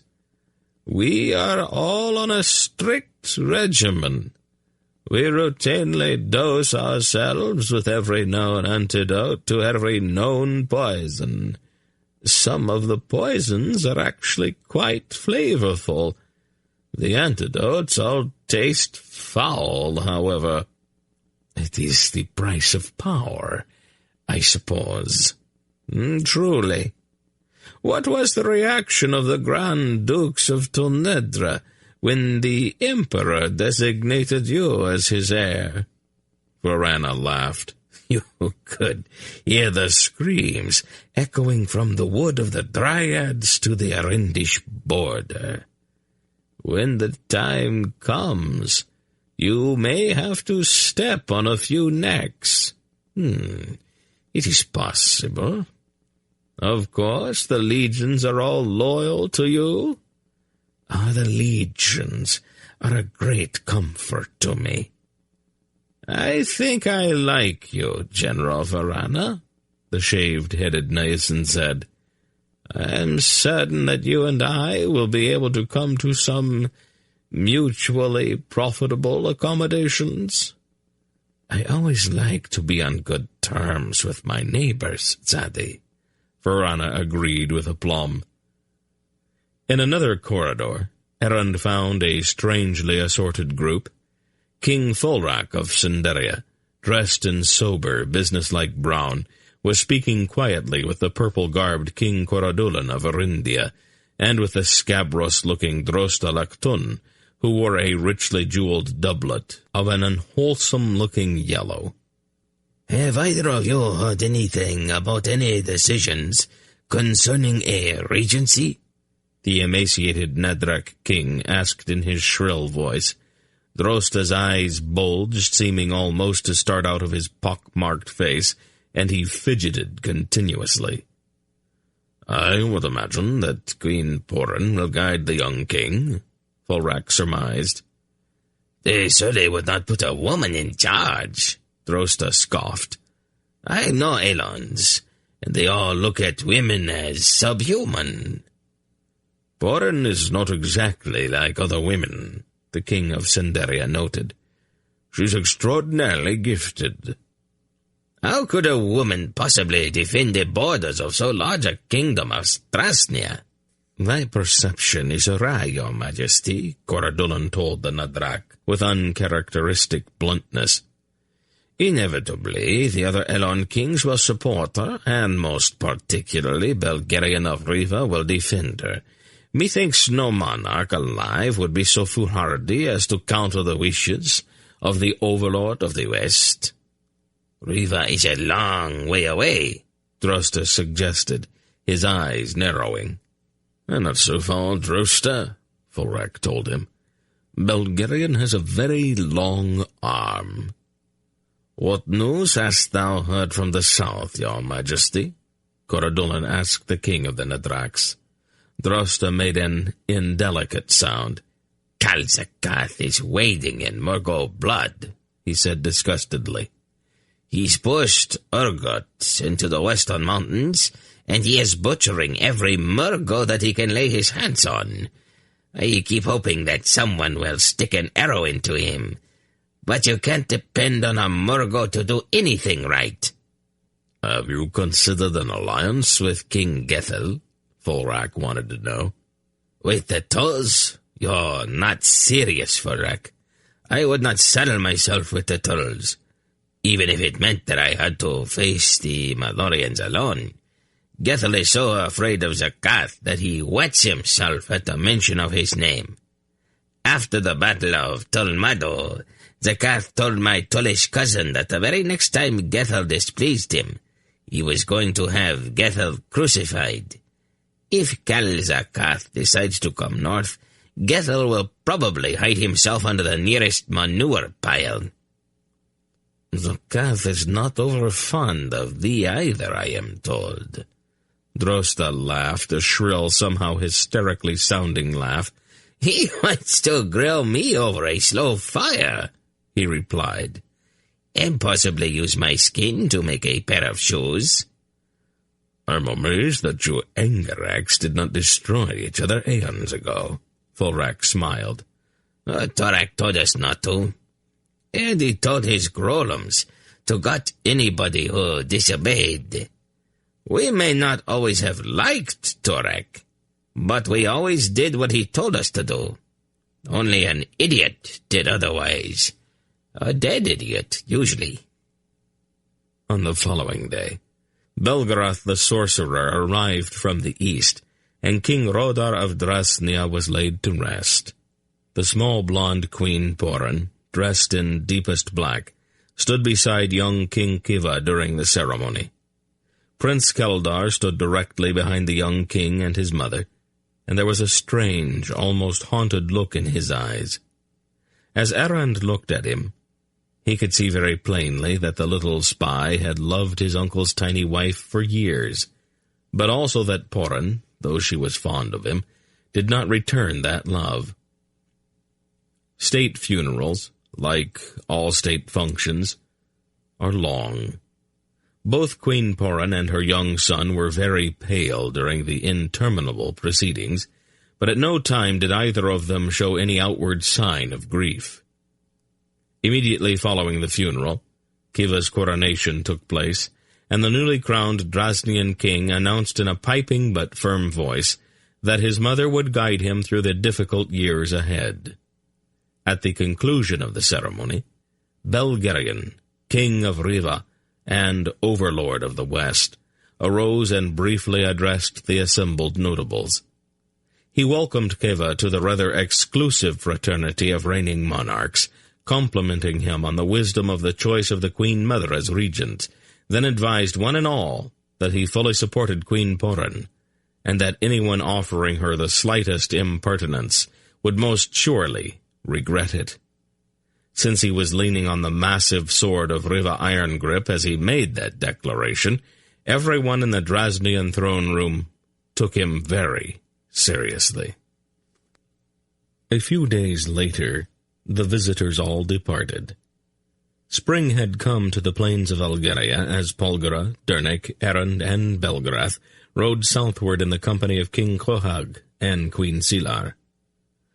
Johnny, Cohag said to Belgarath as they rode, I am going to miss Rodar. I think we all will, Belgarath replied.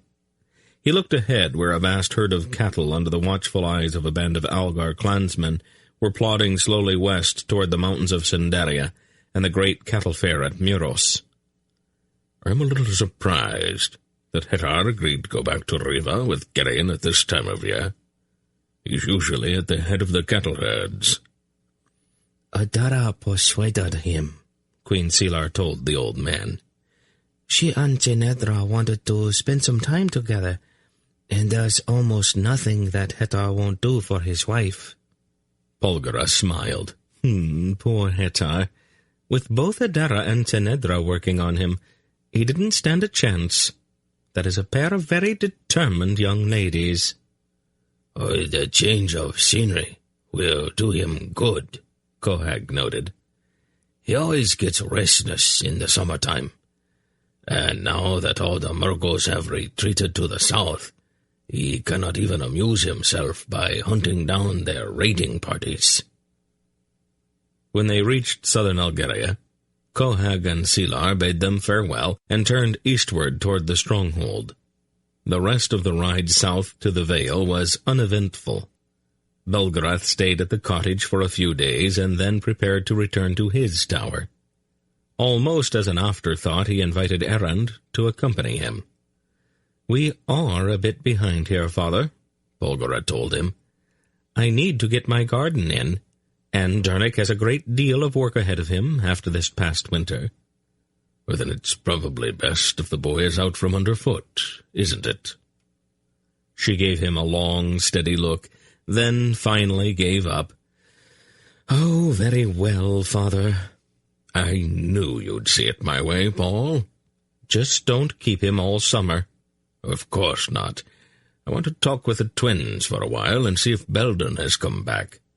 I'll be off again in a month or so. I shall bring him home then.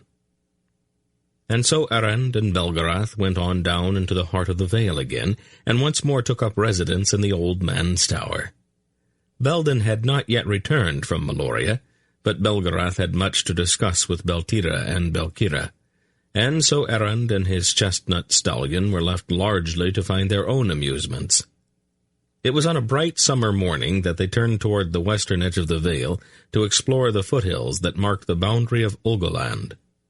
They had ridden for several miles through those rolling, tree-clad hills and stopped in a broad, shallow ravine, where a tumbling brook babbled over mossy green stones.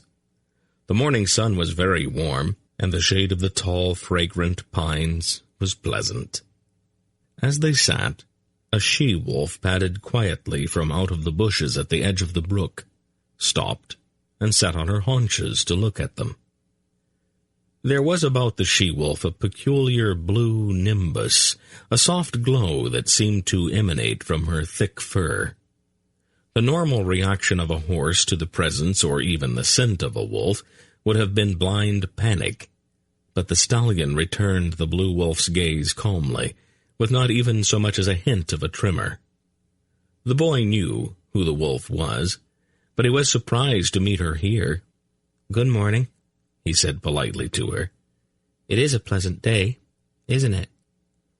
The wolf seemed to shimmer in the same way that Belden shimmered as he assumed the shape of the hawk. When the air around her cleared, there stood in the animal's place a tawny-haired woman with golden eyes and a faintly amused smile on her lips.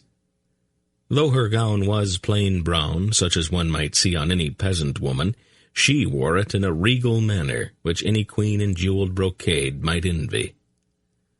"Do you always greet wolves with such courtesy?" "I haven't met many wolves, but I was fairly certain who you were." "Yes, I suppose you would have been at that." Erend slid down off of the horse's back. Does he know where you are this morning? Belgarath? Probably not. He's talking with Beltira and Belkira, so the horse and I just came out to look at someplace new. It would be best, perhaps, if you didn't go too much farther into the Olgo Mountains. There are creatures in these hills that are quite savage.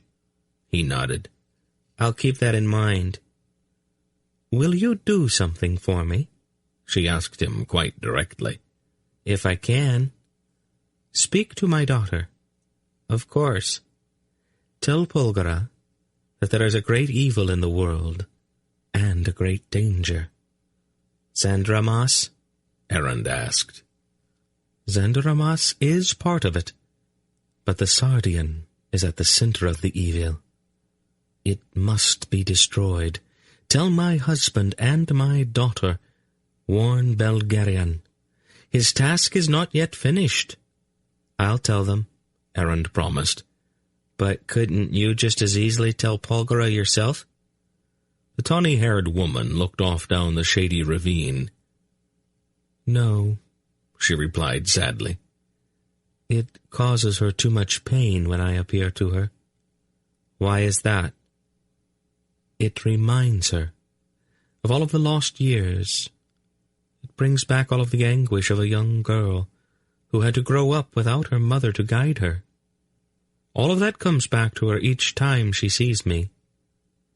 You never told her, then, of the sacrifice you were asked to make? She looked at him penetratingly. How is it that you know what even my husband and Polgara do not? I'm not sure. I do, though, just as I know that you did not die. And will you tell Polgara that? Not if you'd rather I didn't. She sighed then. Someday, perhaps, but not yet. I think it is best if she and her father are not aware of it. My task still lies ahead of me, and it's a thing I can face best without any distractions. Whatever you wish, Erend said politely. We will meet again, she told him. Warn them about the Sardian. Tell them not to become so caught up in the search for Zandramas that they lose sight of that. It is from the Sardian that the evil stems. And be a trifle wary of Zaratus when next you meet her. She means you no ill, but she has her own tasks as well, and she will do what she must to complete it. I will, Poledra, he promised. Oh, she said almost as an afterthought, there's someone waiting for you just up ahead there? She gestured toward the long tongue of a rock-strewn ridge thrusting out into the grassy vale. He can't see you yet, but he is waiting. Then she smiled, shimmered back into the form of the blue-tinged wolf, and loped away without a backward glance. Curiously, Erend remounted and rode up out of the ravine and continued on southward, skirting the higher hills that rose toward the glistening white peaks of the land of the Ulgos as he rode toward the ridge. Then, as his eyes searched the rocky slope, he caught a momentary flicker of sunlight reflected from something shiny in the middle of a brushy outcrop halfway up the slope. Without hesitation, he rode in that direction. The man who sat among the thick bushes wore a peculiar shirt of mail, constructed of overlapping metal scales. He was short, but had powerful shoulders, and his eyes were veiled with a gauzy strip of cloth that was not so much a blindfold as it was a shield against the bright sunlight. "Is that you, Erend?" the veiled man asked in a harsh-sounding voice. "Yes," Erend replied. "I haven't seen you in a long time, Relg." "I need to talk with you," the harsh-voiced zealot said. "Can we get back out of the light?" "Of course." Erend slid down off of the horse and followed the Ulgo through the rustling bushes to a cave mouth running back into the hillside. Relg stooped slightly under the overhanging rock and went inside. "I thought I recognized you," he said as Erend joined him in the cool dimness within the cave. but I could not be sure out there in all of that light." He untied the cloth from across his eyes and peered at the boy. "You have grown." Erend smiled. "It has been a few years. How is Taiba?" "She has given me a son," Relg said, almost in a kind of wonder. "A very special son." "I'm glad to hear that." "When I was younger and filled with the notion of my own sanctity, Ul spoke to me in my soul. He told me that the child who will be the new Gorum would come to Ulgo through me. In my pride, I thought that he meant that I was to seek out the child and reveal him. How could I know that what he meant was a much simpler thing? It is my son that he spoke of. The mark is on my son. My son!" There was an awed pride in the zealot's voice. "Ul's ways are not the ways of men." "How truly you speak." "And are you happy?" "My life is filled," Relg said simply. "But now I have another task. Our aged Gorum has sent me to seek out Belgarath. It is urgent that he come with me to Prolgu." "He's not very far away," Erend said. He looked at Relg and saw how, even in the dim cave, the zealot kept his eyes squinted almost shut to protect them from the light. "I have a horse. I can go and bring him back here in a few hours if you want. That way you won't have to go out into the sunlight." Relg gave him a quick, grateful look and then nodded. "Tell him that he must come. Igor must speak with him." "I will," Erend promised. Then he turned and left the cave. "What does he want?" Belgarath demanded irritably when Erend told him that Relg wanted to see him. "He wants you to go with him to Prolgu," Erend replied. "The Gorum wants to see you. The old one." "The old one? Is there a new one?" Erend nodded. "Relg's son." Belgarath stared at Erend for a moment, and then he suddenly began to laugh. "What's so funny?" "It appears that Ul has a sense of humor," the old man chortled. "I would not have suspected that of him." "I don't quite follow." "Oh, it's a very long story," Belgarath said, still laughing. "I guess that if the Gorum wants to see me, we had better go." "You want me to go along?" "Polgara would skin me alive if I left you here alone. Let's get started." Erend led the old man back across the vale to the ridgeline in the foothills and the cave where Relg waited. It took a few minutes to explain to the young horse that he was supposed to go back to Belgarath's tower alone.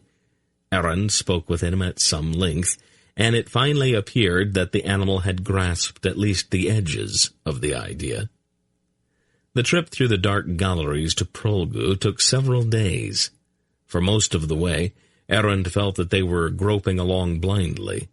But for Relg, whose eyes were virtually useless in the open daylight, these lightless passageways were home, and his sense of direction was unerring.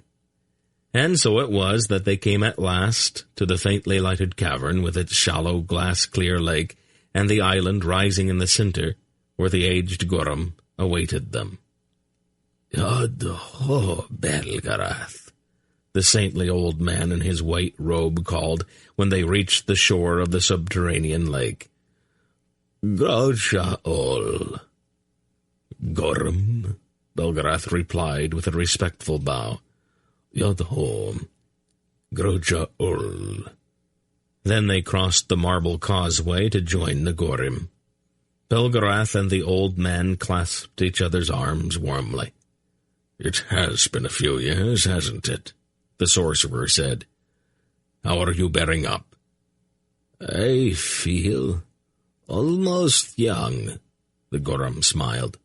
"Now that Relg has found my successor, I can at last see the end of my task." Found? Belgarath asked quizzically. It amounts to the same thing. The Gorum looked fondly at Relg. We had our disagreements, didn't we, my son? But as it turned out, we were all working toward the same end. It took me a little longer to realize it, Holy Gorum, Relg replied wryly. I am a bit more stubborn than most men. Sometimes I'm amazed that all did not lose patience with me. Please excuse me, but I must go to my wife and son. I have been many days away from them. He turned then, and went quickly back across the causeway. Belgarath grinned. A remarkably changed man. His wife, she is a marvel, the Gorum agreed. Are you sure that their child is the chosen one? The Gorum nodded. Bull has confirmed it. There were those who objected, since Taiba is a Marag rather than a daughter of Ulgo, but Ol's voice silenced them. Yes, I'm sure it did. Ol's voice is very penetrating, so I've noticed. You wanted to see me?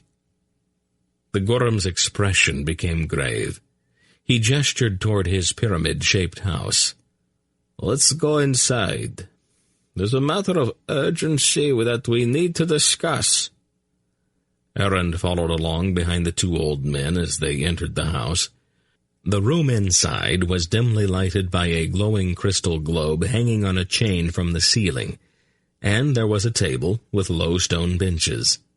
They sat at the table, and the old Gorum looked solemnly at Belgarath. We are like the people who live above in the light of the sun, my friend. For them there is the sound of the wind in the trees, of rushing streams, and of the birds filling the air with song. Here in our caves, however, we hear only the sounds of the earth itself. Belgarath nodded. The earth and the rocks speak to the people of Ulko in peculiar ways. A sound can come to us from half around the world. Such a sound has been muttering in the rocks for some years now, growing louder and more distinct with each passing month. A fault, perhaps? Some place where the stone bed of a continent is shifting? I don't believe so, my friend, the Gorum disagreed. The sound we hear is not the shifting of the restless earth. It is a sound caused by the awakening of a single stone. I'm not sure that I follow you, Belgarath said, frowning. The stone we hear is alive, Belgarath. The old sorcerer looked at his friend. There is only one living stone, Gorum. I had always believed so myself. I have heard the sound of Aldor's orb as it moves about the world, and this new sound is also the sound of a living stone. It awakens Belgarath, and it feels its power. It is evil, my friend, so evil that the earth herself groans under its weight. How long has this sound been coming to you? It began not long after the death of a cursed Torak. Belgarath pursed his lips. We've known that something has been moving around over in Malloreon. We didn't know it was quite this serious, however. Can you tell me anything more about this stone? Only its name. We hear it whispered through the caves and galleries and in the fissures of the earth. It is called Sardius. Belgarath's head came up. Srag Sardius? The Sardian. You have heard of it. Belden ran across it in Malloreon. It was connected with something called Zandramas. The Gorum gasped, and his face went deathly pale. "Belgarath," he exclaimed in a shocked voice. "What's the matter?" "That is the most dreadful curse in our language." Belgarath stared at him. "I thought I knew most of the words in the Ulgo tongue. How is it that I have never heard that one before?" "No one would have repeated it to you." "I didn't think Ulgos even knew how to curse. What does it mean, in general terms?" "It means confusion, chaos, absolute negation. It is a horrible word." Belgarath frowned. Why would an Ulgo curse word show up in Darshiva as the name of someone or something? And why in connection with the Sardian? Is it possible that they're using the two words to mean the same thing? I hadn't thought of that, Belgarath admitted. I suppose they could be. The sense seems to be similar. Polgara had rather carefully instructed Erend that he must not interrupt when his elders were talking, but this seemed so important that he felt the rule needed to be broken. "They aren't the same," he told the two old men. Belgarath gave him a strange look. "The Sardian is a stone, isn't it?" "Yes," the Goram replied. "Zandramas isn't a stone. It's a person." "How could you know that, my boy?" "We've met," Erend told him quietly. "Not exactly face to face, but..." Well, it was a difficult thing to explain. "It was kind of like a shadow, except that the person who was casting the shadow was someplace else." "A projection," Belgarath explained to the Goram. "It's a fairly simple trick that the Grolams are rather fond of." He turned back to the boy. "Did this shadow say anything to you?" Erend nodded. "It said that it was going to kill me." Belgarath drew in his breath sharply. "Did you tell Polgara?" "No. Should I?" "Didn't you think it was fairly significant?" "I thought it was just a threat, meant to frighten me." "Well, did it?" "Frighten me? No, not really." "Aren't you being just a little blasé, Erend? Do people go around threatening to kill you so often that it bores you or something?" "No, that was the only time. It was only a shadow, though, and a shadow can't really hurt you, can it?" "Have you run across many more of these shadows?" "Just Geradus." "And who is Geradus?" "I'm not really sure. She talks the way Mandoralan does, these and thous and all of that, and she wears a blindfold over her eyes." "Osiris. And what did she tell you?" "She said that we were going to meet again, and that she sort of liked me." "Oh, I'm very sure that was comforting," Belgarath said dryly. "Don't keep secrets like this, Erend. When something unusual happens, tell somebody." "I'm sorry," Erend apologized. "I just thought that, well, you and Polgara and Dernick had other things on your minds, that's all." "We don't really mind being interrupted all that much, boy. Share these little adventures with us." "If you want me to." Belgarath turned back to the Goram. "I think we are starting to get somewhere. Thanks to our reticent young friend here, we know that Zandramas, if you will pardon the word, is a person that's somehow connected to this living stone that the Angaraks call Xragthardius. We've had warnings about Zandramas before, so I think we will have to assume that the Sardian is also a direct threat." "What must we do now, then?" "I think we're all going to have to concentrate on finding out just exactly what's going on over there in Malloreon, even if we have to take the place apart stone by stone. Up until now, I was only curious. Now it looks as if I had better start taking this whole thing seriously. If the Sardian is a living stone, then it's like the orb, and I don't want something with that kind of power in the hands of the wrong person. And from everything I have been able to gather, this Zandramas is most definitely the wrong person." He turned then to look at Erend, his expression puzzled. "What's your connection with all of this, boy? Why is it that everyone and everything involved in this whole thing stops to pay you a little visit?" "I don't know, Belgarath," Erend replied truthfully. Maybe that's the place we should start. I have been promising myself that I was going to have a long talk with you one of these days. Maybe it's time we did just that." "If you wish," Erend said. "I don't know how much help I'll be, though."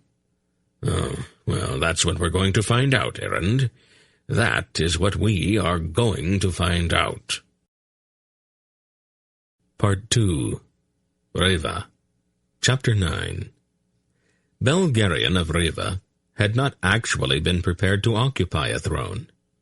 He had grown up on a farm in Cinderia, and his childhood had been that of an ordinary farm boy. When he had first come to the basalt throne in the hall of the Raven King, he had known much more about farm kitchens and stables than he had about throne rooms and council chambers. Statecraft had been a mystery to him, and he had known no more of diplomacy than he had of algebra. Fortunately, the Isle of the Winds was not a difficult kingdom to rule. The Raven people were orderly, sober, and had a strong regard for duty and civic responsibility. This had made things much easier for their tall, sandy-haired monarch during the trying early years of his reign, while he was learning the difficult art of ruling well. He had made mistakes, naturally, but the consequences of those early slips and miscalculations were never dire, and his subjects were pleased to note that this earnest, sincere young man who had come so startlingly to the throne never made the same mistake twice.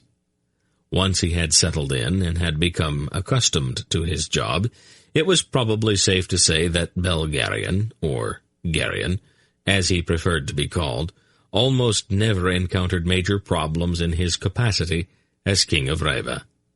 He had other titles, however. Some were purely honorary, others not so much so. God-Slayer, for example, involved certain duties which were not likely to come up very often. Lord of the Western Sea caused him almost no concern whatsoever, since he had concluded quite early that the waves and tides needed little supervision, and that fish, for the most part, were entirely capable of managing their own government.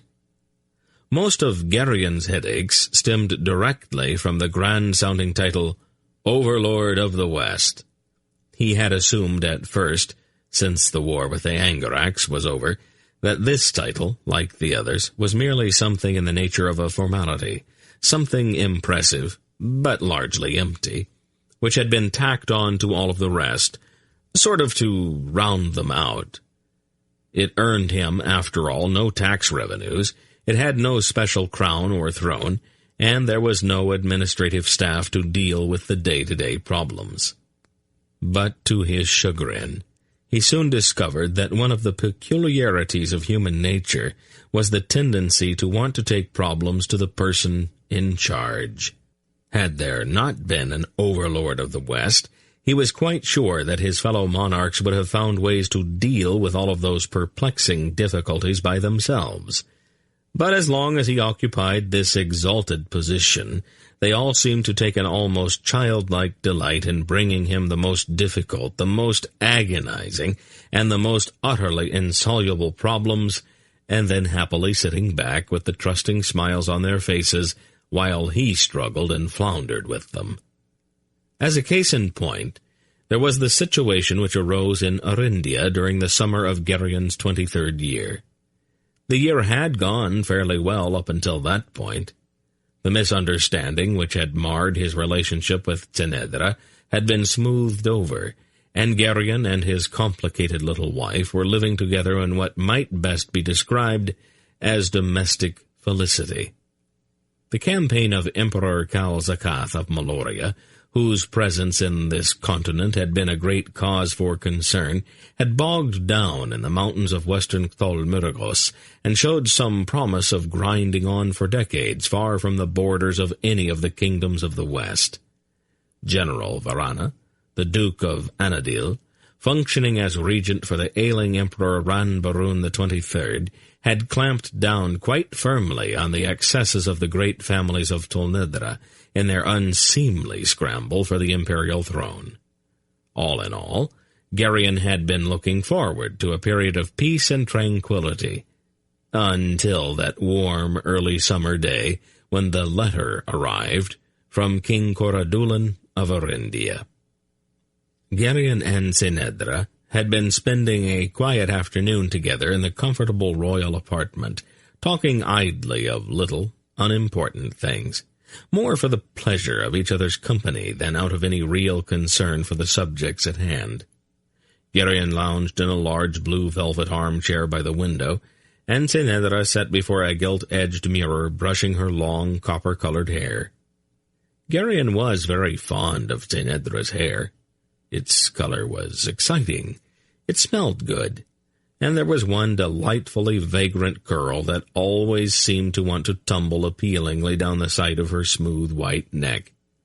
When the servant brought the letter from the King of Arindia, tastefully carried on a silver tray, Geryon took his eyes off of his lovely wife, almost regretfully. He broke the ornately stamped wax seal and opened the crackling parchment. "Who is it from, Geryon?" Sinedra asked, still pulling the brush through her hair and regarding her reflection in the mirror with a kind of dreamy contentment. "Coradulan," he replied, and then began to read. "To His Majesty, King Belgarion of Riva, Overlord of the West, greetings. It is our fervent hope that this finds thee and thy queen in good health and tranquil spirits. Gladly would I permit my pen the leisure to dwell fulsomely upon the regard and affection of my queen, and I bear thee and her majesty. But a crisis has arisen here in Arindia, and because it doth derive directly from the actions of certain friends of thine, I have resolved to seek thy aid in meeting it. To our great sorrow, our dear friend the Baron of Voebor succumbed at last to those grievous wounds which he received upon the battlefield of Tulmardu. His passing this spring hath grieved us more than I can tell thee. He was a good and faithful knight. His heir, since he and the Baroness Nerina were childless, is a distant nephew, one Sir Embrig, a somewhat rash knight, more interested, I fear, in the title and lands of his inheritance than in the fact that he doth intrude himself upon the tragic Baroness. With airs most unbecoming to one of gentle birth, he journeyed straightway to Vorebor to take possession of his new estates, and with him he brought divers other knights of his acquaintance, his cronies and drinking companions. When they reached Voebor, Sir Embrig and his cohorts gave themselves over to unseemly carouse, and when they were all deep in their cups, one of these rude knights expressed admiration for the person of the but recently widowed Nerina. Without pausing to think or to consider the lady's bereavement, Sir Embrig promptly promised her hand to his drunken companion. Now in Arindia, by reason of certain of our laws, Sir Embrig hath indeed this right, though no true knight would so incivilly insist upon imposing his will upon a kinswoman in her time of grief. The news of this outrage was carried at once to Sir Mandoralan, the mighty Baron of Vomandor, and that great knight went immediately to horse. What transpired upon his arrival at Voebor thou canst well imagine. Given Sir Mandoralan's prowess and the depth of his regard for the Baroness Nerina, Sir Embrig and his cohorts rashly attempted to stand in his path, and there were, as I understand, some fatalities and a great number of grievous injuries as a result. Thy friend removed the Baroness to his own keep at Vomandor, where he holds her in protective custody.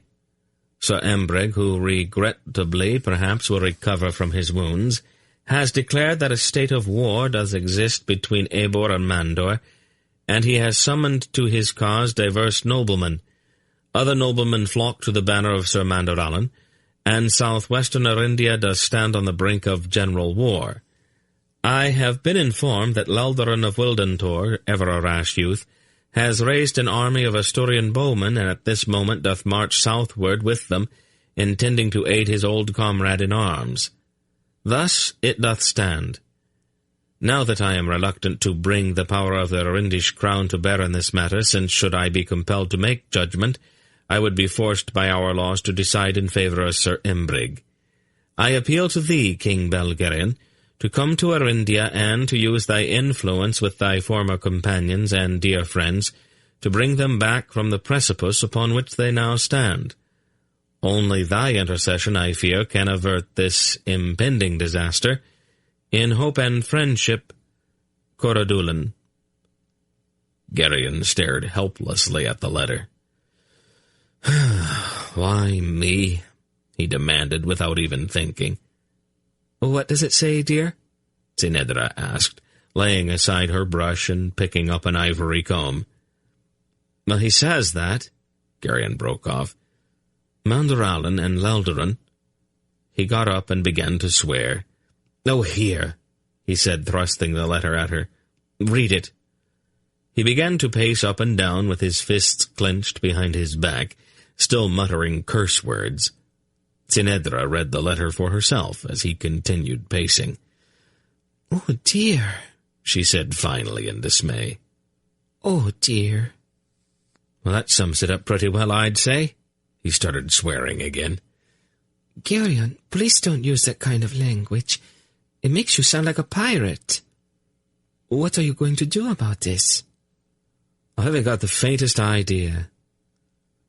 Well, you're going to have to do something. Oh, why me? He burst out again. Why do they always bring these things to me? Because they all know that you can take care of these little problems better than anybody else. Oh, thanks, he said dryly. Be nice, she told him. Then she pursed her lips thoughtfully, tapping her cheek with the ivory comb. You need your crown, of course, and I think the blue and silver doublet would be nice. What are you talking about? You are going to have to go to Arindia to get this all straightened out, and I think you should look your very best. Errands are so conscious of appearances. Why don't you go see about a ship? I'll pack a few things for you. She looked out the window at the golden afternoon sunlight. Do you think it might be too warm for you to wear your ermine? I won't be wearing ermine, Zinedra. I'll be wearing armor and my sword. Oh, don't be so dramatic, Geryon. All you have to do is go there and tell them to stop. Maybe. But I have to get their attention first. This is Mandoralan we're talking about, and Leldarin. We're not dealing with sensible people, remember?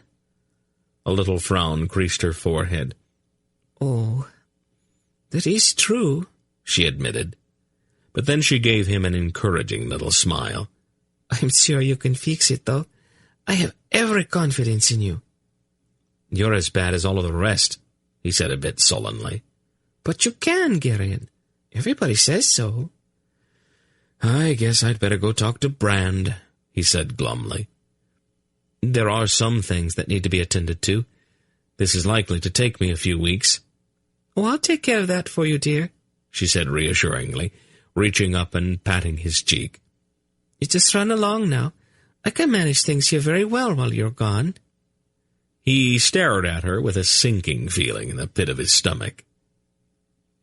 When he arrived at Vomandor on a cloudy morning several days later, the situation had deteriorated even further. The forces of Sir Imbreg were in the field, encamped not 3 leagues from Mandoralan's castle, and Mandoralan and Leldarin had marched from the city to meet them.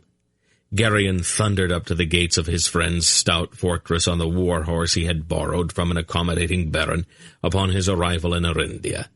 He wore the full suit of steel armor that had been a gift from King Corodulan, and Iron Grip's enormous sword rode in its scabbard across his back. The gates swung wide for him, and he entered the courtyard, swung awkwardly down from his saddle, and demanded to be taken immediately to the Baroness Nerina. He found her pale-faced and dressed all in black, standing somberly on the battlements, searching the cloudy sky to the east for the telltale columns of smoke which would announce that the battle had begun. "It doth lie upon me, King Malloreon," she declared almost morbidly. "Strife and discord and anguish hath derived from me since the day I first wed my dear departed lord." "Oh, there's no need to blame yourself," Geryon told her. "Manderallen can usually get himself into trouble without help from anyone. When did he and Luldarin leave?" "Oh, somewhat past noon yesterday," she replied. "Methinks the battle will be joined ere long." She looked mournfully down at the flagstones of a courtyard lying far below and sighed. "I guess I'd better go, then. Maybe if I can get there before they start, I can head this thing off." "I have just had a most excellent thought, Your Majesty." There was a bright little smile lighting up her pale face. "I can make that task much easier." "Well, I hope somebody can. The way things look right now, I'm going to be in for a very bad morning." "Make haste then, Your Majesty, to the field where rude war even now doth hover above our dear friends, and advise them that the cause of their impending battle has departed from this sad world." "I'm not sure I follow that." "It is most simple, Your Majesty. Since I am the cause of all this strife, it does lie upon me to end it." He looked at her suspiciously. "Just what are we talking about here, Nerina? How do you propose to bring all of those idiots to their senses?" Her smile became actually radiant. "I have but to hurl myself from this lofty battlement, my lord, and join my husband in the silence of the grave, to end this dreadful bloodshed before it hath begun. Go quickly, my lord, descend to that courtyard far below and take to horse. I will descend by this shorter, happier route, and await thee upon those rude stones below. Then mayest thou carry the news of my death to the battlefield. Once I am dead, no man's blood need be spilt over me." She put one hand on the rough stone of the parapet. "Oh, stop that," he said in disgust, "and get away from there." "Oh, nay, Your Majesty," she said firmly. "This is the best of all possible answers. At one stroke I can avert this impending battle and rid myself of this burdensome life." "Nerina, I'm not going to let you jump. That's all there is to that." "Surely thou wouldst not be so rude as to lay hands upon my person to prevent me?" she said in a shocked tone of voice. "I won't have to," he said. He looked at her pale, uncomprehending face and realized that she did not have the faintest idea of what he was talking about. "On second thought, maybe it's not such a bad idea after all. The trip down to that courtyard is likely to take you about a day and a half, so it should give you time to think this all the way through. Besides, it might just possibly keep you out of mischief while I'm gone." Her eyes went suddenly wide as what he was saying to her seeped ever so slowly into her mind. "Thou wouldst not use sorcery to foil my most excellent solution?" "Try me." She looked at him helplessly, tears coming to her eyes. "This is most unchivalrous of thee, my lord," she accused him. "I was raised on a farm in Cinderia, my lady. I didn't have the advantages of a noble upbringing, so I have these little lapses from time to time. I'm sure you'll forgive me for not letting you kill yourself. Now, if you'll excuse me, I have to go stop that nonsense out there." He turned and clanked toward the stairs. "Oh," he said, looking over his shoulder at her, "don't get any ideas about jumping as soon as my back's turned either. I have a long arm, Nerina. A very long arm." She stared at him, her lip trembling. That's better," he said, and went on down the stairs. The servants in Malloreon's castle took one look at Gerion's stormy face as he strode into the courtyard below, and prudently melted out of his path. Laboriously he hauled himself into the saddle of the huge roan war-horse upon which he had arrived, adjusted the great sword of the Raven King in its scabbard across his back, and looked around. "Somebody bring me a lance," he commanded. They brought him several, stumbling over each other in their haste to comply. He selected one and then set off at a thundering gallop. The citizens of the town of Omandor, which lay just beyond the walls of Malloreon's keep, were as prudent as the servants within the walls had been. A wide path was opened along the cobblestone streets as the angry king of Reva passed through, and the town gates stood wide open for him.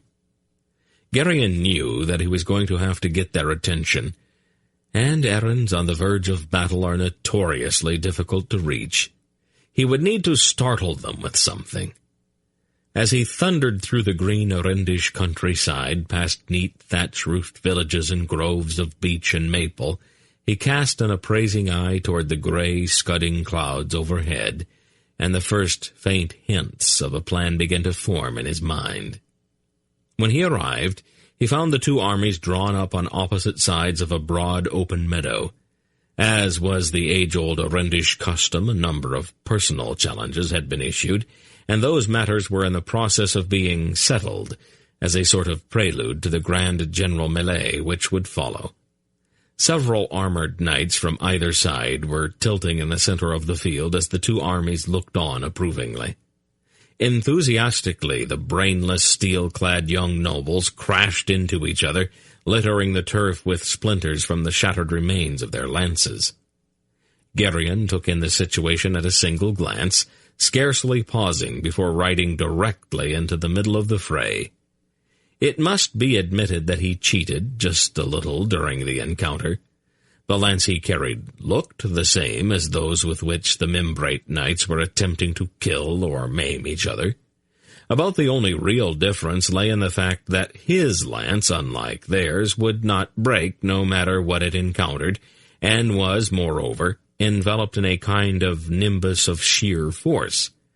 Gerion had no real desire to run the sharp steel tip of that lance through anyone. He merely wanted them off of their horses. On his first course through the center of the startled milling knights, he hurled 3 of them from their saddles in rapid succession. Then he wheeled his charger and unhorsed 2 more so quickly that the vast clatter they made as they fell merged into a single sound. It needed a bit more, however, something suitably spectacular to penetrate the solid bone errands used for heads. Almost negligently, Gerion discarded his invincible lance, reached back over his shoulder, and drew the mighty sword of the Raven King. The orb of Aldur blazed forth its dazzling blue light, and the sword itself immediately burst into flame. As always, despite its vast size, the sword in his hand had no apparent weight, and he wielded it with blinding speed. He drove directly at one startled knight, chopping the amazed man's lance into foot-long chunks as he worked his way up the weapon's shaft. When only the butt remained, Gerion smashed the knight from his saddle with the flat of the burning sword. He wheeled then, chopped an upraised mace neatly in 2, and rode the bearer of the mace into the ground, horse and all. Stunned by the ferocity of his attack, the wide-eyed Membrate knights drew back. It was not merely his overwhelming prowess in battle, however, that made them retreat. From between clenched teeth, the king of Reva was swearing sulphurously, and his choice of oaths made strong men go pale. He looked around, his eyes ablaze, then gathered in his will. He raised his flaming sword and pointed it at the roiling sky overhead. "Now!" he barked in a voice like the cracking of a whip. The clouds shuddered, almost seeming to flinch, as the full force of Belgerion's will smote them. A sizzling bolt of lightning as thick as the trunk of a mighty tree crashed to the earth with a deafening thunderclap that shook the ground for miles in every direction. A great smoking hole appeared in the turf where the bolt had struck.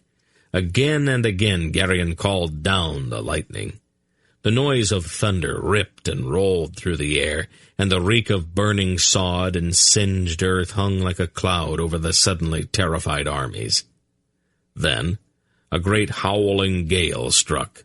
At the same time, the clouds ripped open to inundate the opposing forces in a deluge so intense that many knights were actually hurled from their saddles by the impact.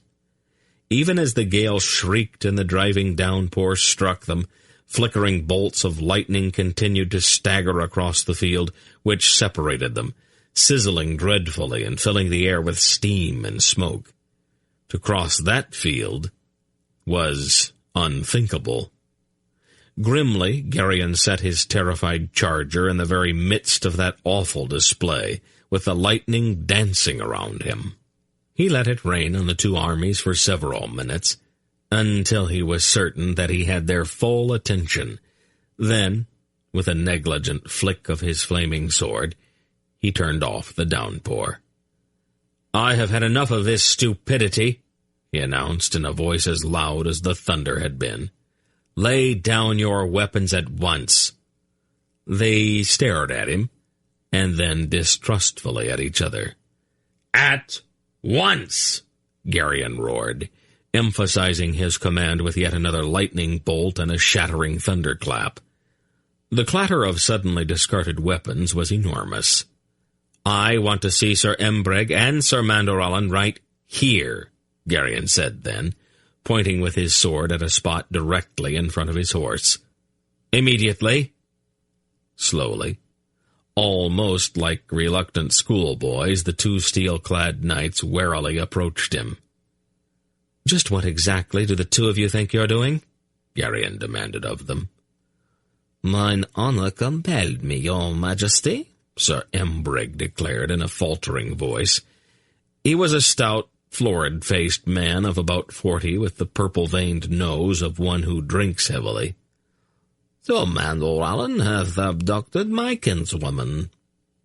"Thy concern for the lady extended only to thy authority over her person," Malloreon retorted hotly. "Thou hast usurped her lands and chattels with churlish disregard for her feelings, and—" "All right," Geryon snapped. "That's enough.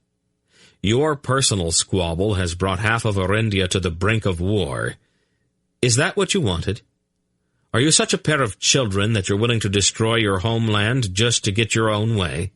"But," Malloreon tried to say. "But nothing." Geryon then proceeded, at some length, to tell them exactly what he thought of them. His tone was scornful, and his choice of language wide-ranging. The two frequently went pale as he spoke. Then he saw Leldarin drawing cautiously near to listen. "And you," Geryon turned his attention to the young Asturian, "what are you doing down here in Mimbre?" "Me? Well, Malloreon is my friend, Geryon." "Did he ask for your help?" "Well, I didn't think so. You just took it on yourself." He then included Leldarin in his commentary, gesturing often with the burning sword in his right hand. The three watched that sword with a certain wide-eyed anxiety as he waved it in their faces. "Very well, then," Geryon said after he had cleared the air. "This is what we are going to do." He looked belligerently at Sir Embreg. "Do you want to fight me?" he challenged, thrusting out his jaw pugnaciously. Sir Embreg's face went a pasty white, and his eyes started from his head. "Me? Your Majesty?" he gasped at him. "Thou wouldst have me take the field against the Ghostslayer?" He began to tremble violently. "I didn't think so," Geryon grunted. "Since that's the case, you will immediately relinquish all claim of authority over the Baroness Nerina to me." "Well, most gladly, your Majesty." Embreg's words tumbled over themselves as they came out. "Malloreon," Geryon said, "do you want to fight me?" "Thou art my friend, Geryon," Mandoralan protested. "I would die before I raised my hand against thee." "Good. Then you will turn all territorial claims on behalf of the Baroness over to me at once. I am her protector now." "I agree to this," Mandoralan replied gravely. "Sir Embrig," Geryon said then, "I bestow upon you the entirety of the barony of Voebor, including those lands which would normally go to Narina. Will you accept them?" "I will, your majesty." "Sir Mandoralan, I offer you the hand in marriage of my ward, Narina of Voebor. Will you accept her?" "With all my heart, my lord," Mandoralan choked, with tears coming to his eyes. "Ah, splendid," Leldarin said admiringly. "Oh, shut up, Leldarin. That's it then, gentlemen. Your war is over. Pack up your armies and go home. And if this breaks out again, I'll come back. The next time I have to come down here, I'm going to be very angry. Do we all understand each other?" Mutely they nodded. That ended the war. The Baroness Narina, however, raised certain strenuous objections when she was informed of Geryon's decisions upon the return of Mandoralan's army to Vomandor. "Am I some common serf girl to be bestowed upon any man who pleases, my lord?" she demanded with a fine air of high drama. "Are you questioning my authority as your guardian?" Geryon asked her directly. "Nay, my lord. Sir Embrig has consented to this. Thou art my guardian now. I must do as thou commandest me." "Do you love Mandoralan?" She looked quickly at the great knight and then blushed. "Answer me." "I do, my lord," she confessed in a small voice. "Well, what's the problem then? You have loved him for years, but when I order you to marry him, you object?" "My lord," she replied, "there are certain proprieties to be observed. A lady may not be so churlishly disposed of." And with that she turned her back and stormed away. Mandoralan groaned, and a sob escaped him. "Oh, what is it now?" Geryon demanded. "My Lorina, and I will never be wed, I fear," Mandoralan declared brokenly. "Nonsense. Leldarin, do you understand what this is all about?" Leldarin frowned. "Oh, I think so, Geryon. There are a whole series of rather delicate negotiations and formalities that you are leaping over here. There is the question of the dowry, the formal written consent of the guardian. That's you, of course. And probably most important, there has to be a formal proposal with witnesses." "She is refusing over technicalities?" "Oh, but Geryon, technicalities are very important to a woman." Geryon sighed with resignation. This was going to take longer than he had thought. "Come with me," he told them. Narina had locked her door and refused to answer Geryon's polite knock. Finally, he looked at the stout oak planks barring his way. "Burst," he said, and the door blew inward, showering the startled lady seated on the bed with splinters. "Now," Geryon said, stepping over the wreckage, "let's get down to business. How big a dowry do we think would be appropriate?" Mandoralan was willing, more than willing, to accept some mere token, but Narina stubbornly insisted upon something significant. Wincing slightly, Geryon made an offer acceptable to the lady.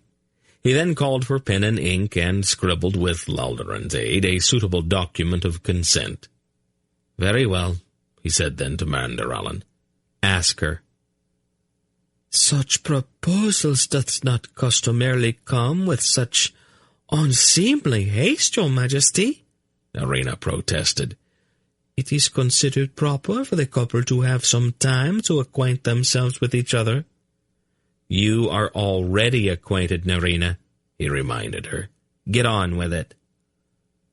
Malloreon sank to his knees before his lady, his armor clinking on the floor. "Wilt thou have me as thine husband, Narina?" he implored her. She stared at him helplessly. "I have not, my lord, had time to frame a suitable reply." "Try yes, Narina." "Is such thy command, my lord?" "If you want to put it that way." "I must obey, then. I will have thee, Sir Malloreon. Oh, with all my heart." "Splendid," Geryon said briskly, rubbing his hands together. "Get up, Malloreon, and let's go down to your chapel. We'll find a priest and get all of this formalized by supper time." "Surely thou art not proposing such haste, my lord," Narina gasped. "As a matter of fact, I am. I have to get back to Riva, and I'm not going to leave here until the two of you are safely married. Things have a way of going wrong in Arindia if somebody isn't around to watch them." "I am not suitably attired, your majesty," Narina protested, looking down at her black dress. "Oh, thou wouldst not have me married in a gown of sable hue." "And thy?" Malloreon also objected. "I am still under arms. A man should not approach his wedding clad in steel." "I don't have the slightest concern about what either of you's wearing," Geryon informed them. "It's what's in your hearts that's important, not what's on your backs." "But," Narina faltered, "I do not even have a veil." Geryon gave her a long, steady look. Then he cast a quick look around the room, picked up a lace doily from a nearby table, and set it neatly atop the lady's head. "Charming," he murmured. "Can anyone think of anything else?" "A ring?" Malloreon suggested hesitantly. Geryon turned to stare at him. "You too," he said.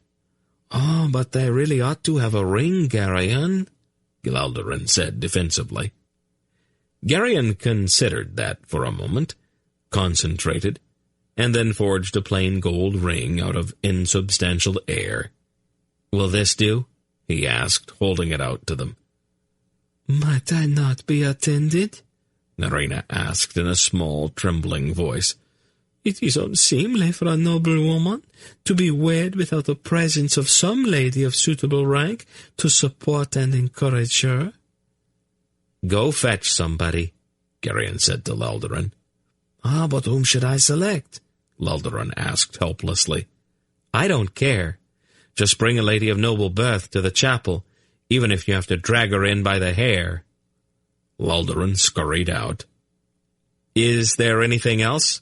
Geryon asked Malloreon and Narina in the slightly dangerous tone that indicated that his patience was wearing very thin. "It is customary for a bridegroom to be accompanied by a close friend, Geryon," Malloreon reminded him. "Malloreon will be there," Geryon said, "and so will I. We won't let you fall down or faint or run away." "Might I not have a few small flowers?" Narina asked. Geryon looked at her. "Certainly," he replied in a deceptively mild tone. "Hold out your hand." He then began to create lilies, rapidly, popping them out of empty air and depositing them one after another in the startled lady's hand. "Are they the right color, Narina? I can change them if you like, purple perhaps, or chartreuse. Maybe bright blue would suit you." And then he finally decided that he was not really getting anywhere. They were going to continue to raise objections for as long as they possibly could. They were both so accustomed to living in the very heart of their colossal tragedy that they were unwilling, unable even, to give up their mournful entertainment. The solution of necessity was going to be entirely up to him. Knowing that it was a trifle overdramatic, but considering the mental capacities of the two involved, he drew his sword. "We are all now going directly to the chapel," he announced, "and the two of you are going to get married." He pointed at the splintered door with the sword. "Now, march!" he commanded. And so it was that one of the great tragic love stories of all time came at last to a happy ending. Malloreon and his Nerina were married that very afternoon, with Geryon quite literally standing over them with flaming sword to ensure that no last-minute hitches could interrupt. On the whole, Geryon was rather pleased with himself, and with the way he had handled things. His mood was self-congratulatory as he departed the following morning to return to Riva. Chapter 10. Anyway, Geryon was saying as he and Tinedra relaxed in their blue-carpeted sitting room on the evening of the return to Riva. When we got back to Malloreon's castle and told Nerina that it was all right for them to get married, she raised all kinds of objections. I always thought that she loved him. She does. But she's been in the very center of this great, tragic situation for all these years, and she didn't really want to give that up. She hadn't got all that noble suffering out of her system yet. Oh, don't be snide, Geryon. Errands make my teeth ache. First she held out for a dowry, a very big one. That seems reasonable. Not when you consider the fact that I had to pay it. You? Why should you have to pay it? I am her guardian, remember. For all of her these and thous and vaporish airs, she haggles like a Drasnian horse trader. By the time she was done, my purse was very lean, and she had to have a formal letter of consent, and a veil, a lady to attend her, a ring, and flowers. And I was getting more irritated by the minute. Aren't you forgetting something? I don't think so. Didn't Malloreon propose to her? Tinedra leaned forward, her little face very intent. I'm certain that she would have insisted on that. You're right. I almost forgot that part. She shook her head almost sadly. Oh, Geryon, she said in a disapproving tone. That came earlier, right after the business with the dowry. Anyway, he proposed, and I made her say yes, and then— Wait a minute, Tinedra said firmly, holding up one little hand. Don't rush through that part. Exactly what did he say when he asked her? Geryon scratched his ear. I'm not sure that I remember. Try, please. Let's see. He pondered it, looking up at the ornately carved wooden beams of the ceiling. First, she objected to having the proposal come before they had gone through all of the business of getting acquainted, as she put it. I guess she meant all of the sneaking around, so that they could be alone together in secluded places, and the love poems and the flowers and all of those calf-eyed looks. Tinedra gave him a hard little stare. You know, sometimes you can be absolutely infuriating. You've got about as much sensitivity as a block of wood. Well, what's that supposed to mean? Oh, never mind. Just tell me what happened next. Well, I told her straight off that I wasn't having any of that nonsense. I said that they were already acquainted and to get on with it. Oh, you're just full of charm, aren't you? Tinedra, what is the problem here? Never mind. Just get on with the story. You always dawdle so when you're telling me about something like this. Me? You're the one who keeps interrupting. Just move it along, Geryon. He shrugged. Well, there isn't much more. He asked her, she said yes, and then I marched them down to the chapel. The words, Geryon. The words. Exactly what did he say? Well, nothing very earth-shaking. It went sort of like, "Wilt thou have me as thine husband, Nerina?" Oh, Tinedra said with a catch in her voice. He was astonished to see tears in her eyes. Well, what's the matter? Never mind, she replied, dabbing at her eyes with a wispy scrap of a handkerchief. What did she say then? She said that she hadn't had time to work up a suitable answer, so I told her just to say yes. And? She said, "I will have thee, Sir Malloreon, with all my heart." Oh, Tinedra said again, her handkerchief going once more to her brimming eyes. That is just lovely. If you say so. It seemed a little drawn out to me. Sometimes you're hopeless. Then she sighed a little forlornly. I never got a formal proposal. Oh, you most certainly did, he said indignantly. Don't you remember all of that ceremony when you and the Tolnedran ambassador came into the throne room? I did the proposing, Geryon, she reminded him, with a toss of her flaming curls. I presented myself before your throne and asked if you would consent to take me to wife. You agreed, and that's all there was to it. You never once asked me. He frowned and thought back. I must have. Not once. Well, as long as we got married anyway, it doesn't really matter all that much, does it? Her expression turned to ice. He caught the look. Is it really that important, Sinedra? Yes, Geryon, it is. He sighed. All right, then, I guess I had better do it. Do what? Propose. Will you marry me, Sinedra? Is that the best you can do? He gave her a long, steady look. She was, he had to admit, very appealing. She was wearing a pale green dress, all frilly and touched here and there with lace, and she sat rather primly in her chair, looking pouty and discontented. He arose from his chair, crossed to where she sat, and sank extravagantly to his knees.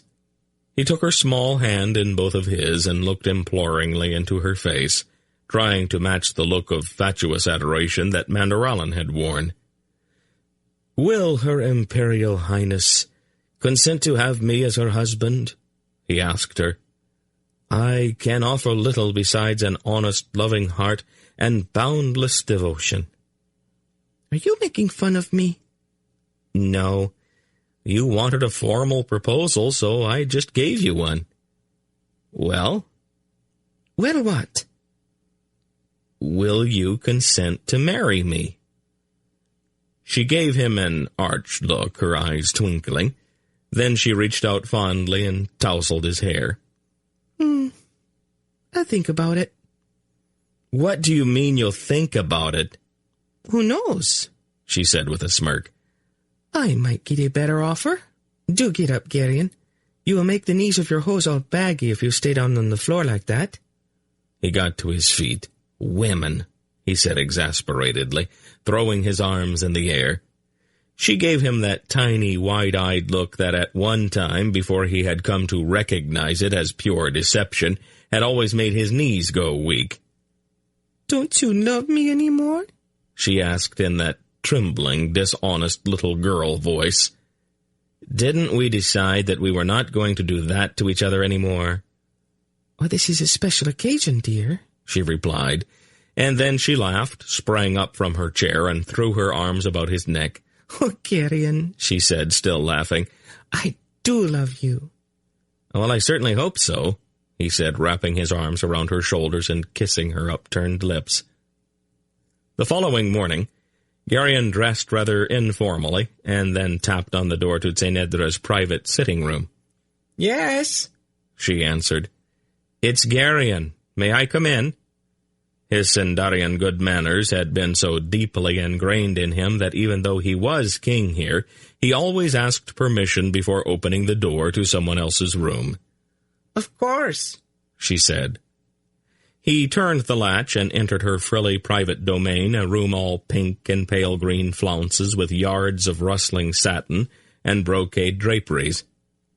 Tsenedra's favorite lady-in-waiting, Errol, rose in some confusion to perform the customary curtsy. Errol was Bran's niece, the daughter of his youngest sister, and she was one of several high-born Raven ladies who attended the queen. She was very nearly the archetypical Aelorn woman, tall, blonde, and buxom, with golden braids coiled about her head, deep blue eyes, and a complexion like new milk. She and Tsenedra were virtually inseparable, and the two spent much of their time with their heads together, whispering and giggling. For some reason, Errol always blushed rosily whenever Geryon entered the room. He did not understand that at all, but privately suspected that Senedra had told her lady-in-waiting certain things that really should have remained private, things that brought a blush to the Riven girl's cheeks whenever she looked at him. "I'm going down into the city," Geryon told his wife. "Did you want anything?" "I prefer to do my own shopping, Geryon," Senedra replied, smoothing the front of her satin dressing gown. "You never get things right anyway." He was about to reply to that, but decided against it. "Whatever you want. I'll see you at luncheon, then." "As my lord commands," Senedra said, with a mocking little genuflection. "Oh, stop that." She made a face at him, and then came over and kissed him. Geryon turned to Errol. "Milady," he said, bowing politely. Errol's blue eyes were filled with suppressed mirth, and there was a slightly speculative look in them as well. She blushed and curtsied again. "Your Majesty?" she said respectfully. As Geryon left the royal apartment, he wondered idly what Senedra had told Errol to cause all of those blushes and peculiar looks. He was grateful to the blonde girl, however.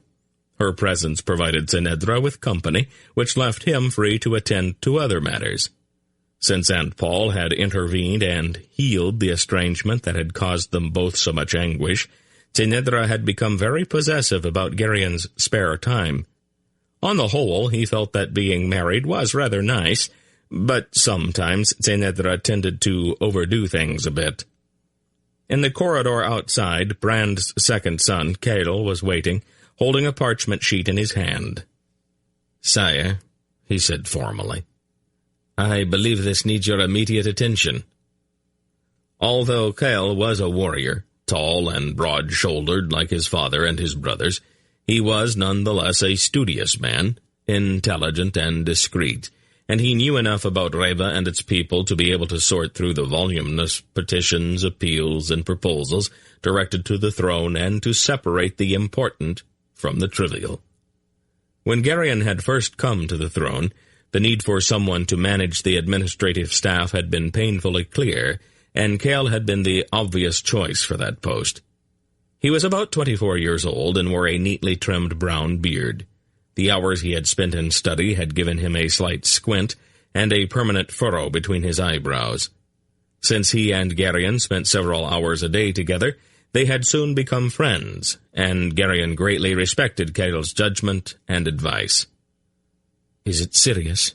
he asked, taking the parchment and glancing at it. "It could be, sire," Kael replied. "There's a dispute over the ownership of a certain valley. The families involved are both quite powerful, and I think we'll want to settle the matter before things go any further." "Is there any clear-cut evidence of ownership on either side?" Kael shook his head. "The two families have used the land in common for centuries. There's been some friction between them lately, however." "I see," Geryon said. He thought about it. "No matter what I decide, one side or the other is going to be unhappy with me, right?" "Very probably, Your Majesty." "All right, then. We will let them both be unhappy. Write up something that sounds sort of official, declaring that this valley of theirs now belongs to me. We'll let them stew about that for a week or so, and then I'll divide the land right down the middle and give half to each of them. They'll be so angry with me that they'll forget that they don't like each other. I don't want this island turning into another Arindia." Kael laughed. "It's very practical, Bill Geryon." Geryon grinned at him. "I grew up in Cinderia, you remember? Oh, keep a strip of the valley about 100 yards wide right through the center. Call it Crown Land or something and forbid them to trespass on it. That should keep them from butting heads along the fence line." He handed the parchment back to Kael and went on down the corridor, rather pleased with himself.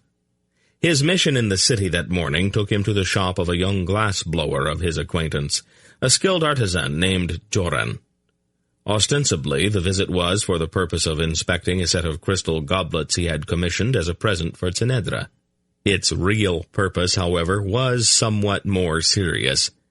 Because his upbringing had been humble, Geryon was more aware than most monarchs that the opinions and problems of the common people seldom came to the attention of the throne. He strongly felt that he needed a pair of ears in the city. not to spy out unfavorable opinions, but rather to give him a clear, unprejudiced awareness of the real problems of his people. Joran had been his choice for that task. After they had gone through the motions of looking at the goblets, the two of them went into a small private room at the back of Joran's shop. "I got your note as soon as I got back from Arindia," Geryon said. "Is the matter really that serious?" "I believe so, Your Majesty," Joran replied. "The tax was poorly thought out, I think, and it is causing a great deal of unfavorable comment." "All directed at me, I suppose." "You are the king, after all." "Oh, thanks," Geryon said dryly. "Well, what is the main dissatisfaction with?" "All taxes are odious," Joran observed, "but they are bearable as long as everybody has to pay the same. It is the exclusion that irritates people." "Exclusion? What's that?" "The nobility does not have to pay commercial taxes. Didn't you know that?" "No," Geryon said. "I didn't." "The theory was that nobles have other obligations, raising and supporting troops and so on. It simply doesn't hold true anymore. The crown raises its own army now. If a nobleman goes into trade, though, he doesn't have to pay any commercial taxes. The only real difference between him and any other tradesman is that he happens to have a title. His shop is the same as mine, and he spends his time the same way that I do. But I have to pay the tax, and he doesn't." "Well, that doesn't seem very fair," Geryon agreed. "What makes it worse is that I have to charge higher prices in order to pay the tax, but the nobleman can cut his rates and steal my customers away from me." "Well, that's going to have to be fixed," Geryon said. "We will eliminate that exclusion." "The nobles won't like it," Joran warned. "Oh, they don't have to like it," Geryon said flatly. "You are a very fair king, Your Majesty." "Fairness doesn't really have all that much to do with it," Geryon disagreed. "How many nobles are in business here in the city?" Joran shrugged. "A couple of dozen, I suppose." "And how many other businessmen are there?" "Hundreds." "I would rather have 24 people hate me than several hundred." "I had not thought of it that way," Joran admitted. "I sort of have to," Geryon said wryly. The following week, a series of squalls swept in off of the Sea of the Winds, raking the rocky isle with chill gales and tattered sheets of slanting rain. The weather at Riva was never really what one would call pleasant for very long, and these summer storms were so common that the Rivens accepted them as part of the natural order of things. Tsinedra, however, had been raised far to the south in the endless sunshine of Tol Hanath, and the damp chill which invaded the citadel each time the sky turned gray and soggy depressed her spirits and made her irritable and out of sorts. She customarily endured these spells of bad weather by ensconcing herself in a large green velvet armchair by the fire with a warm blanket, a cup of tea, and an oversized book, usually an Arindish romance which dwelt fulsomely on impossibly splendid knights and sighing ladies perpetually on the verge of disaster. Prolonged confinement, however, almost always drove her at last from her book in search of other diversions. One mid-morning, when the wind was moaning in the chimneys and the rain was slashing at the windows, she entered the study where Geryon was carefully going over an exhaustive report on wool production on the crown lands in the north. The little queen wore an ermine-trimmed gown of green velvet and a discontented expression. "What are you doing?" she asked. "Reading about wool." "Why?" "I think I'm supposed to know about it. Everybody stands around talking about wool with these sober expressions on their faces. It seems to be terribly important to them." "Do you really care that much about it?" He shrugged. "It helps to pay the bills." She drifted over to the window and stared out at the rain. "Will it never stop?" she demanded at last. "Eventually, I suppose." "I think I'll send for Errol. Maybe we can go down into the city and look around the shops." "It's pretty wet out there, Tsenedra." "I can wear a cloak, and a little rain won't make me melt. Would you give me some money?" "I thought I gave you some last week." "I spent it. Now I need some more." Geryon put aside the report and went to a heavy cabinet standing against the wall. He took a key from a pocket in his doublet, unlocked the cabinet, and pulled out the top drawer. Tsenedra came over and looked curiously into the drawer. It was about half filled with coins, gold, silver, and copper, all jumbled together. "Where did you get all of that?" "Oh, they give it to me from time to time," he answered. "I throw it in there because I don't want to carry it around. I thought you knew about it." "How would I know about it? You never tell me anything. How much have you got in there?" "I don't know." "Geryon!" Her voice was shocked. "Don't you even count it?" "No. Should I?" "You are obviously not a Tonedran. This isn't the whole royal treasury, is it?" "No, they keep that someplace else. This is just for personal expenses, I think." "It has to be counted, Geryon." "I don't really have the time, Tsenedra." "Well, I do. Pull that drawer out and bring it over to the table." He did that, grunting slightly at the weight, and then stood smiling fondly as she sat down and happily started counting money. He had not realized just how much sheer pleasure she could take in handling and stacking coins. She actually glowed as the merry tinkle of money filled her ears. A few of the coins had become tarnished. She looked at those disapprovingly and stopped her count to polish them carefully on the hem of her gown. "Were you going to go down into the city?" he asked, resuming his seat at the other end of the table. "Not today, I guess." She kept on counting. A single lock of her hair strayed down across her face, and she absently blew at it from time to time as she concentrated on the task at hand. She dug another handful of jingling coins out of the drawer and began to stack them carefully on the table in front of her. She looked so serious about it that Geryon started to laugh. She looked up sharply. "What is so funny?" Nothing, dear," he said, and went back to work to the clinking accompaniment of Tsenedra's counting. As the summer wore on, the news from the southern latitudes continued to be good. King Urgut of Cthulmurgos had retreated deeper into the mountains, and the advance of the Emperor Kalzakath of Malloria slowed even more. The Malloreon army had suffered dreadful losses in its first efforts to pursue the Murgos in that craggy wasteland, and it now moved with extreme caution. Geryon received the news of the near stalemate in the south with great satisfaction. Toward the end of summer, word arrived from Algeria that Geryon's cousin Adara had just presented Hetar with their second son. Tsenedra went wild with delight and dipped deeply into the drawer in Geryon's study to buy suitable gifts for both mother and child. The news which arrived in early autumn, however, was not so joyous. In a sadly worded letter, General Varana advised them that Tsenedra's father, Emperor Ranbaroon the 23rd, was sinking fast, and that they should make haste to Tolhanath. Fortunately, the autumn sky remained clear as the ship which carried the Raven King and his desperately worried little wife ran south before a good following breeze. They reached Tolhorb at the broad mouth of the Nadrain within a week, and then began rowing upriver to the imperial capital at Tolhanath.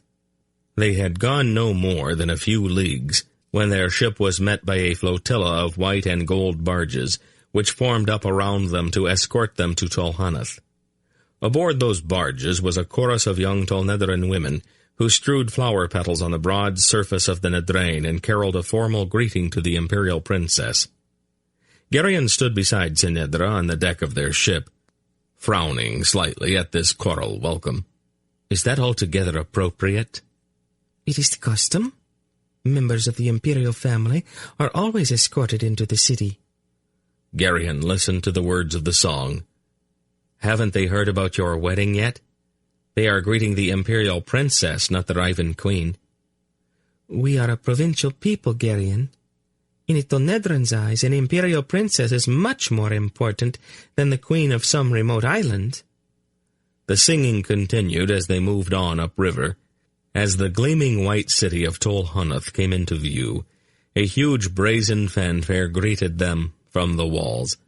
A detachment of burnished legionnaires, their scarlet pennons snapping in the breeze, and the plumes on their helmets tossing, awaited them on the marble quay to escort them through the broad avenues to the grounds of the imperial palace. General Varana, a blocking-looking professional soldier with short-cropped curly hair and a noticeable limp, met them at the palace gate. His expression was somber. "Are we in time, Uncle?" Tsinedra asked, with an almost frightened note in her voice. The general nodded, then took the little queen in his arms. "You're going to have to be brave, Tsinedra. Your father is very, very ill." "Is there any hope at all?" she asked in a small voice. "We can always hope," Varana replied, but his tone said otherwise. "Can I see him now?" "Of course." The general looked gravely at Geryon. "Your Majesty." "Your Highness," Geryon replied, remembering that Tsenedra's wily father had adopted Varana several years back, and that the general was heir apparent to the imperial throne. Varana led them with his limping gait through the marble corridors of the vast palace to a quiet wing and a door flanked by towering pairs of legionnaires in burnished breastplates. As they approached, the heavy door opened quietly, and Lord Morin, the brown-mantled imperial chamberlain, emerged. Morin had aged since Geryon had last seen him, and his concern for his failing emperor was written clearly on his face. "Dear Morin," Tsenedra said, impulsively embracing her father's closest friend. "Ah, little Tsenedra," he replied fondly. "I am so glad that you arrived in time. He has been asking for you. I think perhaps the fact that you are coming is all that he has been hanging on to." "Is he awake?" Morin nodded. "He dozes a great deal, but he's still alert most of the time." Tsenedra drew herself up, squared her shoulders, and carefully assumed a bright, optimistic smile. "All right," she said. "Let's go in." Ranbarun lay in a vast canopied bed beneath a gold-colored coverlet.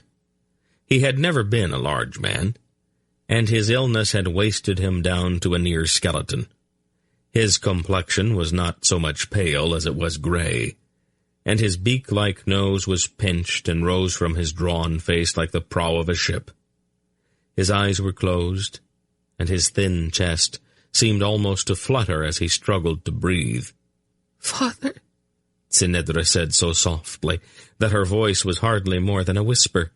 The emperor opened one eye. "Well," he said testily, "I see that you finally got here." "Nothing could have kept me away," she told him, bending over the bed to kiss his withered cheek.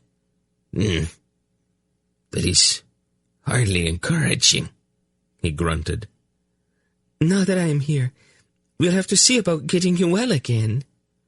"Oh, don't patronize me, Tsenedra.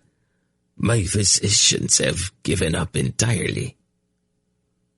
"What do they know? We Baroons are indestructible." "Did someone pass that law while I was not looking?" The emperor looked past his daughter's shoulder at his son-in-law. "You're looking well, Geryon. And please don't waste your time on platitudes by telling me how well I look. I look awful, don't I?" "Moderately awful, yes," Geryon replied. Ranbarun flashed him a quick little grin. Then he turned back to his daughter. "Well, Tsenedra," he said pleasantly, "what shall we fight about today?" "Fight? Who said we were going to fight?" "We always fight. I've been looking forward to it.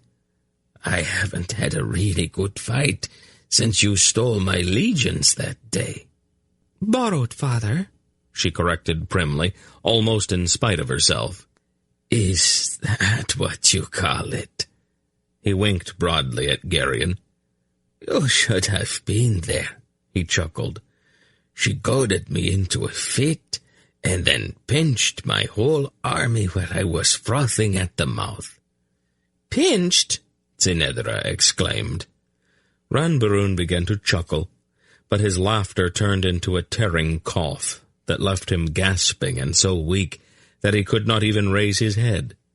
He closed his eyes then and dozed for a while, as Tsinedra hovered anxiously over him. After a quarter of an hour or so, Lord Moran quietly entered with a small flask and a silver spoon. "It is time for his medicine," he said softly to Tsinedra. "I don't think it really helps him very much, but we go through the motions anyway." "Is that you, Morin?" the Emperor asked without opening his eyes. "Yes, Ranbaroon." "Is there any word from Tolrain yet?" "Yes, Your Majesty." "What did they say?" "I'm afraid the season is over there, too." "There has to be one tree somewhere in the world that is still bearing fruit," the emaciated little man in the imperial bed said exasperatedly. "His Majesty has expressed a desire for some fresh fruit," Moran told Tsinedra and Geryon. "Not just any fruit, Morin," Ranbaroon wheezed. "Cherries. I want cherries. Right now I'd bestow a grand duchy on any man who could bring me ripe cherries." "Don't be so difficult, Father," Tsinedra chided him. "The season for cherries was over months ago. How about a nice ripe peach?" "I don't want peaches. I want cherries." "Well, you cannot have them." "You are an undutiful daughter, Tsinedra," he accused her. Geryon leaned forward and spoke quietly to Tsinedra. "I'll be right back," he told her, and went out of the room with Moran. In the corridor outside they met General Varana. "How is he?" the general asked. "Peevish," Geryon replied. "He wants some cherries." "Yes, I know," Varana said sourly. "He has been asking for them for weeks. Trust a Baroon to demand the impossible." "Are there any cherry trees here on the palace grounds?" "There are a couple in his private garden. Why?" "I thought I might have a word with them," Geryon said innocently. "Explain a few things and give them a bit of encouragement." Varana gave him a look of profound disapproval. "Oh, it's not really immoral," Geryon assured him. Varana raised one hand and turned his face away. "Please, Belgarian," he said in a pained voice, "do not try to explain it to me. I don't even want to hear about it. If you're going to do it, just do it and get it over with. But please, do not try to convince me that it is in any way natural or wholesome." "All right," Geryon agreed. "Which way did you say that garden was?" It was not really difficult, of course. Geryon had seen Belgarath, the sorcerer, do it on many occasions. It was no more than 10 minutes later that he returned to the corridor outside the sick room with a small basket of dark purple cherries. Varana looked steadily at the basket, but said nothing. Geryon quietly opened the door and went inside. Ranbaroon lay propped on his pillows, his drawn face sagging with exhaustion. "I do not see why not," he was saying to Tsinedra. "A respectful daughter would have presented her father with a half-dozen grandchildren by now." "We will get to it, Father. Why is everyone so worried about it?" "Because it is important, Tsinedra. Not even you could be so silly as to—" He broke off, staring incredulously at that basket in Gerion's hand. "Where did you get those?" he demanded. "I don't think you really want to know, Ranbaroon. It is the kind of thing that seems to upset Tolnedrans for some reason." "You didn't just make them, did you?" the Emperor asked, suspiciously. "No, it's much harder that way. I just gave the trees in your garden a little encouragement, that's all. They were very cooperative." "What an absolutely splendid fellow you married, Tinedra," Ranbaroon exclaimed, eyeing the cherries greedily. "Put those right here, my boy." He patted the bed at his side. Tinedra flashed her husband a grateful little smile, took the basket from him, and deposited it by her father's side. Almost absently, she took one of the cherries and popped it into her mouth. "Tinedra, you must stop eating my cherries." "I'm just checking to see if they're ripe, Father." "Any idiot can see that they are ripe," he said, clutching the basket possessively to his side. "If you want any, go get your own." He carefully selected one of the plump, glowing cherries and put it into his mouth. "Marvelous," he said, chewing happily. "Don't spit the seeds on the floor like that, Father," Tinedra reproved him. "It is my floor," he told her. "Mind your own business. Spitting the seeds is part of the fun." He ate several more cherries. "We won't discuss how you came by these, Gerion," he said magnanimously. "Technically, it is a violation of Tolnedran law to practice sorcery anywhere in the Empire. But we will let it pass, just this once."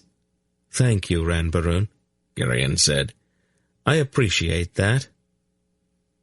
After he had eaten about half of the cherries, the Emperor smiled and sighed contentedly.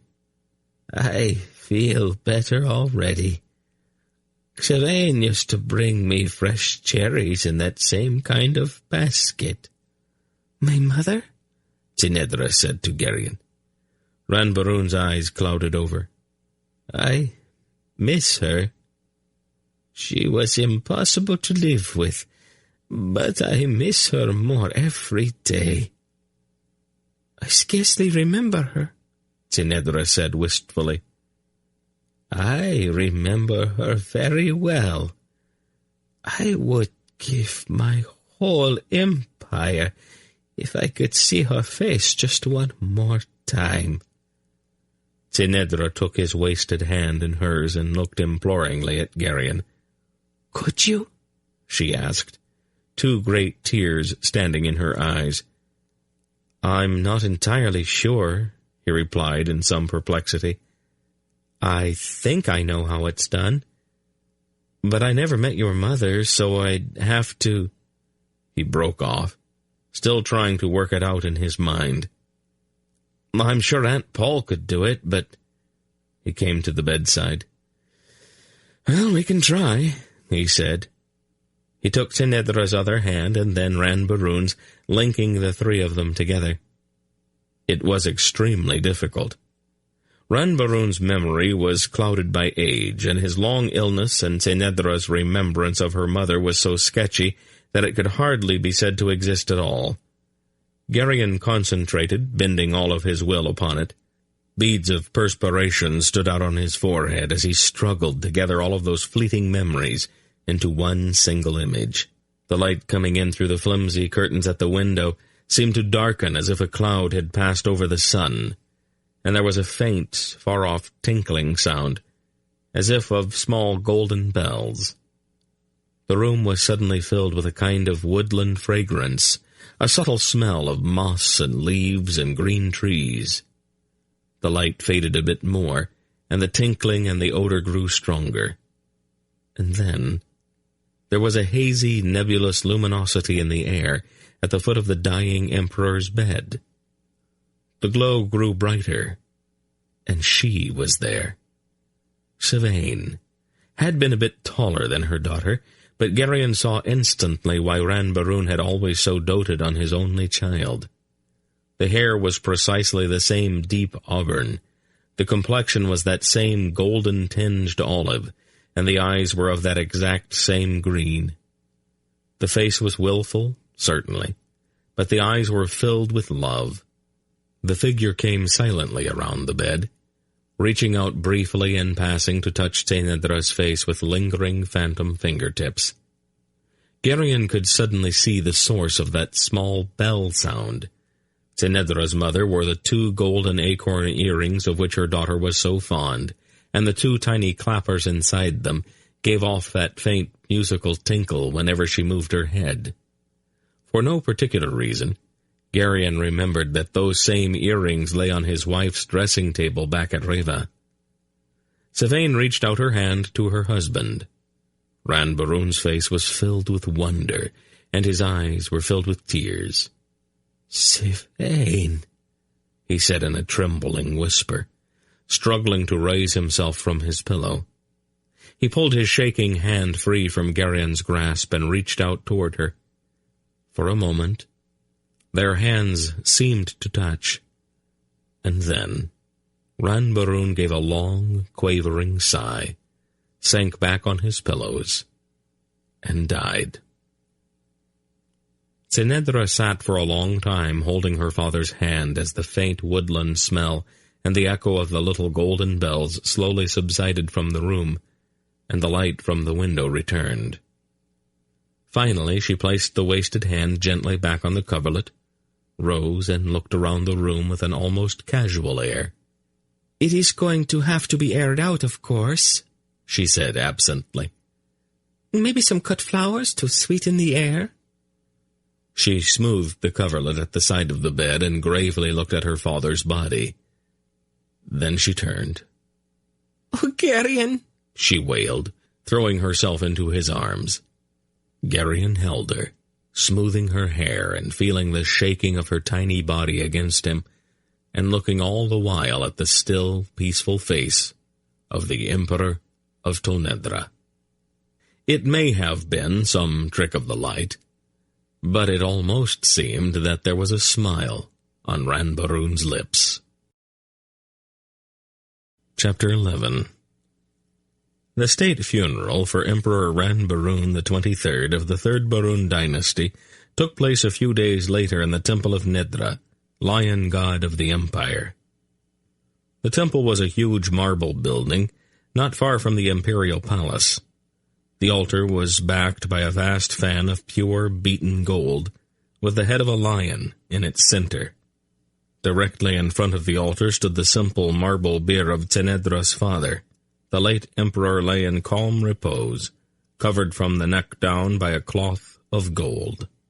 The column-lined inner hall of the temple was filled to overflowing, as the members of the great families vied with one another, not so much to pay their respects to Ranbaroon, but rather to display the opulence of their clothing and the sheer weight of their personal adornment.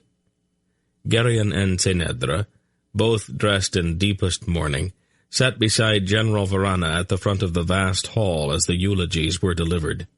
Tolnedran politics dictated that a representative of each of the major houses should speak upon this sad occasion. The speeches, Geryon suspected, had been prepared long in advance. They were all quite flowery and tiresome, and each one seemed to be directed at the point that although Ranbaroon was gone, the empire lived on. Many of the speakers seemed quite smug about that.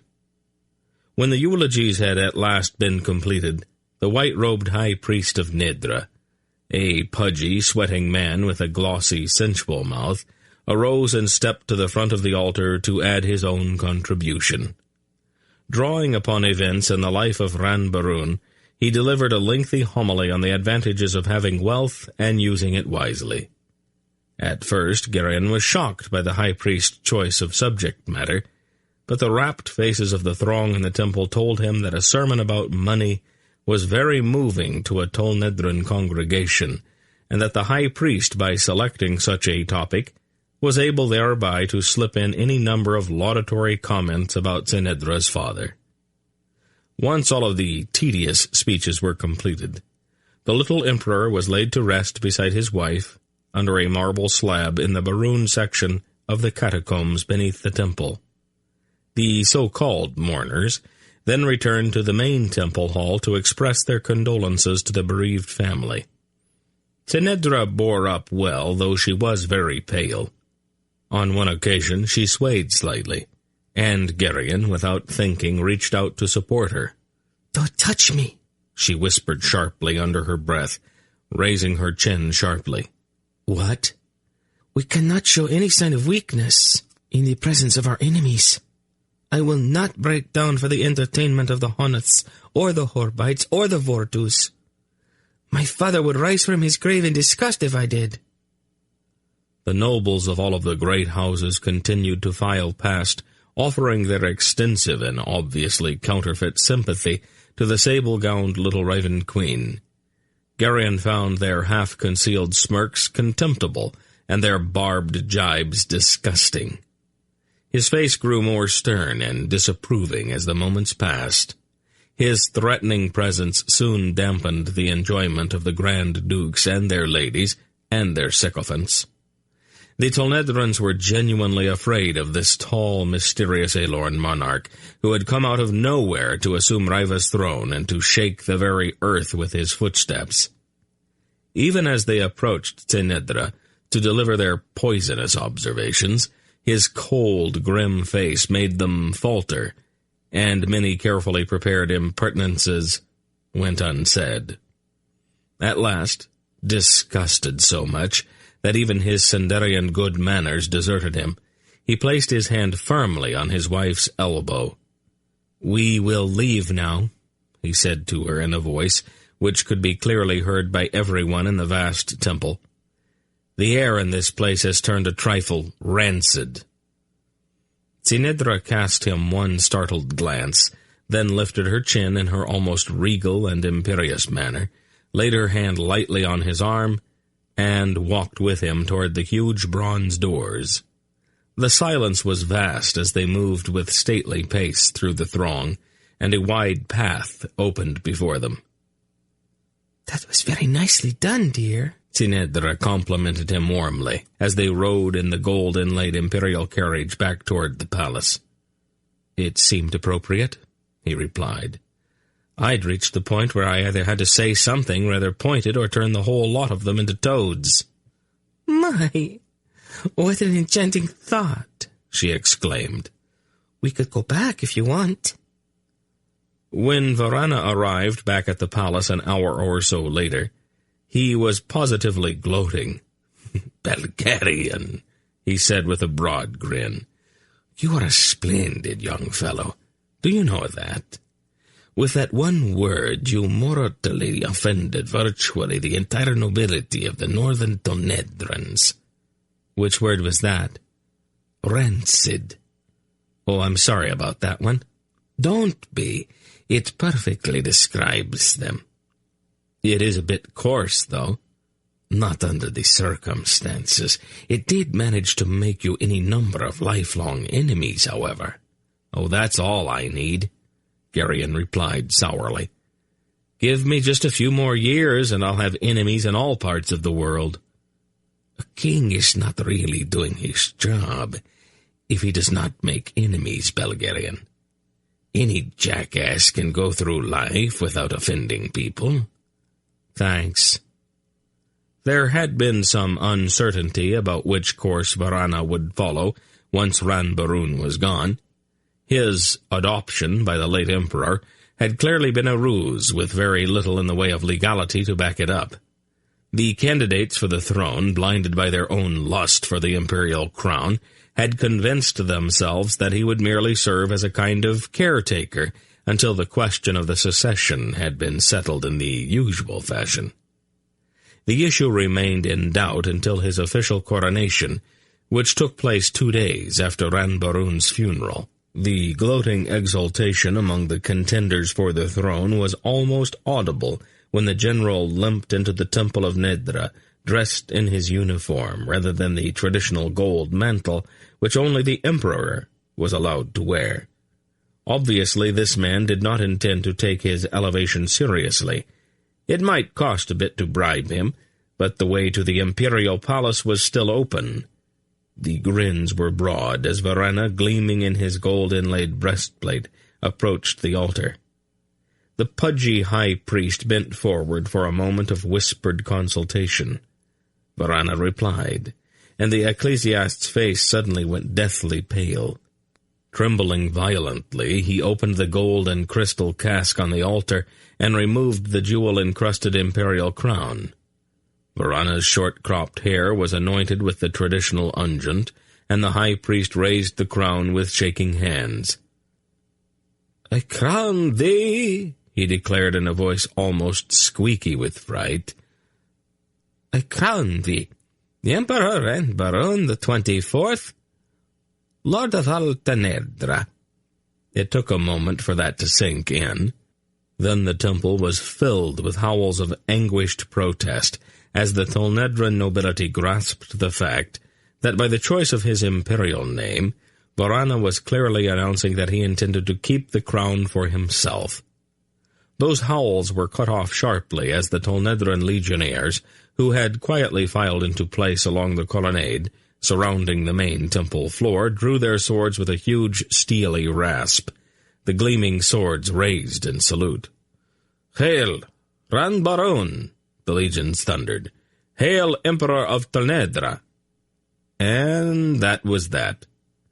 That evening, as Geryon, Tenedra, and the newly crowned emperor sat together in a crimson-draped private chamber filled with the golden glow of dozens of candles, Varana exclaimed, "Surprise is as important in politics as it is in military tactics, Belgarian. If your opponent does not know what you're going to do, there is no way that he can prepare countermeasures." The general now openly wore the gold mantle of the emperor. Makes sense," Geryon replied, sipping at a goblet of Tolnedran wine. "Wearing your breastplate instead of the imperial mantle kept them guessing right up until the last minute. You have a peculiar notion of fun. We Anadils have always had a peculiar sense of humor." "Baroon, uncle," Tenedra corrected primly. "What was that, dear?" "You are a Baroon now, not an Anadil, and you should start acting like one." "Bad-tempered, you mean? That is not really in my nature."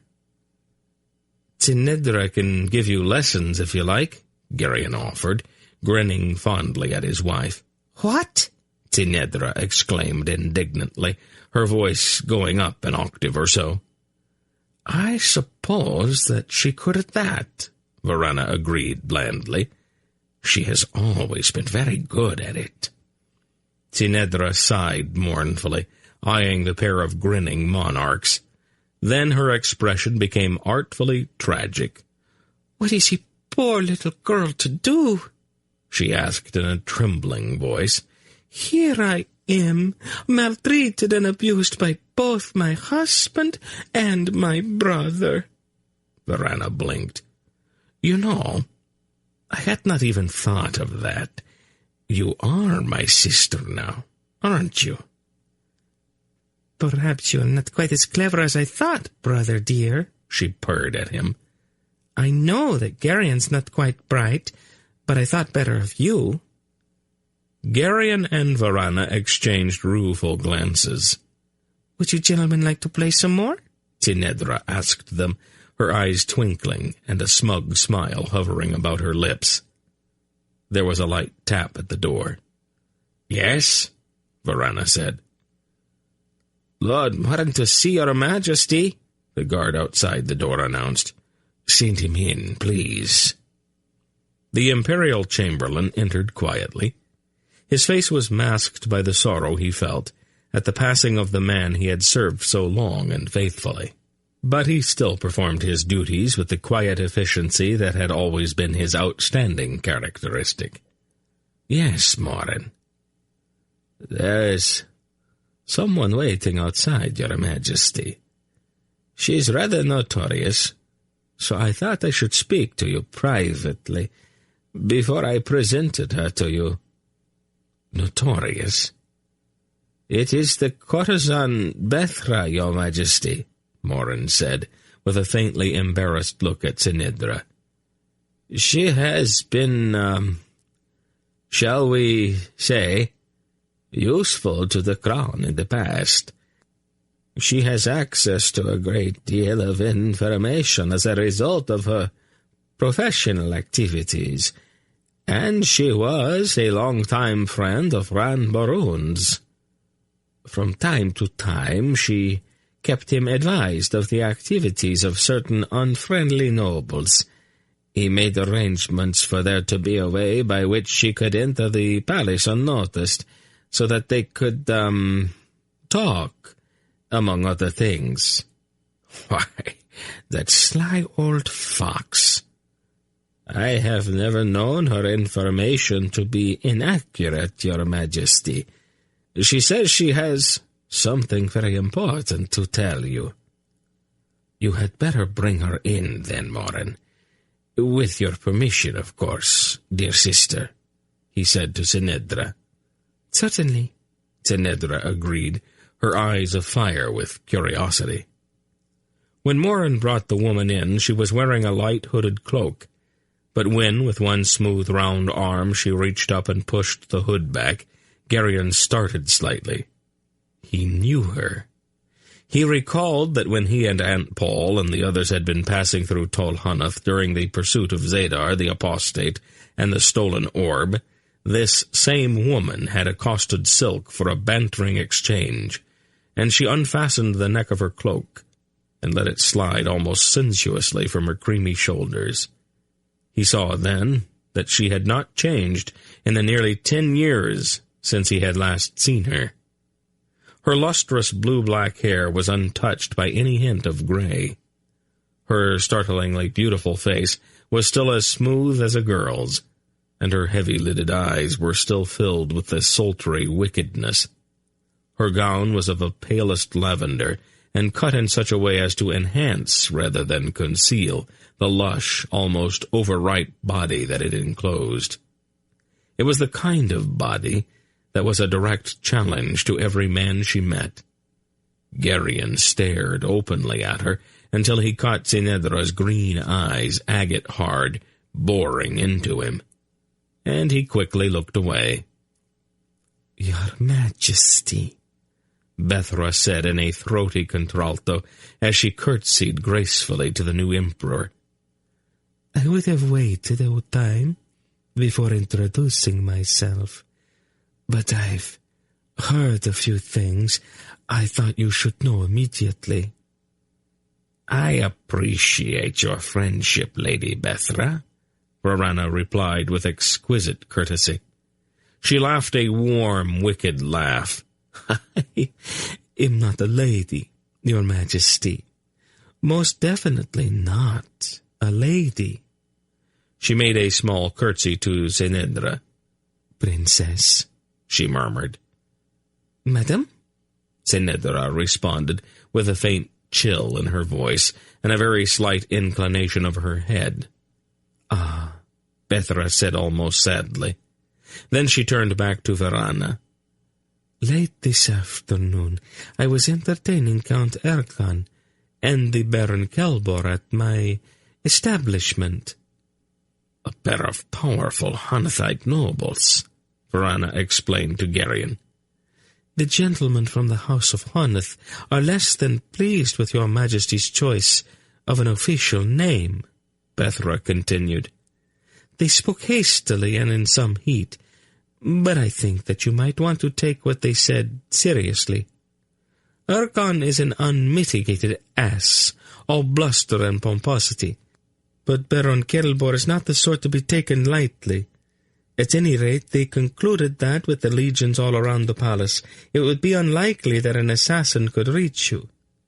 But then Kelbor said, if you want to kill a snake, you cut off its tail, just behind the head. We cannot reach Varana, but we can reach his son. Without an heir, Varana's line dies with him." "My son?" His life is in danger, your majesty. I thought that you should know. Thank you, Bethra, Varanna replied. Then he turned to Morin. Send a detachment of the 3rd Legion to my son's house. No one is to go in or out until I have had time to make other arrangements. At once, your majesty. I would also like to speak with the 2 gentlemen from the house of Harnath. Send some troops to invite them to the palace. Have them wait in that little room adjoining the torture chamber down in the dungeons until I have had the time to discuss this with them. You wouldn't, Tinedra gasped. Probably not, Varanna admitted. But they do not know that, do they? Let's give them a nervous hour or 2. I'll see to it immediately, Your Majesty, Morin said. He bowed and quietly left the room. I am told that you knew my father, Tinedra said to the lushly curved woman standing in the center of the room. Yes, Princess. Quite well, actually. We were friends for years. Tinedra's eyes narrowed. Your father was a vigorous man, Princess, Bethra told her calmly. I'm told that many people prefer not to believe that kind of thing about their parents, but it does happen now and again. I was quite fond of him, and I will miss him very much, I think. I don't believe you. Well, that is up to you, of course. My father would not have done that. Whatever you say, Princess. Bethra said it with a faint smile. You're lying, Tinedra snapped. A momentary glint came into Bethra's eyes. No, Princess. I don't lie. I might conceal the truth at times, but I never lie. Lies are too easily found out. Rand Baroon and I were intimate friends, and we enjoyed each other's company in many ways. Her look became faintly amused. Your upbringing has sheltered you from certain facts, Princess Tinedra. Tol Hanath is an extremely corrupt city, and I am fully at home here. Let us face this certain and blunt truth. I am a harlot, and I make no apology for that fact. The work is easy, even pleasant at times, and the pay is very good. I am on the best of terms with some of the richest and most powerful men in the world. We talk and they value my conversation, but when they come to my house, it is not the talk that they are interested in. The talk comes later. It was much the same when I visited your father. We did talk, Princess, but it was usually later. Tinedra's face was flaming, and her eyes were wide with shock. No one has ever talked to me that way before, she gasped. Then it was probably overdue, Bethra said calmly. You are much wiser now, not happier perhaps, but wiser. Now, if you would excuse me, I should probably leave. The Honaths have spies everywhere, and I think it might not be a good idea for them to find out about this visit. I want to thank you for the information you have just brought to me, Bethra. Let me give you something for your trouble.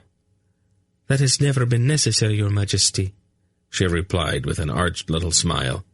Information is not what I sell. I'll go now, unless you want to talk business, of course. She paused in the act of putting her cloak back on and gave him a very direct look.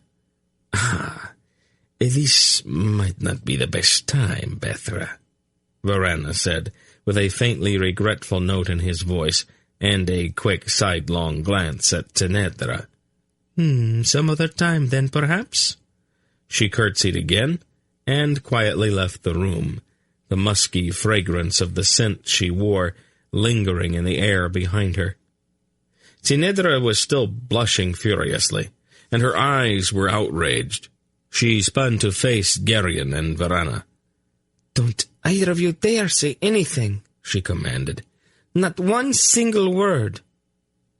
The sad visit to Tol Hanath ended a few days later, and Geryon and Tinedra took ship again for the voyage back to the Isle of the Winds. Though Tinedra seldom gave any outward hints of her grief, Geryon knew her well enough to understand that her father's death had hurt her deeply. because he loved her, and was sensitive to her emotions, he treated her with a certain extra tenderness and consideration for the next several months. In mid-autumn of that year, the Aelorn kings and Queen Porin, regent of Drasnia, arrived at Riva for the traditional meeting of the Aelorn Council. The meeting had none of the urgency which had marked those meetings previously. Torak was dead. The Angarax were convulsed by war, and a king sat upon the Riven throne. The entire affair was almost purely social. Although the kings did make some pretense at holding business sessions in the blue-draped council chamber high in the south tower of the citadel, they gravely talked about the stalemated war in southern Tolmurgos and about the troubles Varana was having with the Vordu family of northern Tolnedra. Warned, perhaps, by the failure of the Honoths in their attempts at assassination, the Vordus decided to try secession. Shortly after Varana's coronation as Ranbarun the 24th, the Vordu family declared that their Grand Duchy was no longer a part of Tolnedra, but rather was a separate, independent kingdom. Although they had not yet decided which of their number was to ascend the throne. "Varana's going to have to move the legions against them," King Anheg declared, wiping the ale foam from his mouth with his sleeve. "Otherwise, the families will secede too, and Tolnedra will fly apart like a broken spring." "It's not really that simple, Anheg," Queen Porin told him smoothly, turning back from the window out of which she had been watching the activity in the harbor far below. The Queen of Drasnia still wore deep mourning, and her black gown seemed to enhance her blonde loveliness. "The legions would gladly fight any foreign enemy, but Varana cannot ask them to attack their own people." Anheg shrugged. "He could bring up legions from the south. They are all Baroons or Anadils or Ranites. They wouldn't mind trampling over the Vordus." "But then the northern legions would step in to stop them. Once the legions started fighting each other, the Empire really would disintegrate." "I guess I really hadn't thought of it that way," Anheg admitted. "You know, Porin, you are extremely intelligent for a woman." "And you are extremely perceptive for a man," she replied with a sweet smile. "That's one for her side," King Kohag said quietly. "Were we keeping score?" Garion asked mildly. "It helps us to keep track, sort of," the chief of the clan chiefs of Algeria answered, with a straight face. It was not until several days later that word reached Riva concerning Varana's rather novel approach to his problem with the Vordus. A Drasnian ship sailed into the harbor one morning, and an agent of the Drasnian intelligence service brought a sheaf of dispatches to Queen Porin. After she read them, she entered the council chamber with a smug little smile. "I believe we can set our minds at rest about Varana's abilities, gentlemen," she told the Aelorn kings. "He appears to have found a solution to the Vordu question." "Oh?" Brand rumbled. "What is it?" "My informants advise me that he has made a secret arrangement with King Coradulan of Arendia. This so-called Kingdom of Vordu has suddenly become absolutely infested with Arendish bandits, most of them in full armor, oddly enough." "Wait a minute, Porin," Anheg interrupted. "If it is a secret arrangement, how is it that you know about it?" The little blonde Queen of Drasnia lowered her eyelids demurely. "Why, Anheg, dear, aren't you aware of the fact that I know everything?" "Another one for her side," King Kohag said to Garion. "I'd say so, yes," Garion agreed. "At any rate," the Drasnian queen continued, "there are now whole battalions of brainless young Mimbrate knights in Vordu, all posing as bandits and plundering and burning at will. The Vordus don't have what you would call an army, so they have been screaming for aid from the legions. My people managed to get their hands on a copy of Varana's reply." She unfolded a document. "To the government of the Kingdom of Vordu," she read, "greetings. Your recent appeal for help came as a great surprise to me. Surely the esteemed gentlemen in Tolvordu would not want me to violate the sovereignty of their newly established kingdom by sending Tolnedran legions across their borders to deal with a few Arindish brigands. The maintenance of public order is the paramount responsibility of any government, and I would not dream of intruding my forces into so fundamental an area. To do so would raise grave doubts in the minds of reasonable men the world over as to the viability of your new state.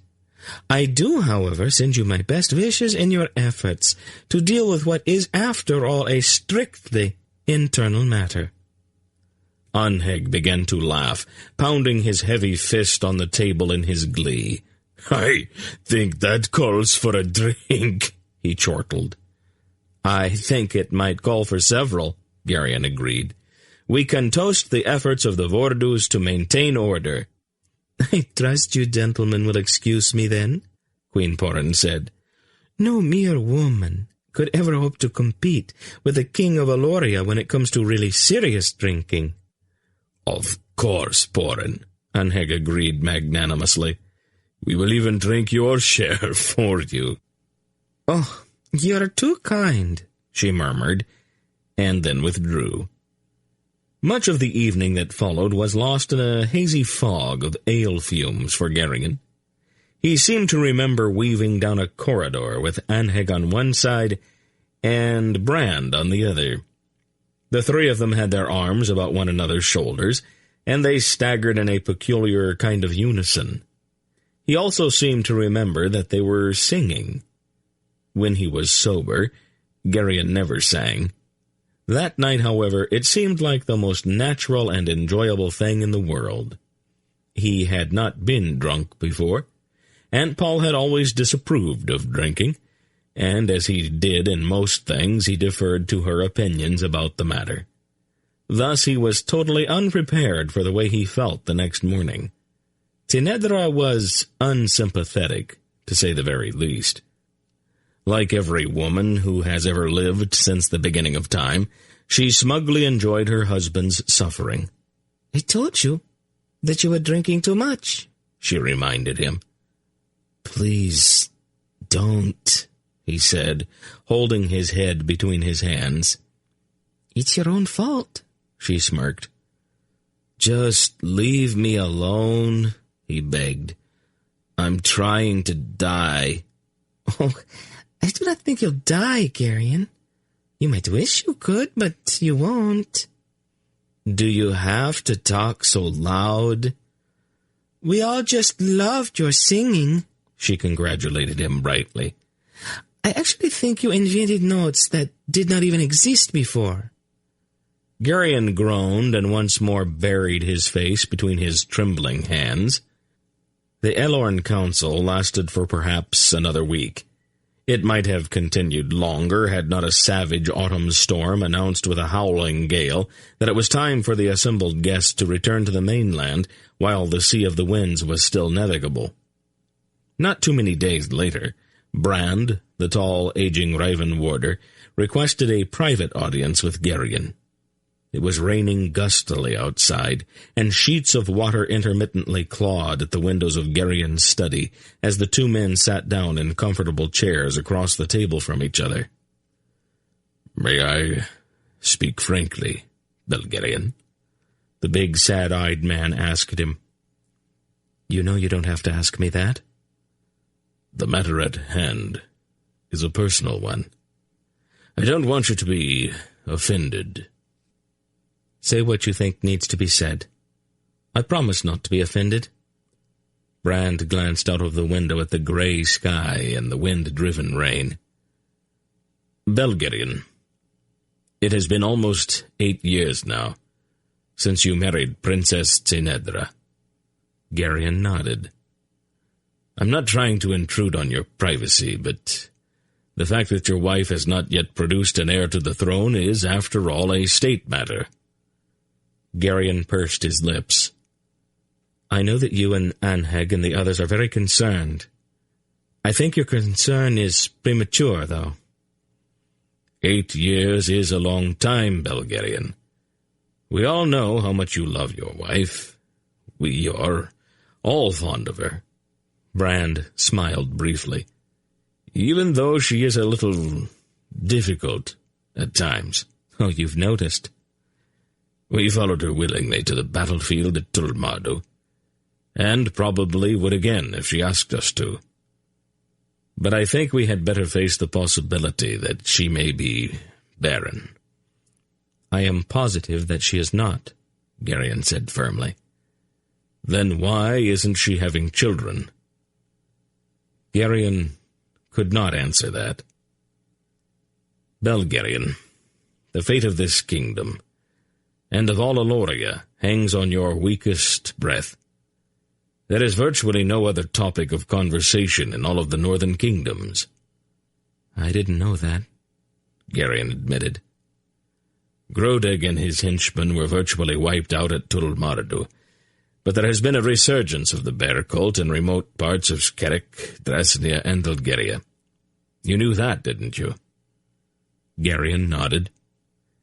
"And even in the cities there are those elements that sympathize with the cult's aims and beliefs. Those people were not happy that you chose a Tolnedran princess for your wife. Rumors are already abroad that Senedra's inability to have children is a sign of Balar's disapproval of your marriage to her." "That's a superstitious bit of nonsense," Geryon scoffed. "Of course it is. But if that kind of thinking begins to take hold, it is ultimately going to have some unpleasant effects. Other elements in Alorn society, friendly to you, are very concerned about it. To put it bluntly, there's a rather widely held opinion that the time has come for you to divorce Senedra." "What?" "You do have that power, you know. The way they all see it, the best solution might be for you to put aside your barren Tolnedran queen and take some nice, fertile Alorn girl who will present you with babies by the dozen." "That is absolutely out of the question," Geryon replied hotly. "I won't do it. Didn't those idiots ever hear about the Accords of Omimbre? Even if I wanted to divorce Tenedra, I couldn't. Our marriage was agreed upon 500 years ago." "The bear cult feels that the arrangement was forced on the Alorns by Belgarath and Polgara. Since those two are loyal to Aldur, the cult feels that it might have been done without Balar's approval." "Nonsense," Geryon snapped. "There is a lot of nonsense in any religion, Belgerion. The point remains, however, that Senedra has few friends in any part of Alorn society. Even those who are friendly to you are not very fond of her. Both your enemies and your friends would like to see you divorce her. They all know how fond of her you are, so they will probably never approach you with the idea. They're likely to take a more direct action instead." "Such as?" "Since they know that you cannot be persuaded to divorce her, someone may try to remove her permanently." "They wouldn't dare!" Alorns are almost as emotional as Errands are, Belgerion, and sometimes almost as thick-headed. We are all aware of it. Anheg and Kohag both urged me to warn you about this possibility, and Poran has put whole platoons of her spies to work on it, so that we will at least have some advance warning if someone starts plotting against the Queen." "And just where do you stand in this, Brand?" "Belgerion, I love you as if you were my own son, and Senedra is as dear to me as the daughter I never had. Nothing in this world would make me happier than to see the floor of that nursery next to your bedroom absolutely littered with children. But it has been 8 years. Things have reached the point where we must do something, if for no other reason than to protect that tiny brave girl that we both love." "What can we do?" Geryon asked helplessly. "You and I are only men, Geryon. How can we know why a woman does or does not have children? And that is the crux of the whole situation. I implore you, Geryon, no, I beg you, send for Polgara. We need her advice and help, and we need it now." After the warder had quietly left, Geryon sat for a long while staring out at the rain. All in all, he decided that it might be wiser not to tell Tsenedra about the conversation. He did not want to frighten her with talk of assassins lurking in the dim corridors, and any hint that political expediency might compel consideration of a divorce would not be well received. After careful thought, he concluded that the best course would be just to keep his mouth shut and send for Aunt Paul. Unfortunately, he had forgotten something rather important. When he entered the cheery, candlelit royal apartment that evening, he wore a carefully assumed smile designed to indicate that nothing untoward had happened during the day. The frosty silence which greeted him should have warned him. Even had he missed that danger sign, he certainly should have noticed the scars on the door and the broken shards of several vases and assorted porcelain figurines that lay in the corners where they had been missed in the hasty cleanup following an explosion of some sort. The Raven King, however, sometimes tended to be slightly unobservant.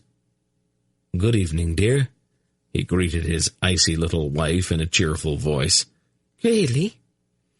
"How did your day go?" She turned to regard him with a look filled with daggers. "How can you possibly have the nerve to ask me that?" Geryon blinked. "Tell me, just when is it that I am to be put aside, so that my lord can marry the blonde-headed brood sow who's going to replace me in the lord's bed and fill the entire citadel with litters of runny-nosed Elon brats?" "How?" "My lord appears to have forgotten the gift he chained about my neck when we were betrothed. My lord also appears to have forgotten just exactly what Belderan's amulet can do." "Oh," Geryon said, suddenly remembering. "Oh, my."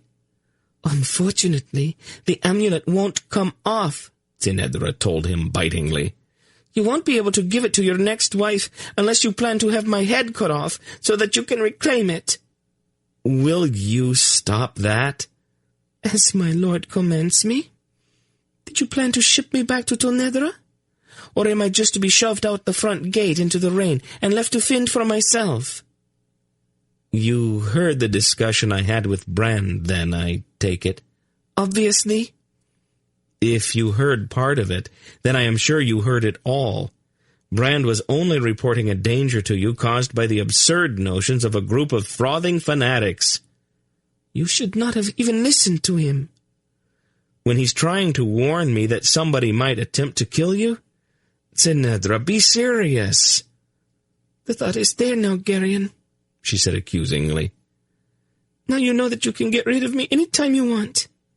I've seen you ogling those empty-headed Elon girls with their long blonde braids and their overdeveloped bosoms. Now's your chance, Geryon. Which one will you choose?" "Are you about finished with all of this?" Her eyes narrowed. "I see. Now I'm not merely barren. I'm also hysterical." "No, you're just a little silly now and then, that's all." "Silly?" "Everybody's silly once in a while," he added quite calmly. "It's part of being human. I'm actually a little surprised that you aren't throwing things." She threw a quick, guilty glance in the direction of some of the broken fragments in the corner. "Oh," he said, catching the glance. "You did that earlier, I see. I'm glad I missed that part. It's hard to try to reason with somebody when you're dodging flying crockery and the other person is shrieking curses." Tsenedra blushed slightly. "You did that too?" he asked mildly. "Sometimes I wonder where you managed to pick up all of those words. How did you ever find out what they mean?" "You swear all the time," she accused. "I know. It's terribly unfair. I am allowed to, but you're not." "I would like to know who made up that rule," she started, and then her eyes narrowed. "You're trying to change the subject." "No, Tsenedra, I already did. We weren't getting anywhere with the other topic. You are not barren, and I am not going to divorce you, no matter how long somebody else's braids are, or how... well, never mind. She looked at him. Oh, Geryon, what if I am? She said in a small voice. Baron, I mean... That's absurd, Sinedra. We won't even discuss that. The lingering doubt in the eyes of the Raven Queen, however, said quite clearly that, even if they did not discuss it, she would continue to worry about it. Chapter 12. The season made the Sea of the Winds extremely hazardous, and Geryon was forced to wait for a full month before he could dispatch a messenger to the Vale of Aldur. By then, the late autumn snowstorms had clogged the passes in the mountains of eastern Sindaria, and the royal messenger was obliged literally to wade his way across the plains of Algaria. With all of these delays, it was very nearly Eristide by the time Aunt Paul, Dernick, and Errand arrived at the snowy quay in the harbor of Riva. Dernick admitted to Geryon that it had only been a chance meeting with the wayward Captain Greldick, who feared no storm that any sea could hurl at him, that had made the trip possible at all. Polgara spoke briefly with the vagabond seaman before they began the long climb up to the citadel, and Geryon noted with some surprise that Greldick slipped his hawsers immediately and sailed back out to sea. Polgara seemed quite unconcerned about the gravity of the problem that had impelled Geryon to send for her. She spoke with him only a couple of times about it, asking a few rather direct questions that set his ears to flaming. Her discussions with Sinedra were a bit more lengthy, but only slightly so. Geryon received the distinct impression that she was waiting for someone or something before proceeding. The Aristide celebration at Riva that year was somewhat subdued. Although it was very pleasant to have Polgara, Dernick, and Errand with them to join in the festivities, Geryon's concern over the problem Brand had raised dampened his enjoyment of the holiday. Several weeks afterward, Geryon entered the royal apartment one snowy mid-afternoon to find Polgara and Sinedra seated by a cozy fire, sipping tea and chatting together quietly. The curiosity which had been growing in him since the arrival of his visitors finally boiled to a head. "Aunt Paul," he began. "Yes, dear." "You have been here for almost a month now." Has it been that long? The time certainly passes quickly when you're with people you love." "There is still this little problem, you know." "Yes, Geryon," she replied patiently. "I'm aware of that." "Are we doing anything about it?" "No," she said placidly. "Not yet, anyhow." "Well, it is sort of important, Aunt Paul. I don't want to seem to be trying to rush you or anything, but—" He broke off helplessly. Polgara arose from her chair, went to the window, and looked out at the small private garden just outside. The garden was clogged with snow, and the pair of intertwined oak trees Sinedra had planted there at the time of her betrothal to Geryon were bowed slightly beneath the weight on their limbs. "One of the things you will learn as you grow older, Geryon," she said to him gravely, looking out at the snowy garden, "is patience. Everything has its proper season. The solution to your problem is not all that complicated, but it is not the proper time to come to grips with it yet." "I don't understand that at all, Aunt Paul." "Then you will just have to trust me, won't you?" "Well, of course I trust you, Aunt Paul. It's just—" "Just what, dear?" "Nothing." It was late winter before Captain Greldick returned from the south. A storm had sprung one of the seams of his ship, and she was taking water as she wallowed heavily around the headland and made for the quay. "I thought for a while there that I might have to swim," the bearded Carrick growled as he jumped across to the quay. "Where's the best place to beach this poor old cow of mine? I'm going to have to caulk the bottom." "Most sailors use that inlet over there," Geryon replied, pointing. "I hate to beach a ship in the winter," Greldick said bitterly. "Is there some place where I can get a drink?" "Up at the Citadel," Geryon offered. "Thanks. Oh, I brought that visitor that Polgara wanted. Visitor? Greldick stepped back, squinted at his ship to determine the location of the aft cabin, then went over and kicked the planking several times. "We're here," he bellowed. He turned back to Geryon. "I really hate to sail with women on board. I'm not superstitious, but sometimes I really think they do bring bad luck. And you've always got to watch your manners." "You have a woman on board?" Geryon asked, curiously. Greldick grunted sourly. "Pretty little thing. She seems to expect deferential treatment, and when your whole crew is busy bailing seawater out of your bilges, you don't have that much time for that." "Hello, Geryon," a light voice said from up on the deck. "Zira?" Geryon stared up into the small face of his wife's cousin. "Is that really you?" "Yes, Geryon," the red-haired dryad replied calmly. She was bundled up to the ears in thick, warm furs, and her breath steamed in the frosty air.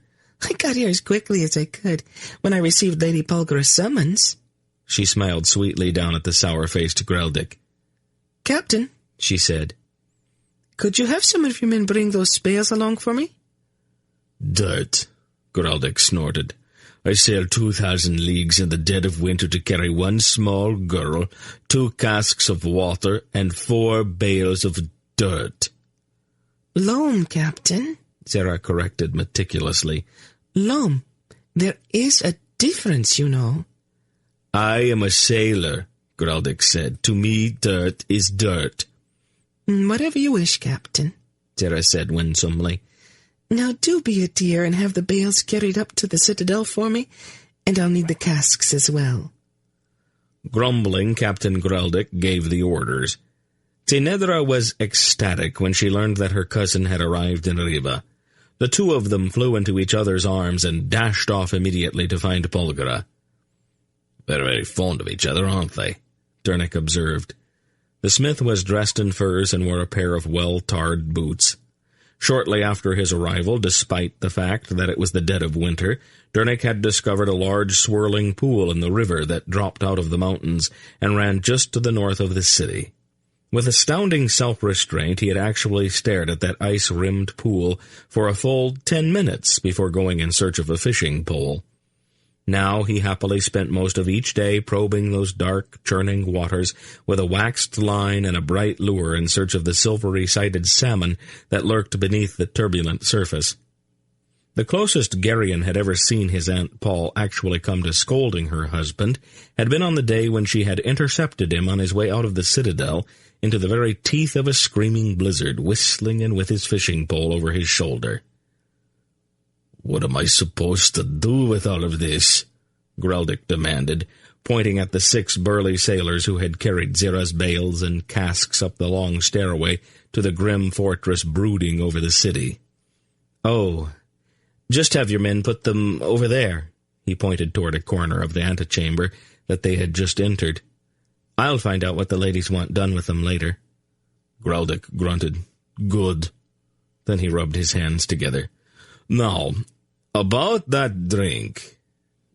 Geryon did not have the faintest idea what his wife and her cousin and Polgara were up to. Most of the time, their conversations broke off as soon as he entered the room. To his astonishment, the 4 bales of loam and the 2 casks of what seemed to be water were stacked rather untidily in one corner of the royal bedroom. Tinedra adamantly refused to explain, but the look she gave him when he asked why they needed to be so close to the royal bed was not only mysterious, but actually faintly naughty. It was perhaps a week or 2 after Zira's arrival that a sudden break in the weather brought the sun out, and the temperature soared up to almost freezing. Shortly before noon, Geryon was in conference with the Drasnian ambassador when a wide-eyed servant hesitantly entered the royal study. "Please, your majesty," the poor man stammered. "Please forgive me interrupting, but Lady Polgara told me to bring you to her at once. I tried to tell her that we don't bother you when you're busy, but she sort of insisted." "You had better go to see what she wants, your majesty," the Drasnian ambassador suggested. If the Lady Pelgra had just summoned me, I would be running toward her door already." "You don't really have to be afraid of her, Margrave," Geryon told him. "She wouldn't actually hurt you." "That is a chance that I'd prefer not to take, Your Majesty. We can talk about the matter we were discussing some other time." Frowning slightly, Geryon went down the hall to the door of Aunt Paul's apartment. He tapped gently, and then went in. "Ah, there you are," she said crisply. "I was about to send another servant after you." She wore a fur-lined cloak with a deep hood pulled up until it framed her face. Tinedra and Zira, similarly garbed, were standing just behind her. "I want you to go and find Darnik. He's probably fishing. Find him and bring him back to the citadel. Get a shovel and a pick from some place, and then bring Darnik and the tools to that little garden just outside your apartment window." He stared at her. She made a kind of flipping motion with one hand. "Quickly, Geryon, quickly, quickly. The day is wearing on." "Yes, Aunt Paul," he said, without even thinking. He turned and went back out, half running. He was nearly to the end of the hallway before he remembered that he was the king here, and that people probably should not order him around like that. Darnik, of course, responded immediately to his wife's summons. Well, almost immediately. He did make one last cast before carefully coiling up his fishing line and following Geryon back to the citadel. When the two of them entered the small private garden adjoining the royal apartment, Aunt Paul, Tinedra, and Zira were already there, standing beneath the intertwined oak trees. "Here is what we are going to do," Aunt Paul said in a businesslike fashion. "I would like to have the area around these tree trunks opened up to a depth of about 2 feet. Aunt Paul," Geryon interposed, "the ground is sort of frozen. Digging's going to be a little difficult." "That is what the pick is for, dear," she said patiently. "Wouldn't it be easier to wait until the ground thaws?" "Probably. But it needs to be done now. Dig, Geryon." "I've got gardeners, Aunt Paul. We could send for a couple of them." He eyed the pick and shovel uncomfortably. "It's probably better if we keep it in the family, dear. You can start digging right here," she pointed. Geryon sighed and took up the pick. What followed made no sense at all. Geryon and Darnik picked and spaded at the frozen ground until late afternoon, opening up the area that Aunt Paul had indicated. Then they dumped the 4 bales of loam into the hole that they had prepared, tamped down the loose earth, and watered the dark soil liberally with the water from the 2 casks. After that, Aunt Paul instructed them to cover everything back up again with snow. "Did you understand any of that?" Geryon asked Darnik as the 2 of them returned their tools to the gardener's shed in the courtyard near the stables. "No," Darnik admitted. "But I'm sure she knows what she's doing." He glanced at the evening sky and then sighed. "It's probably a little late to be going back to the pool," he said regretfully. Aunt Paul and the 2 girls visited the garden daily, but Geryon could never discover exactly what they were doing, and the following week his attention was diverted by the sudden appearance of his grandfather Belgarath the sorcerer. The young king was sitting in his study with Errand, as the boy described in some detail the training of the horse Geryon had given him a few years back, when the door banged unceremoniously open, and Belgarath, travel-stained and with a face like a thundercloud, strode in. "Grandfather!" Geryon exclaimed, starting to his feet. "What are you—" "Shut up and sit down," Belgarath shouted at him. "What?" "Do as I tell you. We're going to have a talk, Geryon.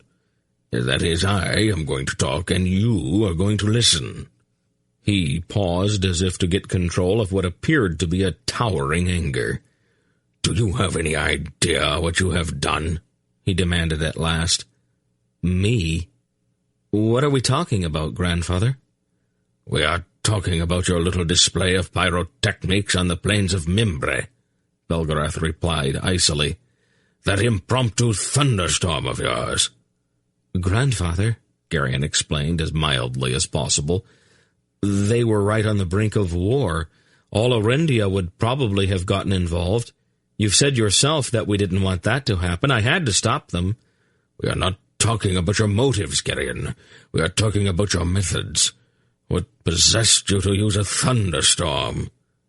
It seemed like the best way to get their attention. You couldn't think of anything else? They were already charging, Grandfather. I didn't have a lot of time to consider the alternatives. Haven't I told you again and again that we do not tamper with the weather? Well, it was sort of an emergency.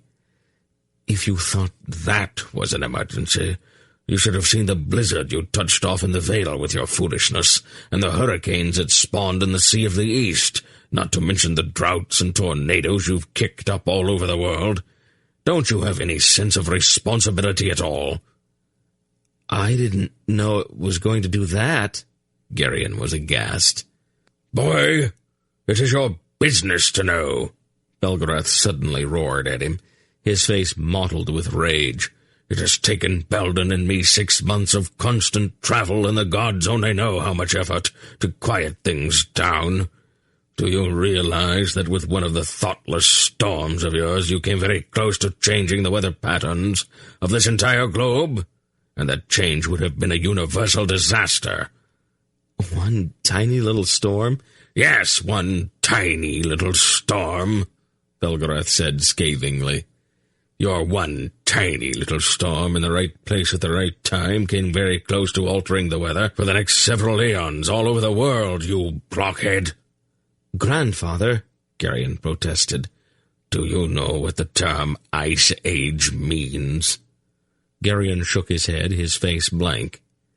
It is a time when the average temperature drops just a bit. In the extreme north, that means that the snow doesn't melt in the summer. It keeps piling up year after year. It forms glaciers, and the glaciers start to move farther and farther south. In just a few centuries, that little display of yours could have had a wall of ice 200 feet high moving down across the moors of Dresnia. You would have buried Boktor and Val-Elorn under solid ice, you idiot. Is that what you wanted? Well, of course not, Grandfather. I honestly didn't know. I wouldn't have started it if I'd have known. Oh, that would have been a great comfort to the millions of people you very nearly entombed in ice. Belgarath retorted with vast sarcasm. Don't ever do that again. Don't even think about putting your hands on something until you are absolutely certain you know everything there is to know about it. Even then, it is best not to gamble. But you and Aunt Paul called down the rainstorm in the woods of the Dryads, Garion pointed out defensively. We knew what we were doing, Belgarath almost screamed. There was no danger there. With an enormous effort, the old man got control of himself. Don't ever touch the weather again, Garion. Not until you have had at least 1,000 years of study. 1,000 years? At least. In your case, maybe 2,000. You seem to have this extraordinary luck. You always manage to be in the wrong place at the wrong time. I won't do it again, Grandfather, Garion promised fervently, shuddering at the thought of towering ice walls creeping inexorably across the world. Belgarath gave him a long, hard look and then let the matter drop. Later, when he had regained his composure, he lounged in a chair by the fire with a tankard of ale in one hand. Garion knew his grandfather well enough to be aware of the fact that ale mellowed the old man's disposition, and he had prudently sent for some as soon as the initial explosion had subsided. "How are your studies going, boy?" the old sorcerer asked. "I have been a little pressed for time lately, Grandfather." Belgarath gave him a long, cold stare, and Garion could clearly see the mottling on his neck that indicated that the old man's interior temperature was rising again. "I am sorry, Grandfather," he apologized quickly. "From now on, I'll make the time to study." Belgarath's eyes widened slightly. "Don't do that," he said quickly. You got into enough trouble fooling around with the weather. If you start in on time, not even the gods could predict the outcome." "I didn't exactly mean it that way, Grandfather." "Well, say what you mean, then. This is not a good area for misunderstandings, you know." He turned his attention then to Errand. "What are you doing here, boy?" "Dernick and Polgara are here," Errand replied. "They thought I ought to come along." "Polgara's here?" Belgarath seemed surprised. "I asked her to come," Geryon told him. "There's a little bit of a problem that she's fixing for me. At least, I think she's fixing it. She's been acting sort of mysterious." "Oh, she over-dramatizes things sometimes. Exactly what is this problem she's working on?" Geryon glanced at Errand, who sat watching the two of them with polite interest. Geryon flushed slightly. It has to do with the, heir to the Riven throne," he explained delicately. "What's the problem there?" Belgarath demanded obtusely. "You are the heir to the Riven throne." "No, I mean the next one." "I still don't see any problem." "Grandfather, there isn't one. Not yet, at least." "There isn't? What have you been doing, boy?" "Never mind," Geryon said, giving up. When spring arrived at last, Polgara's attention to the two embracing oak trees became all-consuming. She went to the garden at least a dozen times a day to examine every twig meticulously for signs of budding. When at last the twig ends began to swell, a look of strange satisfaction became apparent on her face. Once again, she and the two young women, Tinedra and Zira, began puttering in the garden. Geryon found all of these botanical pastimes baffling, even a little irritating. He had, after all, asked Aunt Paul to come to Reva to deal with a much more serious problem. Zira returned home to the Wood of the Dryads at the first break in the weather. Not long afterward, Aunt Paul calmly announced that she and Dernick and Errand would also be leaving soon. "We will take Father with us," she declared, looking disapprovingly over at the old sorcerer, who was drinking ale and bantering outrageously with Bran's niece, the blushing Lady Errol. "Aunt Paul," Geryon protested, "what about that little, difficulty Tinedra and I were having?" "What about it, dear?" "Aren't you going to do something about it?" "I did, Geryon," she replied blandly. "Aunt Paul, you spent all of your time in that garden." "Yes, dear, I know." Geryon brooded about the whole matter for several weeks after they had all left. He even began to wonder if he had somehow failed to explain fully the problem, or if Aunt Paul had somehow misunderstood. When spring was in full flower, and the meadows rising steeply behind the city had turned bright green, touched here and there with vibrantly colored patches of wildflowers, Tinedra began behaving peculiarly. He frequently found her seated in the garden, looking with an odd and tender expression at her oak trees, and quite often she was gone from the citadel entirely, to return at the end of the day in the company of Lady Errol, all bedecked with wildflowers. Before each meal she took a sip from a small silver flagon and made a dreadful face. "What is that you're drinking?" he asked her curiously one morning. "It is a sort of tonic," she replied, shuddering. "It has oak buds in it, and it tastes absolutely vile." "Aunt Paul made it for you." "How did you know that?" "Her medicines always taste awful." She said absently. Then she gave him a long look.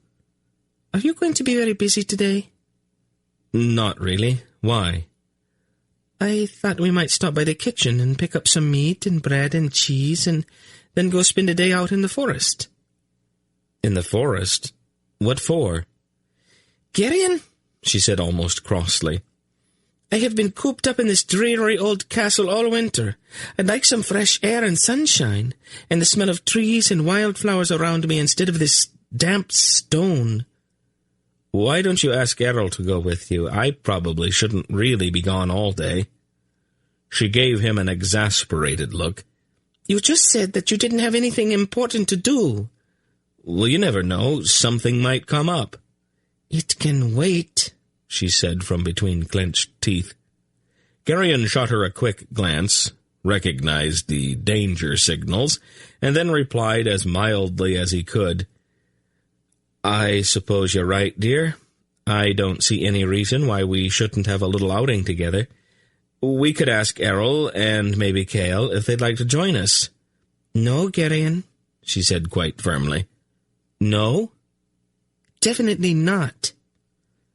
And so it was that shortly after breakfast, the Raven King, hand in hand with his little queen, left the citadel with a well-stocked basket, crossed the broad meadow behind the city, and strolled into the sunlight-dappled shade beneath the evergreens that mounted steeply toward the glistening snow-capped peaks that formed the spine of the island.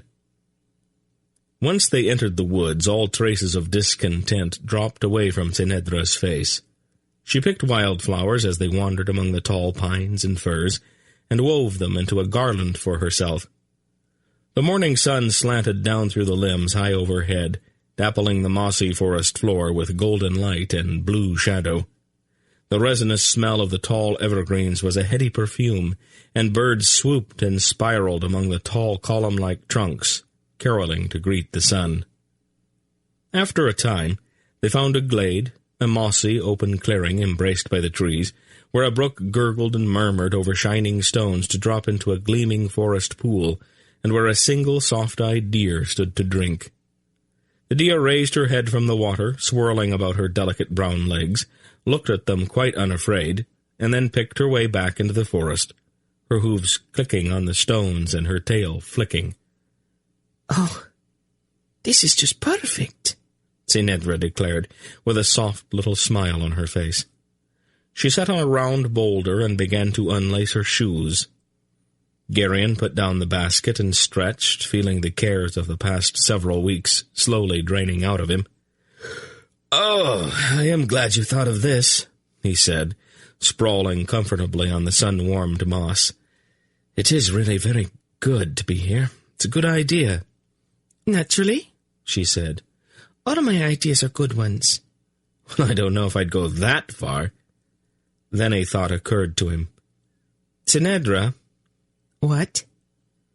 "I've been meaning to ask you something. All the dryads have names that begin with an X, don't they? Zira, Xantha, like that." "It is our custom," she replied, continuing to work on her shoelaces. "Why doesn't yours, then? Begin with an X, I mean." "It does." She pulled off one of the shoes. "The Netherlands just pronounce it a little differently, that's all. So they spell it that way. Dryads don't read or write very much, so they don't worry too much about spelling." X-Nedra? Well, that's fairly close. Make the X a little softer, though. You know, I've been wondering about that for the longest time. Why didn't you ask, then? I don't know. I just never got around to it. There is a reason for everything, Geryon. But you'll never find out if you don't ask. Now you sound just like Aunt Paul. Yes, dear, I know. She smiled at him, pulled off her other shoe, and wriggled her toes contentedly. "Why barefoot?" he asked idly. "I like the feel of the moss on my feet. And I think that in a little bit I might go swimming." "It's too cold. That brook comes right out of a glacier." "A little cold water won't hurt me," she shrugged. Then, almost as if responding to a dare, she stood up and began to take off her clothes. "Tinedra, what if someone comes along?" She laughed a silvery little laugh. "So what if they do? I'm not going to soak my clothes just for the sake of propriety. Don't be such a prude, Geryon." "Well, it's not that, it's..." "It's what?" "Never mind." She ran on light feet into the pool, squealing delightedly as the icy water splashed up around her. With a long, clean dive, she disappeared beneath the surface of the pool, swam to the far side, where a large mossy log angled down into the crystal-clear water, and surfaced with streaming hair and an impish grin. Well? Well, what? Aren't you coming in? Of course I'm not. Is the mighty overlord of the West afraid of cold water? The mighty overlord of the West has better sense than to catch cold for the sake of a little splashing around. Geryon, you are getting positively stodgy. Take off your crown and relax. I'm not wearing my crown. Take off something else, then. Tinedra.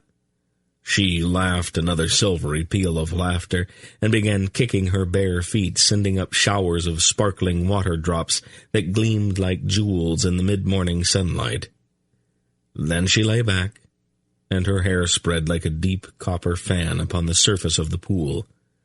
The garland of flowers she had woven for herself earlier had come apart as a result of her swimming, and the individual blossoms floated on the water, bobbing in the ripples. Geryon sat on a mossy hummock with his back resting comfortably against a tree trunk. The sun was warm, and the smell of trees and grass and wildflowers filled his nostrils. A breeze carrying the salt tang of the sea sighed among the green limbs of the tall fir trees surrounding the little glade, and golden sunlight fell in patches on the floor of the forest. An errant butterfly, its patterned wings a blaze of iridescent blue and gold, flitted out from among the tall tree trunks into the sunlight.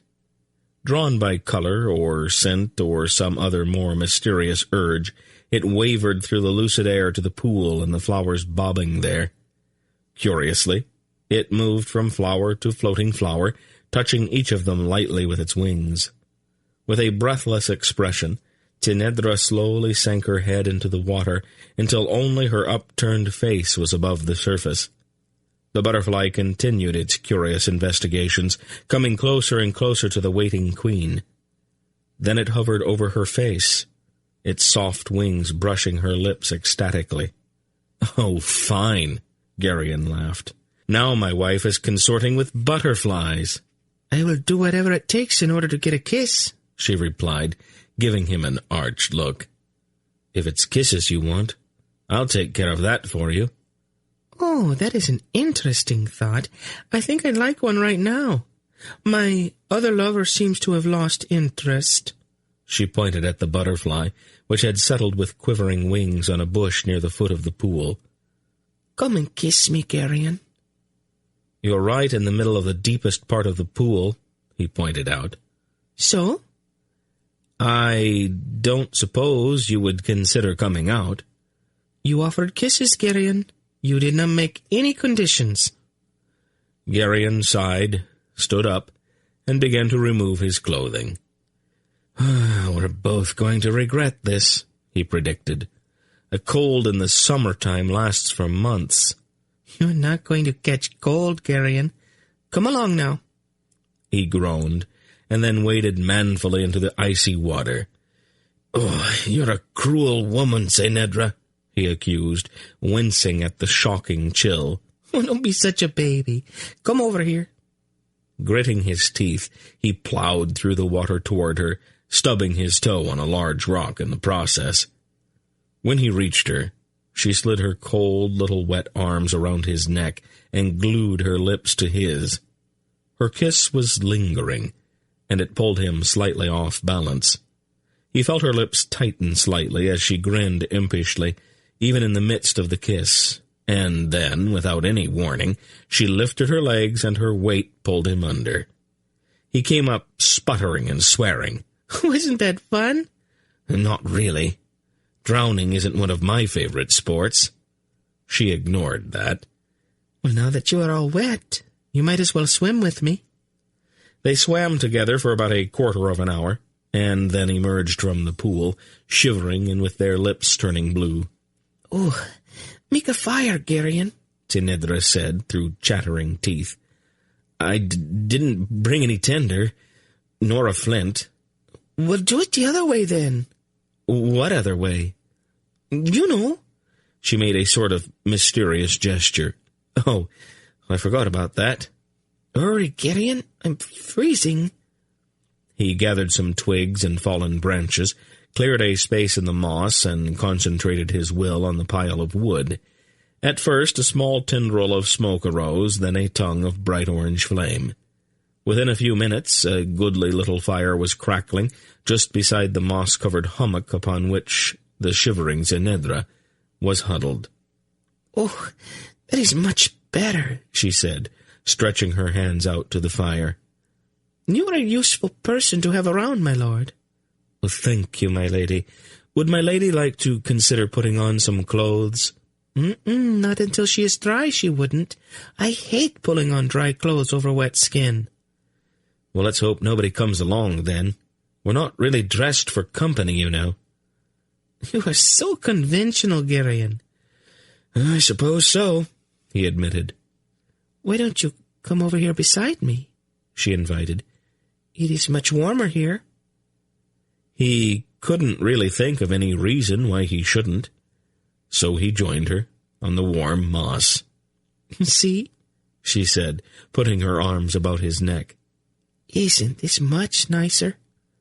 She kissed him, a serious kind of kiss that made his breath catch in his throat and his heart pound. When she finally released her grip about his neck, he looked around the glade nervously. A fluttering movement near the foot of the pool caught his eye.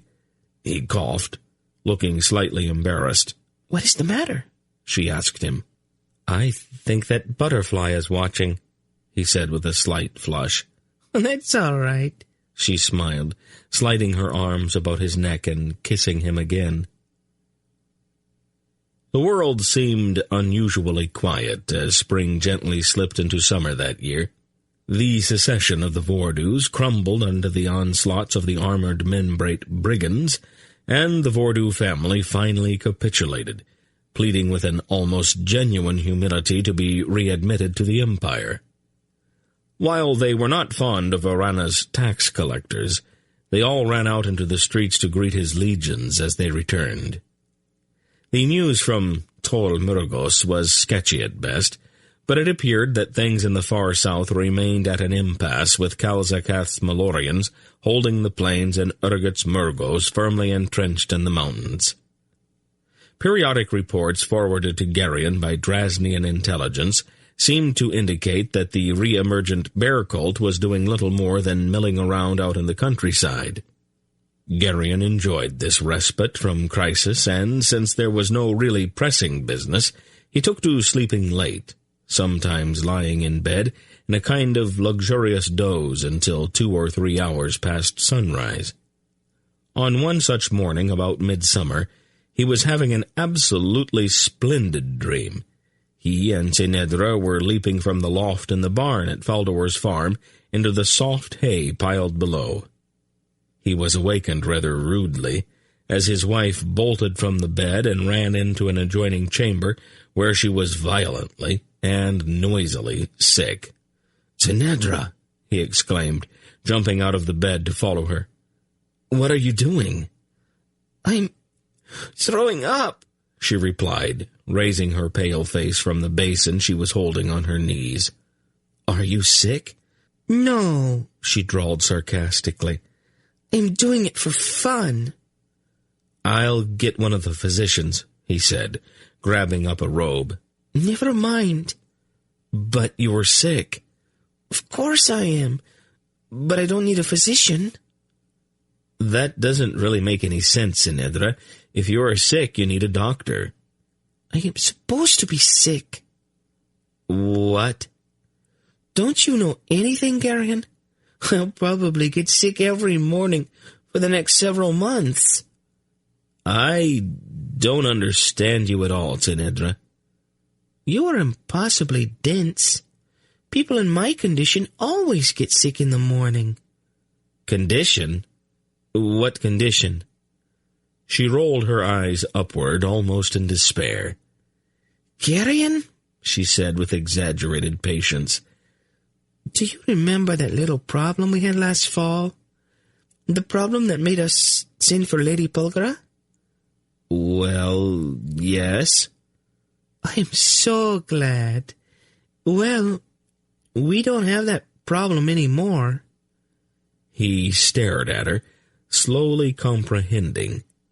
"You mean—" "Yes, dear," she said with a pale smile. "You are going to be a father." "No, if you'll excuse me, I think I'll throw up again." Chapter 13. They did not match. No matter how hard Geryon twisted and turned the sense of the two passages, there was no apparent way to make them match. Despite the fact that they both seemed to describe the same period of time, they simply went off in opposite directions. It was a bright, golden autumn morning outside, but the dusty library seemed somehow dim, chill, and uninviting. Geryon did not think of himself as a scholar, and he had approached the task that Belgarath had laid upon him with some reluctance. The sheer volume of the documents he was obliged to read was intimidating, for one thing, and this gloomy little room with its smell of ancient parchment and mildewed leather bindings always depressed him.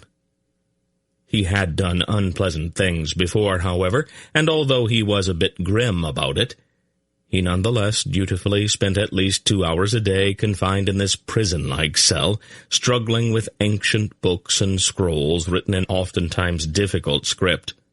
At least, he told himself, it was better than scrubbing pots in the scullery. He set his teeth together and laid the 2 scrolls side by side on the table, comparing them again. He read slowly and aloud, hoping perhaps to catch with his ears what his eyes might miss. The Darine Codex seemed relatively clear and straightforward. "Behold," it said, "in the day that Aldur's orb burns hot with crimson fire, shall the name of the Child of Dark be revealed. Guard well the son of the Child of Light, for he shall have no brother. And it shall come to pass that those which once were one, and now are two, shall be rejoined, and in that rejoining shall one of them be no more." The orb had turned crimson, and the name of the Child of Dark, Zandramas, had been revealed. That matched what had taken place. The information that the son of the Child of Light, his son, would have no brother had concerned Geryon a bit. At first he had taken it to mean that he and Tinedra would only have one child. But the more he thought about that, the more he realized that his reasoning there was flawed.